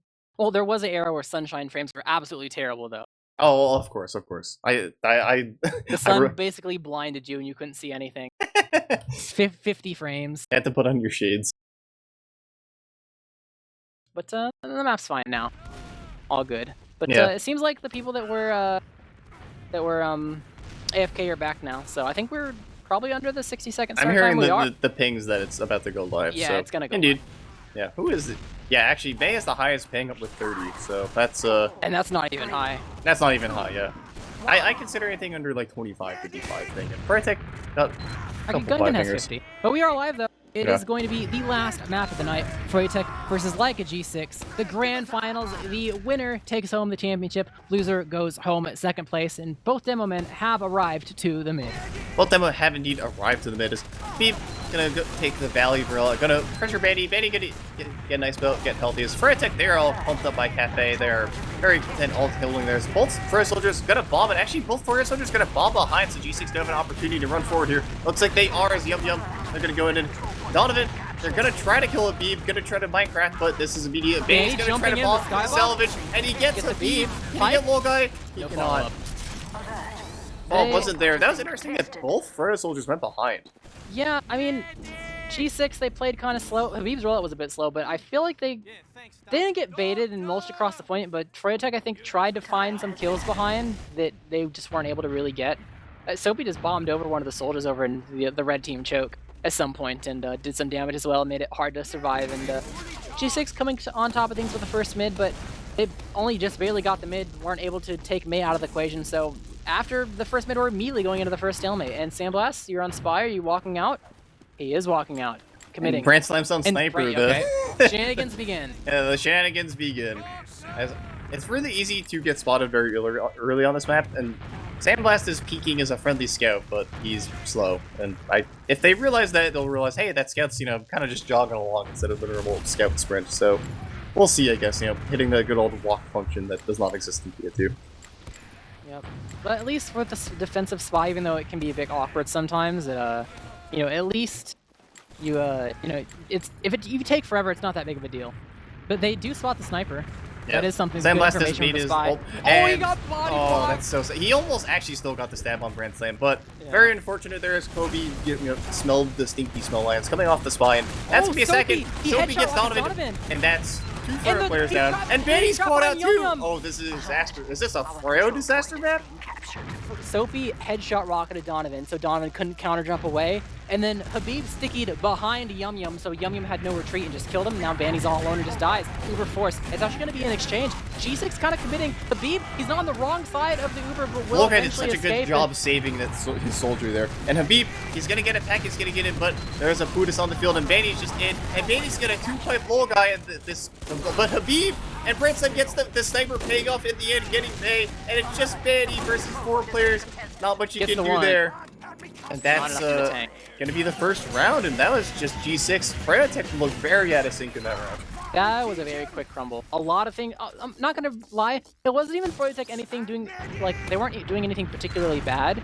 It was mostly like G6 knowing the path to victory, and having the mechanics to pull it off. Headshot lock on the soldier, and finding stickies behind the only scout on the opposing team are going to be enough to seal the deal and have it crumble down and collect their first round. We're already on to another mid-fight. Both gentlemen kind of spamming across. A lot of damage on the May. No airs for him as he has the crossbow himself, just will regen up, but no follow-up from the side of G6. Just some slower mids. Mirrorman is taking the fight. Donovan is just hiding in a corner in Cafe. Gonna go now. But stickies though, Brand Slam dead. First pick in Froyotech's favor. And G6 just gonna back up there. Don't want to do anything too risky and wipe in. You can still hold second with Brand Slam down. Ubers are even. If anything, they have like 5% ad. So if Frey do anything too wacky and wild, G6 will be ready for it. Mirrorman gonna bomb, gonna try to make some space. And I don't know if that was intentional, but well, actually, maybe it was a beat all along. As gonna try to airshot the B, but just gonna end up dying for his sins. And May gonna fall May's gonna fall very low, gonna end up getting a pack, and that's gonna be a dead Soapy Meister. Yeah, almost got forced there, but got caught up, and Sandboss able to take him out. Sandboss took some damage though, but not enough to collect a kill. Is just 1 for 1. Might see Mirrorman go in, but the stickies. Habib wasn't looking at his trap. Mirrorman just waddles through. Might be the end of Habib. On top of stickies, gets arrowed. It's fine though. The end Bomb. of Habib. So much but G6, Danny got the sticky play. Yeah, Gungan was so HP and just that's pretty tough, as that's one that's got the block, but Froyotech, they haven't been able to do anything with these one-man advantages so far. As Kobe, he's behind, and that's going to be a free Mirrorman pick, but let's see if they can do anything off of that, as they're going to, they're going to try to escape, and that's two soldier kills. Donovan kills himself, and that's just a Gungan dead. Although we'll have to see if Soapy's not able to get into mid, but they still have a 2-man advantage to work off of. That's 2 spamming classes, so it's just on Banny to really deny this. They're poking around, trying to buy some room for soldiers. Kobe getting pretty aggressive, just fading around. Gonna give up a lot of his health, but because Soapy, his first bomb wasn't able to get in at all, and he kind of got, screwed up a bit with his HP, it meant that G6 overall not gonna commit to actually go for any sort of counter sack. Just got thwarted on all their attempts. But Donovan up on sniper. You don't see Donovan sniper much. Usually him off-classing is on spy, but maybe the surprise of Donovan going sniper is what they need. Not only is it the sniper first shot, but it's the idea that Donovan could even be on sniper in the first place. But I think Gungan just spotted it. Yeah, Over in Valley, he did the jiggle peek. Pressure begins. Yeah. Sunshine can be, notoriously, I guess, not notoriously, unexpectedly a little tough to snipe on, just because the angles, they're there. They're really but you have to peek very deep in order to see anything. If the other team knows there's a sniper, they can stand at spots where you have to go so deep, you're basically overextending in order to see anything. We already talked about how, the playstyle means you kind of have to play really deep in the first place, which is probably why, you could be extra comfortable running sniper here from the side of Froyotech, but it doesn't mean you're fully safe. You could see some initiation. Bandy has the top part sticking up a bit. Mirrorman bombing in, committing. Logai alone. No scout there. Ducks into dungeon. Mirrorman cleaned up. Good attempt and opportunity, but will not come to fruition. Yeah. Kobe is going to go sewer, or not sewer. He's going to go cafe. He's going to get a bit of spam, but G6, they don't really seem that comfortable spamming, or at least sacking out of second. They seem more content just sitting there and maybe getting a round reset, as we've already got down to 1 minute and 30 seconds with G6 still holding in the board. That is kind of how the win process is. They just got into round advantage or 2-round advantage, and they just bled time. And that seems to be at least They don't want to So- do. They don't want to do anything too crazy here. They've had 2-man advantages, and they just, they're just content. Let's just hold second. Donovan's creeping his way up. Kobe, he's trying to lock things down. He's in some stay on him. Buff gone, but it doesn't say anything. Time to rotate. But the fact that Valley's completely empty now, they're probably... You can see the rotation through the choke. I think we probably saw them rotate fully over to the side of Cafe. Some sticks over there, maybe. Mirrorman bombing in, trying to make some space, but he'll just end up dying, so... They have a sniper and down a person. It might be room for G6 to mess around and see if they can try to find a way in. Soapy over on the Valley side. Team's not that aggressive, though. Soapy tried to bomb it, and Yum Yum just got mulched. Yep, Yum Yum that's the didn't even have to counter-sack. move his mouse. That's going to be counter-sack. 1-1. Donovan still on sniper, but 40 seconds left, and we'll have to see what happens. Donovan is peeking through choke, but it is spotted. There is a blast window in the way. Can't shoot through glass in TF2, so maybe a little tough. As Sandblast is dead, and we might be seeing a mid-reset. Probably. I feel like maybe these points are too big for you to confidently go for like a crazy Uber exchange. Especially because how are you going to post with the sniper? Like, and push. Yeah. I mean, unless... He has to get like a miracle shot on like the Bieber. Never mind. No, it's push time. It's pushing time. I don't think they want to. There's no dome. I guess it's this Then map why against sniper. just get him in? Yeah, against the Never mind. sniper. Just Yeah, never mind. Froyotech aren't even trying to play the game. Yeah, you see a dome kill and like something activates in your brain, like, oh my god, a dome kill of all things. But you're like, wait, I'm playing Sunshine against the sniper. Yeah, against the defensive sniper. That's just run it back on mid. They won the first mid anyway. Yeah, they won the first mid and the second mid. They lost one and just backed up, and they just were on second, and that was their life. So we'll have to see what Froyotech do here. As we still a lot of very low damage numbers. It's just been mostly sacks and sadness, other than Vanny, who has more points than the rest of the combat classes on his team combined. He rolled out fast to put a trap on the opposing Tetris. That might just lead to an immediate kill when the scout climbs it. But they're not actually playing that side quite yet. So And there's a soldier behind. They're kind of... I'm just watching the trap. Gungan's on top of it. He dies. But His Brand Slam. Yeah, Banny's messing up his health to get that early trap that was Oh, they unspotted. get It's Donovan first as the kill. counter pick, though. Maybe they want to fight. They're gonna get Soapy behind. Alright, so Banny That's so getting smart. another kill. So Banny gets 2 kills on that mid. So I feel like Banny's really the standout player there. He still has more players than, the second highest combat. It's May, it's Banny, and then Yum Yum with 6 points. I will say, though, that play does not work if one of the soldiers on G6 end up going fast. These soldiers aren't really going fast too much for the rollouts, but Kobe's behind. Trying to buy some time. Soapy's not quite there. Oh, Gungan's going to be the first to fall, Kobe's though. gonna die too, probably. Yep. Force gets used. They have 3 people to use this Uber. They get 2. They get 2. That's a nice more than counter you would strike, but expect. Brand Slam gonna get piped. And Habibi's actually just gonna see if he can get anything happen. But gonna back up, and this is gonna be Froyotech full Uberad for last. They're gonna get second, and they're gonna have time to wait for these spawners. Low guy had to pop, and they just did not have to use. And then Soapy's behind as well. They're going really aggressive in the lobby. They're actually in really deep. Only 4 people available. They don't Soapy have... gets Donovan on the post, and he's here. He can fight this. He can actually block the point. He can do his job. He's gonna end up dying for it, but this is gonna be tough to fight. I'm a little surprised Froyotech used in the last when they had 4 people available. And Oh, they lost both soldiers though. It might end up working. Banny really weak. PvP fight continuing. Uber not in the equation for the side of G6 is Abe tossed around. Point time. Froyotech blocked just a tad. Only 2 left alive from G6. They got the Mirror Man SMG. frag. May wants the melees. They're not really connecting Ulti though. duo, scout ulti duo. The head. guy's really Oh, weak. but the respawners. Oh, up in the air. They were unable to block the point in time. I don't think Logai wasn't on it, and when the scout got popped up, there's enough in the tank for Froyotech to take it. They barely took that. It was really ambitious, high risk, going in that early, but it's enough at the end of the day. Overall, tying the score 1-1. Yeah, overall tying in. I don't think Banny gets I feel like, that's 2 mids in a row. Grand Slams immediately died to Banny. I don't think it happens a 3rd time, right? Surely not. Sure, right? surely. He didn't go super fast to put a sticky trap up. May It's fine. is 30 HP. That He's is got not it. ideal. May, this might be the mid. May has to He's play so baiting, so passive. people that get aggressive can't get healed. The Froyotech are Yeah. definitely going to want to play this slow, but how will G6 retaliate? They're not actually going off the meta. They're just trying to spam May, I think, more. Habib's going for the long range spam, but Habib's actually gonna fall. Looks like they're looking out pretty strong on this map as Habib and Kobe are gonna fall, and Soapy's gonna fall as well. They get Donovan, but that seems to be it, and there's just 2 scouts. They might have to go back to last. I mean, Froyotech, they didn't have the beam on people very aggressive, but still come out on top because of the surprise factor from, I think both soldiers were in Cafe, maybe? And I think at least one wasn't spotted, so kind of got blindsided. They bombed in, able to make some space for the team and collect the frags on a G6 to have them back up. I mean, Low Guy's alive, so despite being on your own last, you have some wiggle room to try to defend. Donovan Spy. Donovan Spy once again. It seems like you'd think it'd be predictable at this point, but the Spies have honestly had a decently high success rate tonight. They have. If the stab doesn't work, go for the revolver. Why are those? You notice how they're always disguising as friendlies? Yeah, I mean, if someone peeks a little bit too deep, you know. Yeah, it makes sense. It's a good tech. I like it. Donovan, he's gonna infiltrate his way into last. He's gonna be able to spot things.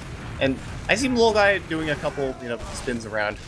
Maybe he's just Low Guy's definitely paranoid at this point, but he might not be like play here. There might be some big game afoot as you see a heavy.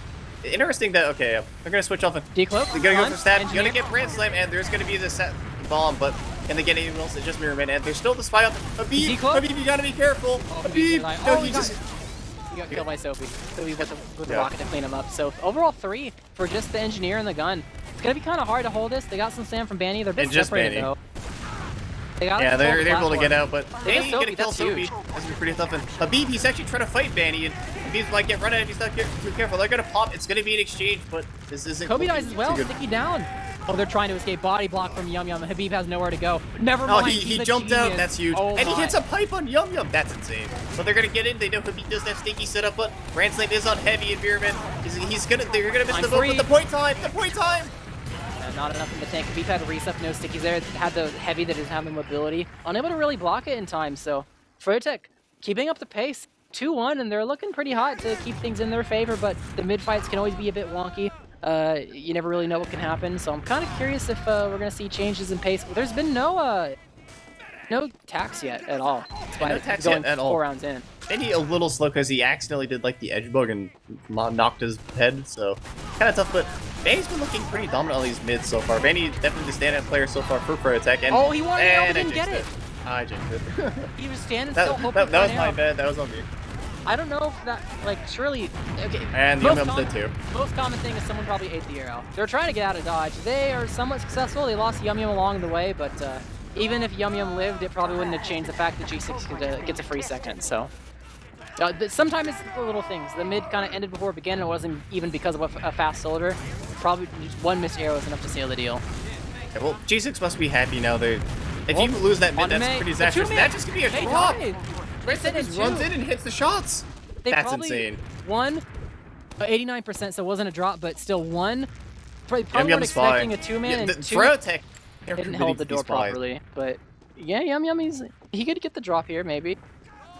Spy, they haven't figured out the spy too hard yet from the side of G6. I mean, there's a couple times that they found him out, but it's always been like kind of accidental find out. It's not like oh, I'm paranoid to defend. It's been like, oh, there's a spy there. It's still pretty high. But look at Kobe.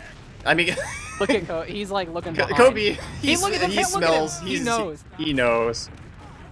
They are so paranoid. Yum Yum has to decloak and go shutter. He's gonna find Soapy. And he finds finds Soapy. That's yeah. I think it's become pretty cool at this point. Jumping away. He's fine for now. Gets in the resup. Gun will eventually go down. They lost gun. Was that the Scottish resistance? Yep. You have 8 stickies on the point and then 4 elsewhere. Banny with the technology. Who uses that weapon in 2023? Scottish resistance is pretty normal when Badlands was in the pool, so you could just put 14 stickies on the point. The trap still on the May though. Never mind the Scottish resistance talk. Froyotech just casually strolling out to their death from the explosive classes from the side of G6, but G6 with no heals, they might poke around here. Headshot or body shot onto Habib. But like I was saying, Badlands not on the pool means that Scottish resistance isn't really seen anymore, but the headshot on Habib. Oh, it's not gonna matter. On the point, so much count time, sticky down. Dry doesn't work out. The try doesn't work out indeed. Headshot running out to Habib is gonna spell the end of that. They still have Uberat to work with, but Froyotech can be able to retake second, and G6 are gonna have to Uber in just to get second. They're gonna get all their forwards so they can still fight this, but it's gonna make it that much tougher, and Froyotech might not even be able to fight second. Yeah, I mean, they have their team kind of around it. Kind of depends on how the Uber's expanded, and they're full sending it. Habib's in the skybox. Going towards May in the shutter. Oh, Banny might be caught out. Banny is gonna be caught out. And Mirrorman too, Mirrorman. That's and another soldier. The two that you don't want. Oh, this is a disaster for Froyotech. Froyotech want to give out time to get this Uber because G6 did a stream into last. And they already have cap time too. It's not like they can afford to hide and spawn. They have to be out here fighting. They get the one. Yum Yum might give up his life though. They able to click Sandblast, and they just stand on the point. It's not even a traditional last push. It's just whatever happened on 2. The immediate full send from the G6 Uber is enough to tie the game 2-2. I can't believe I saw Scottish resistance in Grand Finals. It's all because Badlands is out of the pool. That was like I played Badlands and I've never seen that before. That's wild. I used it all the time, but did you? Okay, you know the tech. I don't know the demo it's tech. good tech, and I'd love to see it come back, but only for last. Only for Only last. for last. Yeah, only for last. But mid-fight we go, as both medics are going to come out unscathed this time, so able to heal people properly, but we'll see if the surprise factor from Froyotech is able to put things in their favor. They actually don't have anyone hiding per se. Kind of, are they gonna trade sides? Oh, Mirrorman's behind. He was at the caboose of the train, and Kobe's able to take him down. That's a Dillman dead, and Sandblast is really passive. It has to eat an arrow as well. It means Yum Yum is gonna try die. to bomb big space, and there's two scouts, and he gets a nice rocket off, the but Goomba from he's gonna Donovan. fall. Rocket's not enough though. Walleye 14 HP is still surviving, and May and Sandblast This is are on such the wrong side of the map. They have to. They have actually pretty decent red, but May gets launched to the skybox. Are they gonna live? Because May just got Habib 95? Just sent them in. Two shot. Not quite there. Walleye living with 36 They HP. lived because he just got an express rocket back to his own side of the map from I think it was Habib. I don't know who did that. He's got the hops. Does have the hops indeed, but Guy still has Uber, and you know May lived, but it's not gonna be that much if G6 just successfully pushed last anyway. Yep. Had to wait for Habib. He's not quite there yet. Rolling out. Will finally arrive.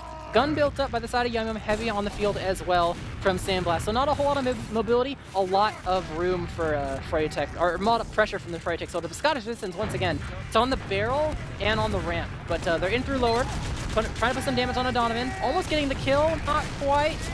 So far, no kills. They just got the sentry gun out of the way, but everyone's just resupping. Heavy on the field, corner capping. They're bringing people Habib over. is launched into the heavy, and they're gonna get the cap. They cleared the point. Yeah, that bomb launched everyone in, and that actually that's gonna be another G6 round. They did so much damage early to soldiers that they were kind of in spawn and unable to be healthy enough to actually block the point. So when Gungan started to corner cap, there was not really enough time to block it in time. Sandblast had to take responsibility and do it. And having your scout so weak, unable to really fight properly, makes it really hard to just fight long term. So G6 able to eventually take it away, 3-2 in G6's favor as we're on to another mid fight, and you know, rounds are being collected. Habib did a lot of really damage to Donovan. Habib is just spamming the bell tower, and the Froyo soldiers having a sad time as they are just not able to really take the high ground. He's gonna be healthy, and actually Mirrorman is gonna fall pretty low, gonna get it back, and May's gonna fall low as well, but Kobe is gonna get the first death of May. May can't live. Habib's gonna fall. Low guy's gonna fall. It's just a slaughter. It's the chaos, but Froyotech do have more players. We'll have to see if it's just on Brandslam, and Brandslam's probably gonna back up, trying to preserve his life, and that's gonna be a mid-win for Froyotech, but both medics dying, and actually Mirrorman with a nice rocket. That's gonna signal the full wipe, but both medics dying means that all is not lost for G6. Yeah, Kobe kind of got messed up a bit. He made some space and jumped around, but I think his landing position was coincidentally where they were rotating to, like right on top of the low guy. So Spam was already headed that direction, ate it, and was the first death, and kind of made things start to crumble down as, at least for, you know, G6, both medics died. So Froyotech, they have to build up their Uber and try to go for some sort of stalemate breaking play rather than just full setting it in the last type of the game. But ball's still in their court. Some damage to some people lingering in the side of the lobby, but no real damage either way enough to cause a kill, as, you know, probably just gonna sit back, spot, figure out where the gun is. That's always a thorn in your side, and you gotta get the rest of your Uber as well. Dispenser down, doesn't get built up. Gun on the other side of where Kobe is. We're rotating around. Kobe's popped up, backing up. Not really chasing too much, but the Ubers are finally coming to the equation. So now is where we're gonna actually start to see Froyotech players commit into the last itself. I think Brandslam is the best engineer loadout. Here comes Mirrorman. It's pretty powerful. On the level 2. Gonna go behind. Brandslam gonna be pretty low, gonna get sent to the skybox by the level 2. So that's gonna be that. Donovan is on Spy indeed. I'm surprised that G6 hasn't run Spy, just as, like, you know, if everyone's gonna play Spy, it's my turn on Spy, you know? You have to see more of it. Sometimes it's your thing, sometimes it's not. Gungan's on Sniper though. We haven't seen him play Sniper. He's getting run down by Yum Yum, but the gun is able to protect him. Donovan's pretty close. Could get bumped, depending. I'm surprised that G6 aren't checking either. You think by this point they'd start checking when Donovan spawns? I think they probably. Oh, what's the pyro? And they know. They don't even need to check. They just decloak. He's just going in. It's over. He gets the gun. That was a trick stab. That was a trick stab. That was not okay. That was like inside his shoulder. He knew it was over as soon as the pyro came out, so just pulled the trigger and went for it. And overall, I mean, they get one, but they gave up 2. So G6, they could technically counter if they wanted to, but I guess didn't really find the positioning. And Donovan's on Spy again. I mean, I got a stab last time. I'll just get an even more important class this time. I mean, I think the play is literally, I don't even know if they're trying to get stabs, and more so just like, let sap the gun so we can sack. I mean, that might actually be the theory. Remember when Sandblast was Spy and he was forced to decloak because he bumped into a heavy on Sultry, and because Logai was forced to look at the Spy, it meant that no one spotted the Donovan bomb and Donovan just got the drop. Even then, it could be that, like, he just decloaks. Yeah, look, he literally decloaked in front of their face. Everyone turned around, no one looked at Donovan. That's literally the event I just described, and it worked out just like it did in Sultry. Not as much because it wasn't a drop, but you can't be mad at a force. Oh my god, I forgot the score shot was unbanned in this game mode. Oh, that's true. I've seen Gungan, yeah, he's clearing stickies with it. Hasn't actually hit one yet, so yeah. No damage going into play there, but full Uberad for the side of Froyotech. They're going to see if they can get in, as there is another gun to deal with. They're going to have to probably use in Donovan dying. That's going to be a bit of a downer. That helps G6. So they Uber into Pyro. They're Ubering into a Pyro. And this is the greatest fight that was it. Logai though, Logai's got to be careful. Logai going to make it to spawn. He's going to make it to spawn as well. There's no sneakies on the point though. Can they play the point? They cannot as Mirror Man. They're going to die, and that is a failed Uber for Froyotech, and Habib is just streaking forward here. Does not fear Banny. No, it's only 2 leaving, 1 returning and as a respawner. As G6, they have the player out here to take back their own 2. Brandsam on a hunt. Banny left the different direction than made it. Oh, hits the pipe though. Barely lives, but Sophie wants to trade for him. My god, the beat though. Pack has too much health. Banny will survive 52 HP and able to escape, but G6 do have ad. Their flank's a bit weak because of Soapy's very early death, and actually Froyotech might use it. Look at Yum Yum. Yum is beeline at the cafe, and is like, yeah, this is where Soapy rolls out. I'm fine here, but they're actually not pushing. He's gonna hide in the corner. Yeah, just go for the corner. Push doesn't happen. G6 seem really content to just like kind of sit around and just play the time if they have the advantage. You notice that? This is a really easy map to back cap on because it is, yeah. So if you're down, the only thing you can do without like having to cancel your push is maybe like, I don't know, don't bring your demo in the combo, lock down the flank, and then. But even that makes your Uber so much worse. Right. So they just canceled it. Say screw it. And plus, again, they have a round advantage, so no need to take any super exorbitant risks when, you know, you're just sitting pretty. But it's gonna be a fake bomb from Mirrorman. Not too much done, just going up. Jumping's fun. Why not do it occasionally? As actually, Brandslam gonna fall, and that's gonna be a dead flank. They're gonna get Yum Yum off of it, but that's gonna be a lot of space made. The force gotten by the side of Donovan. He went after he made some space over by the side of Alley, went behind in the lobby and was enough to get the force. And now Froyotech, they have full ad. That was beautiful. They were so confident G6 to play aggressive at the Valley side that the bomb came in from choke and blindside in what was the reason why they got the 2 kills in the first place. So it gave them room to get behind, get the force, and Froyotech, they could be tying up the game now. It all depends on how they execute this push. They level 2 set up, got the sniper, so they can't really spam it down that easy. But 50 ad, you can work with that. And they've picked the door. It looks like it's going to be top right from the attacking perspective, and in they go. In they go, indeed. They're going to get the gun down pretty quickly. There are stickies all over the point. Well, May gets actually launched into spawn via the stickies, but there's no real point time to be at. There's a little bit, but G6, they've only lost Kobe. And Froyotech, they gotta play their health very perfectly here. They gotta kill this Buddhist very quickly, but I don't think they can, and it's just a slaughter. The heavy class is unstoppable. Yeah, it's not enough ammo to tank with Mirror Man. He gets one, he'll be able to like, get the frag. He bought so much time for May to get out. Yeah, no one can really chase May. If it was a really like quick kill, then maybe a soldier could have gone really fast and tried to trade for May. But no dice there. As G6, they have full ad. They've worked themselves out of last, but Froyotech recognized that there's no lockdown. Habib died in that fight when we no stickies. But it could turn into a disaster. They're going to lose 2. Choke. They're 6-manning choke. They've lost 2. The Uber was expended, but you're fine using your Uber to collect just 2 take the kills. drive. Be mindful of the pace though. A couple people had to get arrowed, but Kobe's on the chasing valley. I think he's pacing himself a bit. Yeah, I'm backing up. Time 7 on the cap. Get rid of the 2 forwards and then drive by. Banny jumping and choke. I wonder what Banny's going to do with this Uber. You have any maybe back They don't have a flank though. Like if they take this, they know they're just going to get wrapped behind. This is he really was looking like he wanted to jump in. He was already holding a trap. Kobe spotted it very quickly. They're gonna abuse the flank potentially. They're not even trying to get Kobe's jumping on flank. Here they go. They're in cafe, but they're gonna. Froyotech might have baited this very well. You're gonna bring 2 to try to take cafe from us. That's fine. We're gonna bring 3. They bring the respawners over there to kind of thwart that idea. And as much as G6 read Froyotech read G6 even harder. They get a free mid. Don't have to use their Uber counter strats. They don't have the players to defend. Second, G6 are back to last. G6 are back to last, yeah, and they're gonna get Uber Ed, but off those 2 players, Froyotech are able to get this point. Froyotech have been doing such a good job, just unable to do blast really, and they're gonna get Sophie, and Donovan is in there making miracles happen, but can only do so much as the soldier class. You only have so many rockets. There's a lot of dead players, and that's all right. It's a 4v3. There's so many traps in lobby. Like, just look at all the stickies in lobby by They're the pack. they're- From both teams. Their They're just stickies all over are the their place. stickies are yeah, they're neighbors. I'm looking at this. There's a lot of minefields. That's in lobby. the insurance policy in the flesh. Yeah. I guess not the flesh because they're stickies, but you know what I mean. Yeah, yeah. But Gungan Pyro, the paranoia has seeped deep. Oh, never mind, he gotten off of it. No, he's still no. He's running around. He's running around. No he's Pyro, having a great time. But, or no spy, but he's on It's a good class. Yeah. Scorch shot's fine. You know that they can check the spy class, right? Do they not have like the thing? I mean, they probably should. They should. The question is, do they? He can deflect rockets though. Yeah, He can do it's he can do Pyro's the still a real good pocket. class, especially defensively. Gunkin, he's checking for a spy when there is none. That's how much Froyotech has played so much spy that they're just actually like, you know, they're shook. They're Ooh. checking the oxygen. Merriman got super denied. Tried to go for a sack. Yeah. No dice there. He got mid-air air shot by the scorch shot too. Sad times. I'm amazed he lived, honestly.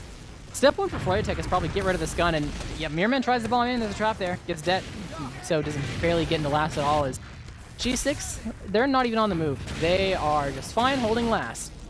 They are very content holding last. I think they want to just, you know, bleed out the clock here. Like, that's kind of what they did on Product. Like, not Product, Process. They kind of, I feel like, they're content with playing the slow game. It doesn't seem to bother them if they're up. They're confident in their defenses. They probably just want to maybe win mid, or at least like more than just a one man. Like, if you counter sack and it happens way too late, they can use that as a hole of people not like protecting doors properly. Like, even though Mirrorman died, they could send in Donovan right after. Because Mirrorman dies, and if Soapy dies, Donovan can go through an open door even easier. This sack on sack on sack. But they get the Yum Yum. Not spamming class. It is a denying class though, and Soapy's trying to poke around, but yeah, Mirrorman immediately at lower. Has to go reset, and the timing's off. Can't counter sack anymore, because Yum Yum's gonna respawn and be there in time to do some shenanigans.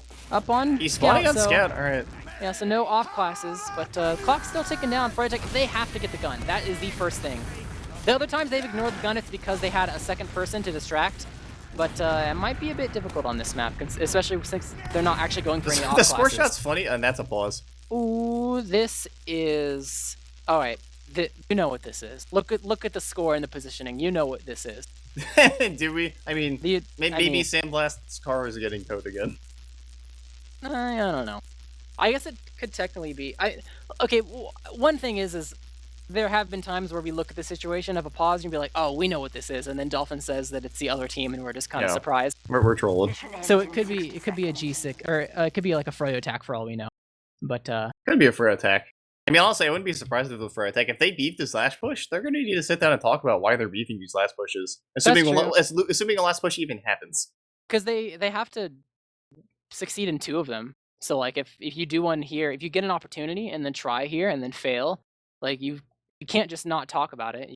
That's your path to victory unless you do what G6 did in one of those rounds and like win on two so the last is free. Yeah. But it's not like you can really force that to happen. Yeah, G6 are intentionally not doing that. Like they're not taking that many risks when they're pushing out, and they're just content sitting on their laurels on last just because, again, they're up around. Let's make Froyotech win the game. Let's not lose the game ourselves by being overly aggressive. I feel like that's what G6 are trying to do, and it's working out pretty well. Also, one thing I've noticed about the Pyro, other than the fact he's actively on fire, is that the scorch shot is like clearing like 3 or 4 stickies at a time, which is really funny because I'm seeing Danny put down traps and they just get deleted in one take. Yeah, the AoE is pretty good. Usually you have to put the stickies like up high near no walls for scorch shot. Yeah. Because if you put them, like, he's putting them on like the staircase on the floor, then they just get cleared the AoE. But if he was on deck, then you could clear the top. But because you know it's scorch, you stick at the top of like doorways and stuff, and then it's you can't do much. If it's in the center, even if you try to wall shot it, it might not clear them depending on how wide the doorway is. But these doorways are like kind of they're kind of narrow, maybe a bit. There's not immediately walls next to them though, so it's for all of them. This so sentry is being a bit of a nuisance. Like it's blocking at the one side really hard, and G6 don't even have that many players on the other side. They just have like Habib carpet and Habib like doorway thing above the door. The only time the sentry has died is when they've stacked 2 or 3 players like actually into last, where one person takes the fire and other people get on it, whether off classes or not. They've yet to do like, let's bring soldiers over to this half of the map and spam them or whatever, despite there not being a sniper on the field. Which, I mean, it's hard enough as it is because of low guy's positioning. It's very centralized. It's not on one half of the map. A lot of the times you can see people defend last where they put their like heal on one half of the map, and that means the other half is a bit weaker because anyone over there that's supposed to like their job to hold it, if they get bullied all damaged, they have to give up the door because they don't get buffs. They're probably half HP, have to back up. But Logai is pretty easily able to heal people that are able to consistently spam that door properly, no matter which side it is that the sentry gun is facing. So it's a tall task. This is it's probably one of the harder guns to clear out. Sunshine Last is no joke. I gotta say, G6, I think their drip game is on point. They got like the bald, fat Homer Simpson engineer, and they have like the ripped pants pyro, and they got the Saxon Hail mask. Like those are all like some real top tier cosmetics / things going on, which I do appreciate. The perfect mix of trying And to have like a cool Lokai has loadout like and- the default medic with a bow tie. Oh, on pause. Oh, perfect timing. Froyotech still in the driver's seat. They're poking around trying to find damage. Some on a Kobe. Not really enough to initiate off of. Oh, never mind the double soldier bomb from the opposite angle. Engineer sent up into the air again. Branson barely lives. But that's a 3-man. That's a 3-man, and they didn't even get the Uber. At this point, from the side of Froyotech, you have to bait G6 into having a bad push out. Realistically, I think that's what a lot of teams lean towards, not just on Sunshine, but other maps. G6 aren't they moving. They're not budging. Care. They don't care. And honestly, like, look at the time left. They have 10 seconds left. If G6 can successfully reset the round, they have a mid, and if they win the mid, they could just straight up mid the last and win the match. Right. And win invite. And they probably are pretty like obviously some of the mids in the past bit have been back and forth. This series, the previous series, and their regular season matches. Putis. But they probably feel confident themselves. The post-fight Putis. I like yum, that. yum. This is a good theory because they have to have an Uber exchange, and they have to have a good post after the Uber exchange. And how do you do that? A heavy might be a good start. But they don't really have tons of space. They got some cap time. Not a lot of chase. Oh, the heavy. He's showing their cards over by the Rest of barrels Freya's area. kind of baiting though. They got Donovan, who was in a bit early. The initiation, Mirror Man trying to go in as well. We'll get maybe, yes, taken down by the side of Soapy. So 2-man. This is going to be a mid reset. This is going to be a mid reset. 18 seconds left. Nothing's happening Froyotech, here. I feel like for Froyotech, if they lose this, they could be kicking themselves that they didn't do anything kind of more crazy. Not that matter anyway, but like they had 4 players up, they could have backed up. There's the done anything. Yeah, there's the tack, and who teams, paused? G6 tack. Realistically though, I'm sure both these teams would have gone for attack because this is another scenario where like if you lose this mid as Froyo, this could be the end of everything. And G6, they just want. Logai's probably like, I don't want to play anymore. Get this game over with. So they're both infinite teams, overtime. Yep. For those who don't know, G6 they need 1 more round to win. Froyotech need 2 more rounds and they can win. First to 4. Donovan gonna bomb. He's gonna take a bit of early damage, but gonna get some nice spam on G6. G6 they're gonna go Valiant. There's 2 first soldiers behind us. They've done the classic Sunshine mid where both teams are on the wrong side of the map. So these are for all the marbles. If you wiping. If Whoever you lose loses this is mid, wiping. They're going whoever hard. loses is wiping. If Froyo wipes here, that could be it. Ubers are going to eventually arrive. They're 85%. Oh, but Kobe might die. Jumping away. Saves himself for now. Oh, Mirrorman's going to be the first to fall. Sandblast is going to fall. And Froyo's on the wrong side of the map. And they're going to approach their Uber, but G6 are all on the point, and they have Uber. The Uber comes out. 40 weeks, so Willie. Donovan's going to fall. Danny might fall. Then he jumped. He tried to get to half the map, but he's a bit Danny's going to fall. It's a disaster for Froyotech. That's a full wipe. Both teams saying, you know what? We're just going to go full send it, high risk, high reward. We're taking their half of the map. That's what we're doing. So even if things go bad, we're on to our last whatever. And G6 still have to push last. They still have to push last. It's not over yet. G6, you could get really ambitious here and go for something crazy. And you can also just beef last pushes. It happens. Yeah, you can end up only. Oh, look at he's on the Scotch resistance again. I mean, here's the beautiful thing about it. So many demomen play in spawn. Why not run it? You're gonna reset. You're gonna switch like off the theory. stock It's just anyway. funny. Like of all the people to bring it back, it would be Danny. It's unironically pretty good if you are gonna be a shutter demo man. When you reset, switch to the other one and before you do. And you get actual traps as well as defending the point. Like there's a trap on the barrels. This post super could be really bad depending on the positioning for the side of G6. If they die to that trap, they're able to get the gun right off the bat. Heavy in play right now on the side of Yum Yum. Habib bombing the heavy. Yum Yum stares up, but doesn't see brains them right down. He gets 2 with the stock on his resistance. I told you.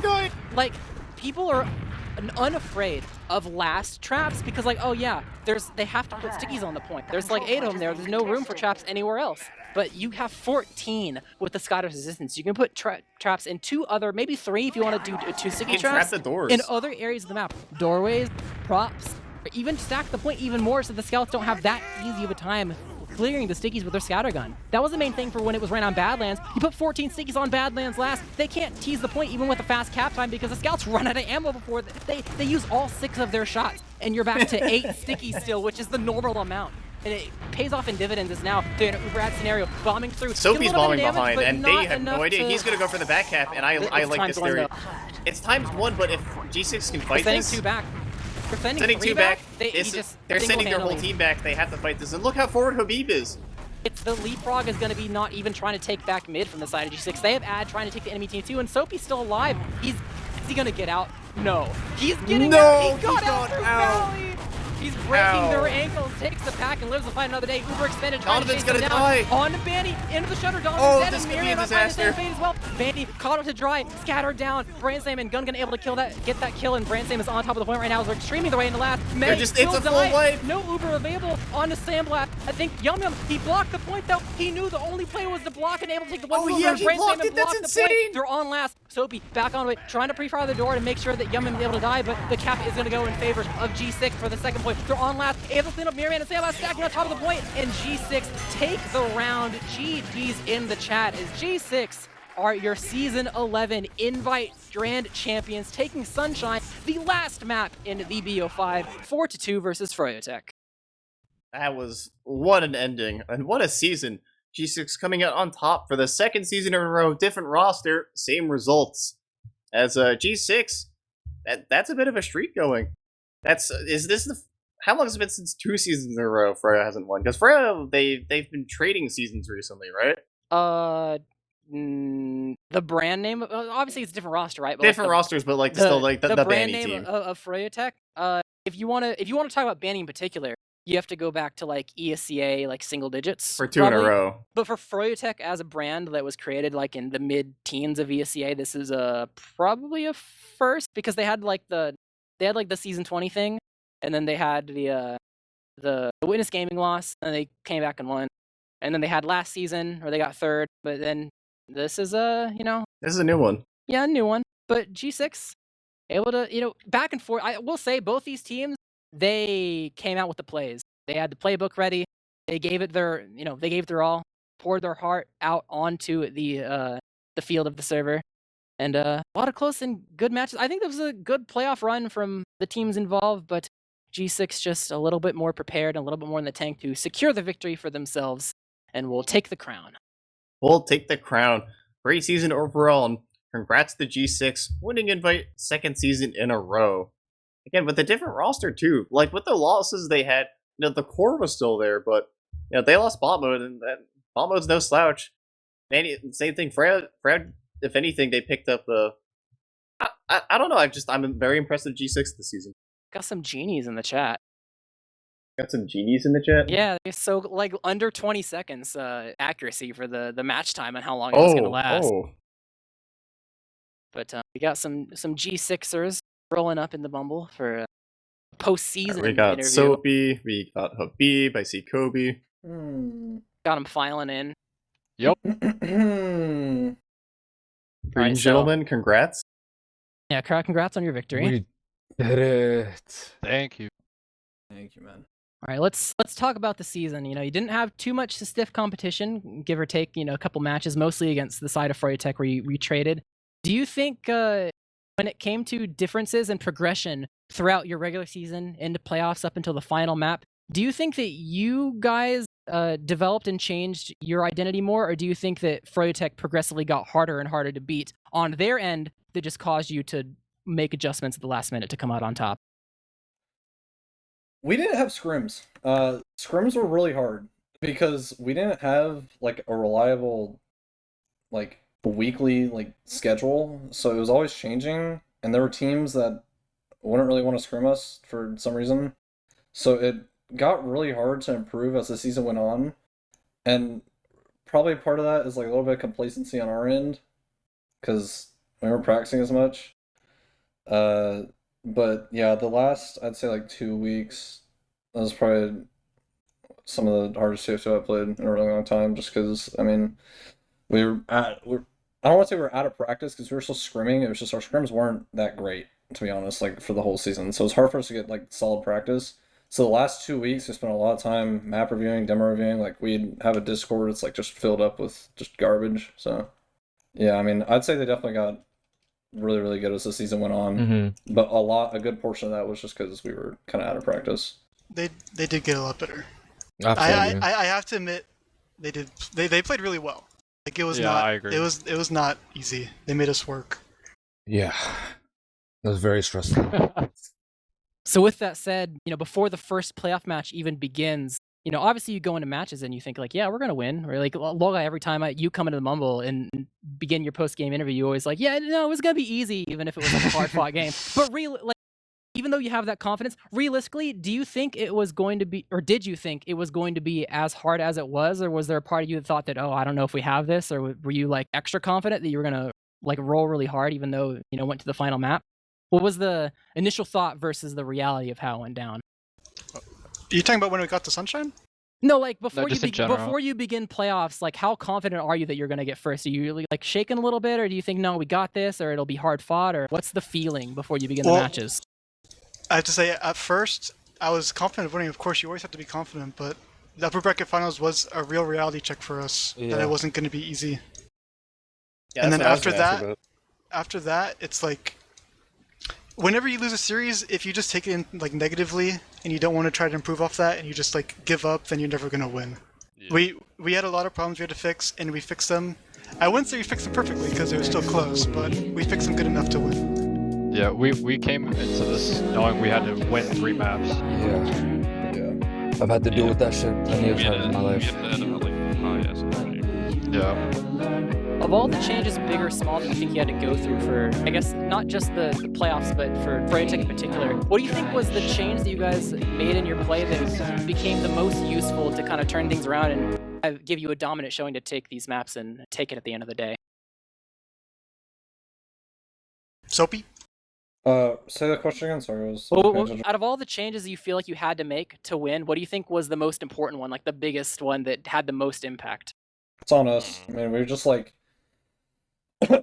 obviously they run spy and sniper a lot, so we had to be aware of that. But I'll be brutally honest, the upper bracket that they won was like just a 1 in 100 chance that they would have won that map, that Sultry map. That was like they were making some miracles happen.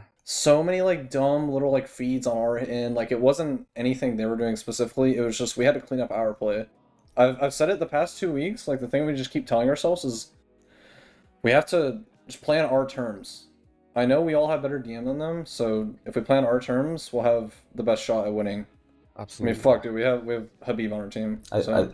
If I could add one more thing, we like really hyper focused on like mids every time we lost them, and we like really paid attention to when we were losing and the last pushes, and we adapted like after every failed thing. We talked about everything that went wrong. Yes, the pauses for the most part were just for like mids and last pushes, like in game, like the attacks. I'm so happy with how much better our last pushes were. Yeah. How did you guys feel? I didn't think of any MVPs or any standout players overall for tonight. Branson played really well. I've never seen Branson do that. My guy was locked in. It might just be my flank scouted. I don't know. I might just have to. A little dippy at the flank now. I might have to drive an hour and a half west to go fucking get a beer with him. Honestly, I don't even think you could pinpoint a single MVP because it was a fucking actual like complete team effort. Yeah. Yeah, Branson popping off on Process, a B popping off on Bagel. Yep. Shout out to Gungan, bro. Welcome to the club. I see you in chat. Very, very big first invite win. Yeah, very good job, dude. Yeah, and I felt bad beginning of the season because this was like the busiest year of my entire life. Oh yeah, and my so guy was. I was getting home like late for scrims. I didn't warm up like the entire season. So like playoffs was the only time I really got to like actually play well, but I'm glad I was able to. I think I played pretty well, especially upper bracket, and then I just played pretty like fucking selfless. I think for the No, you played really well. Caps-esque. Appreciate it, bro. Caps is looking down on you. That's what you gotta do on Combo Scout, bro. On you. Gotta play for your team. Yep. You talked about some of the adjustments you guys had to make were on your side and a bit more internal. When it came to like the pace that you guys were playing, I think one word that you could say to describe it was you guys were very careful, I think, and maybe a tad slower. Was that more of like, did that lean into what you said about making sure that you guys fixed up whatever problems you had? Or was that also kind of a thing that you think would make it difficult for Froyotech to kind of deal with you if you just like, you know, didn't take high risk moments and played as safe as you possibly could? You talking about like in general, stuff? Like waiting for your play style, like not taking like 30 or 40 ads sometimes, or like, you know, playing super safe, etc., etc. Honestly, that was because one of our issues we were struggling with was a lot of just random deaths that we were having, and if we were able to stabilize like that, then we wouldn't have those random deaths, and it would be a lot better. You guys seem very confident in your defenses when you were like up rounds, especially like on Process and on and at the end on Sunshine. Like you guys could be up around, you guys would just be content with, you know, round resetting on last, which is not the easiest decision to make sometimes. I feel like it's kind of just like the conflict also plays into that since it's like such a little round time. Pushing out a Sunshine last is pretty hard off picks. I agree, but it's like sometimes it's just you don't have enough to work with sometimes, or it's like, you know, you're not confident in like. There's too much Dude, Benny also like doesn't pressure with his team. He just like, I mean, he does, but like not as much as he probably should. So like when they like 3-man for like our Uber, he's like already trapping exits and stuff. So we can't like pressure. It's just like speaking of Benny and traps, what are your thoughts on like in Invite Grand Finals you rolled on Sunshine last and died to a Scottish Resistance?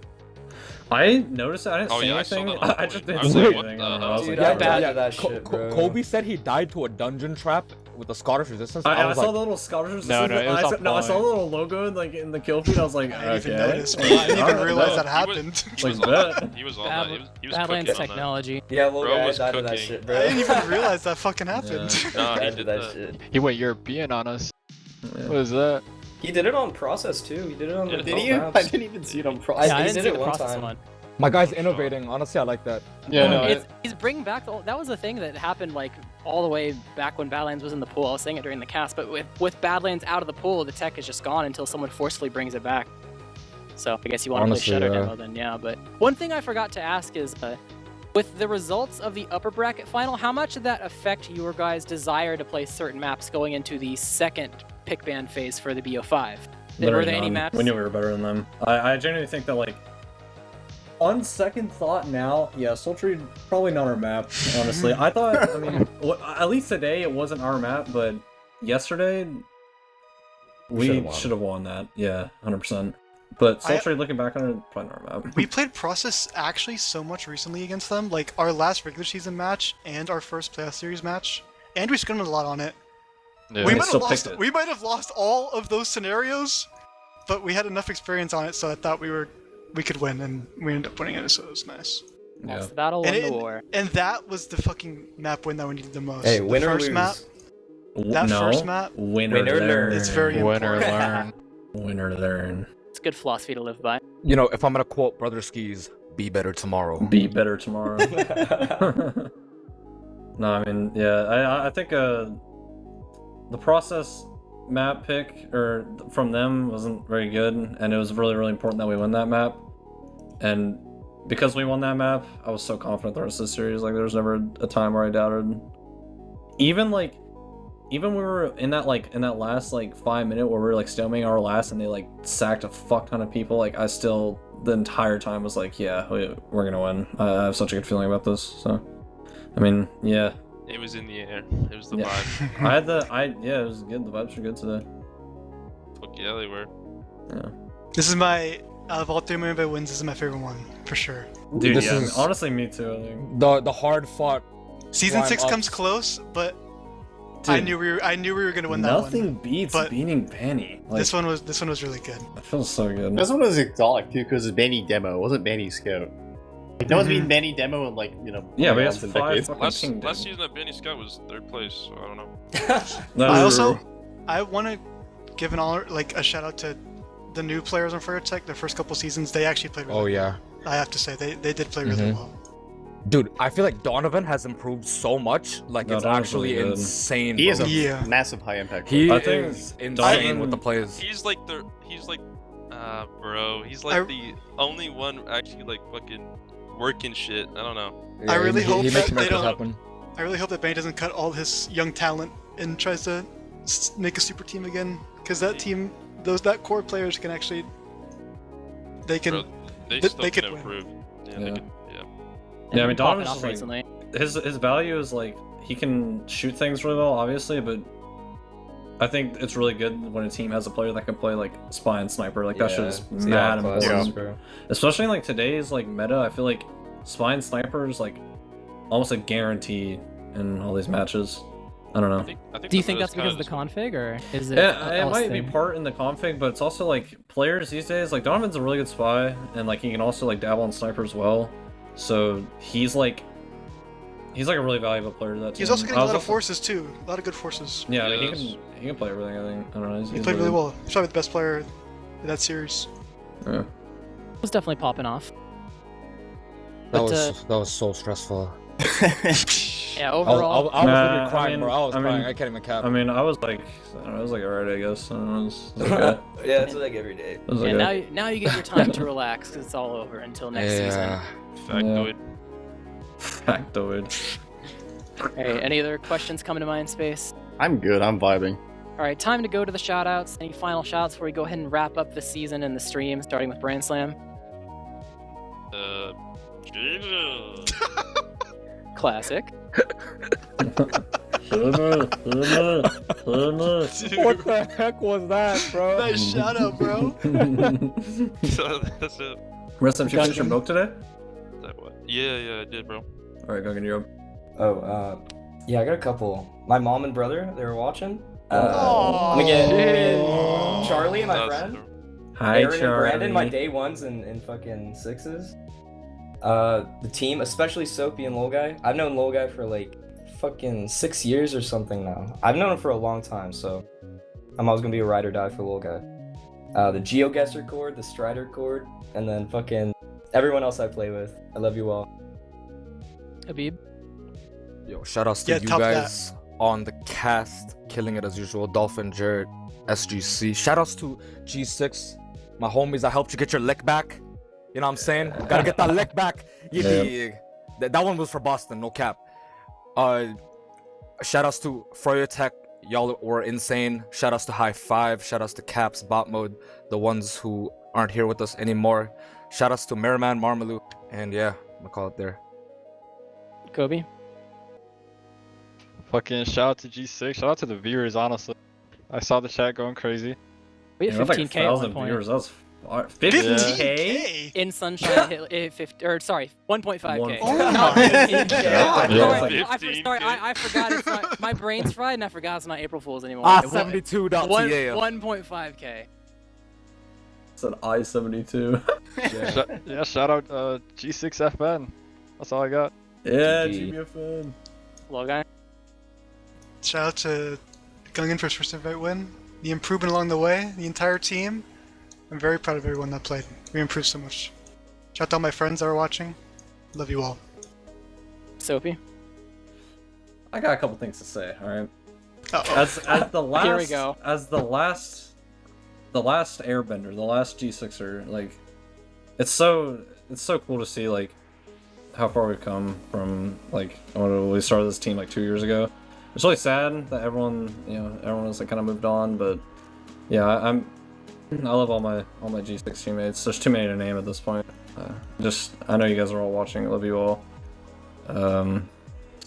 Shout out to all the teams that are working hard and that are trying to improve and trying to win, because as we all know, there isn't it's very hard to find motivation, like monetary motivation to play this game. So it's all for the love of the game. Glory. It's all for the love of the game. So yeah.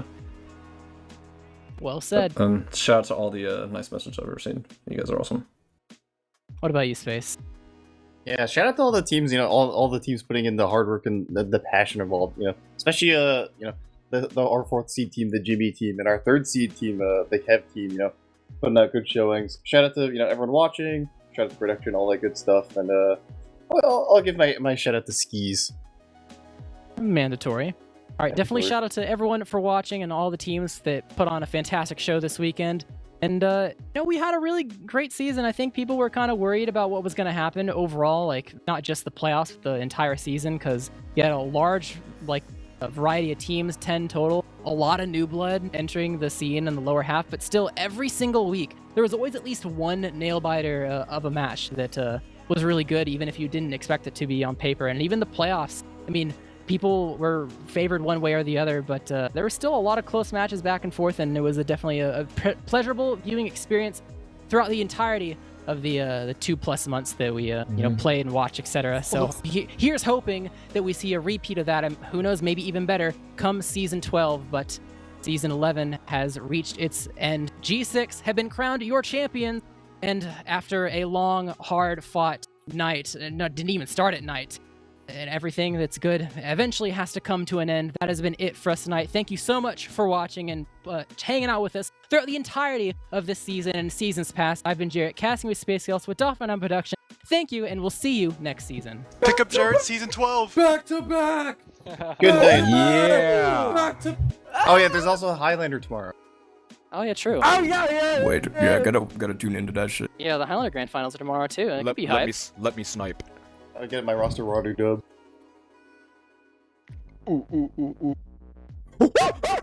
Is this still live? I think so.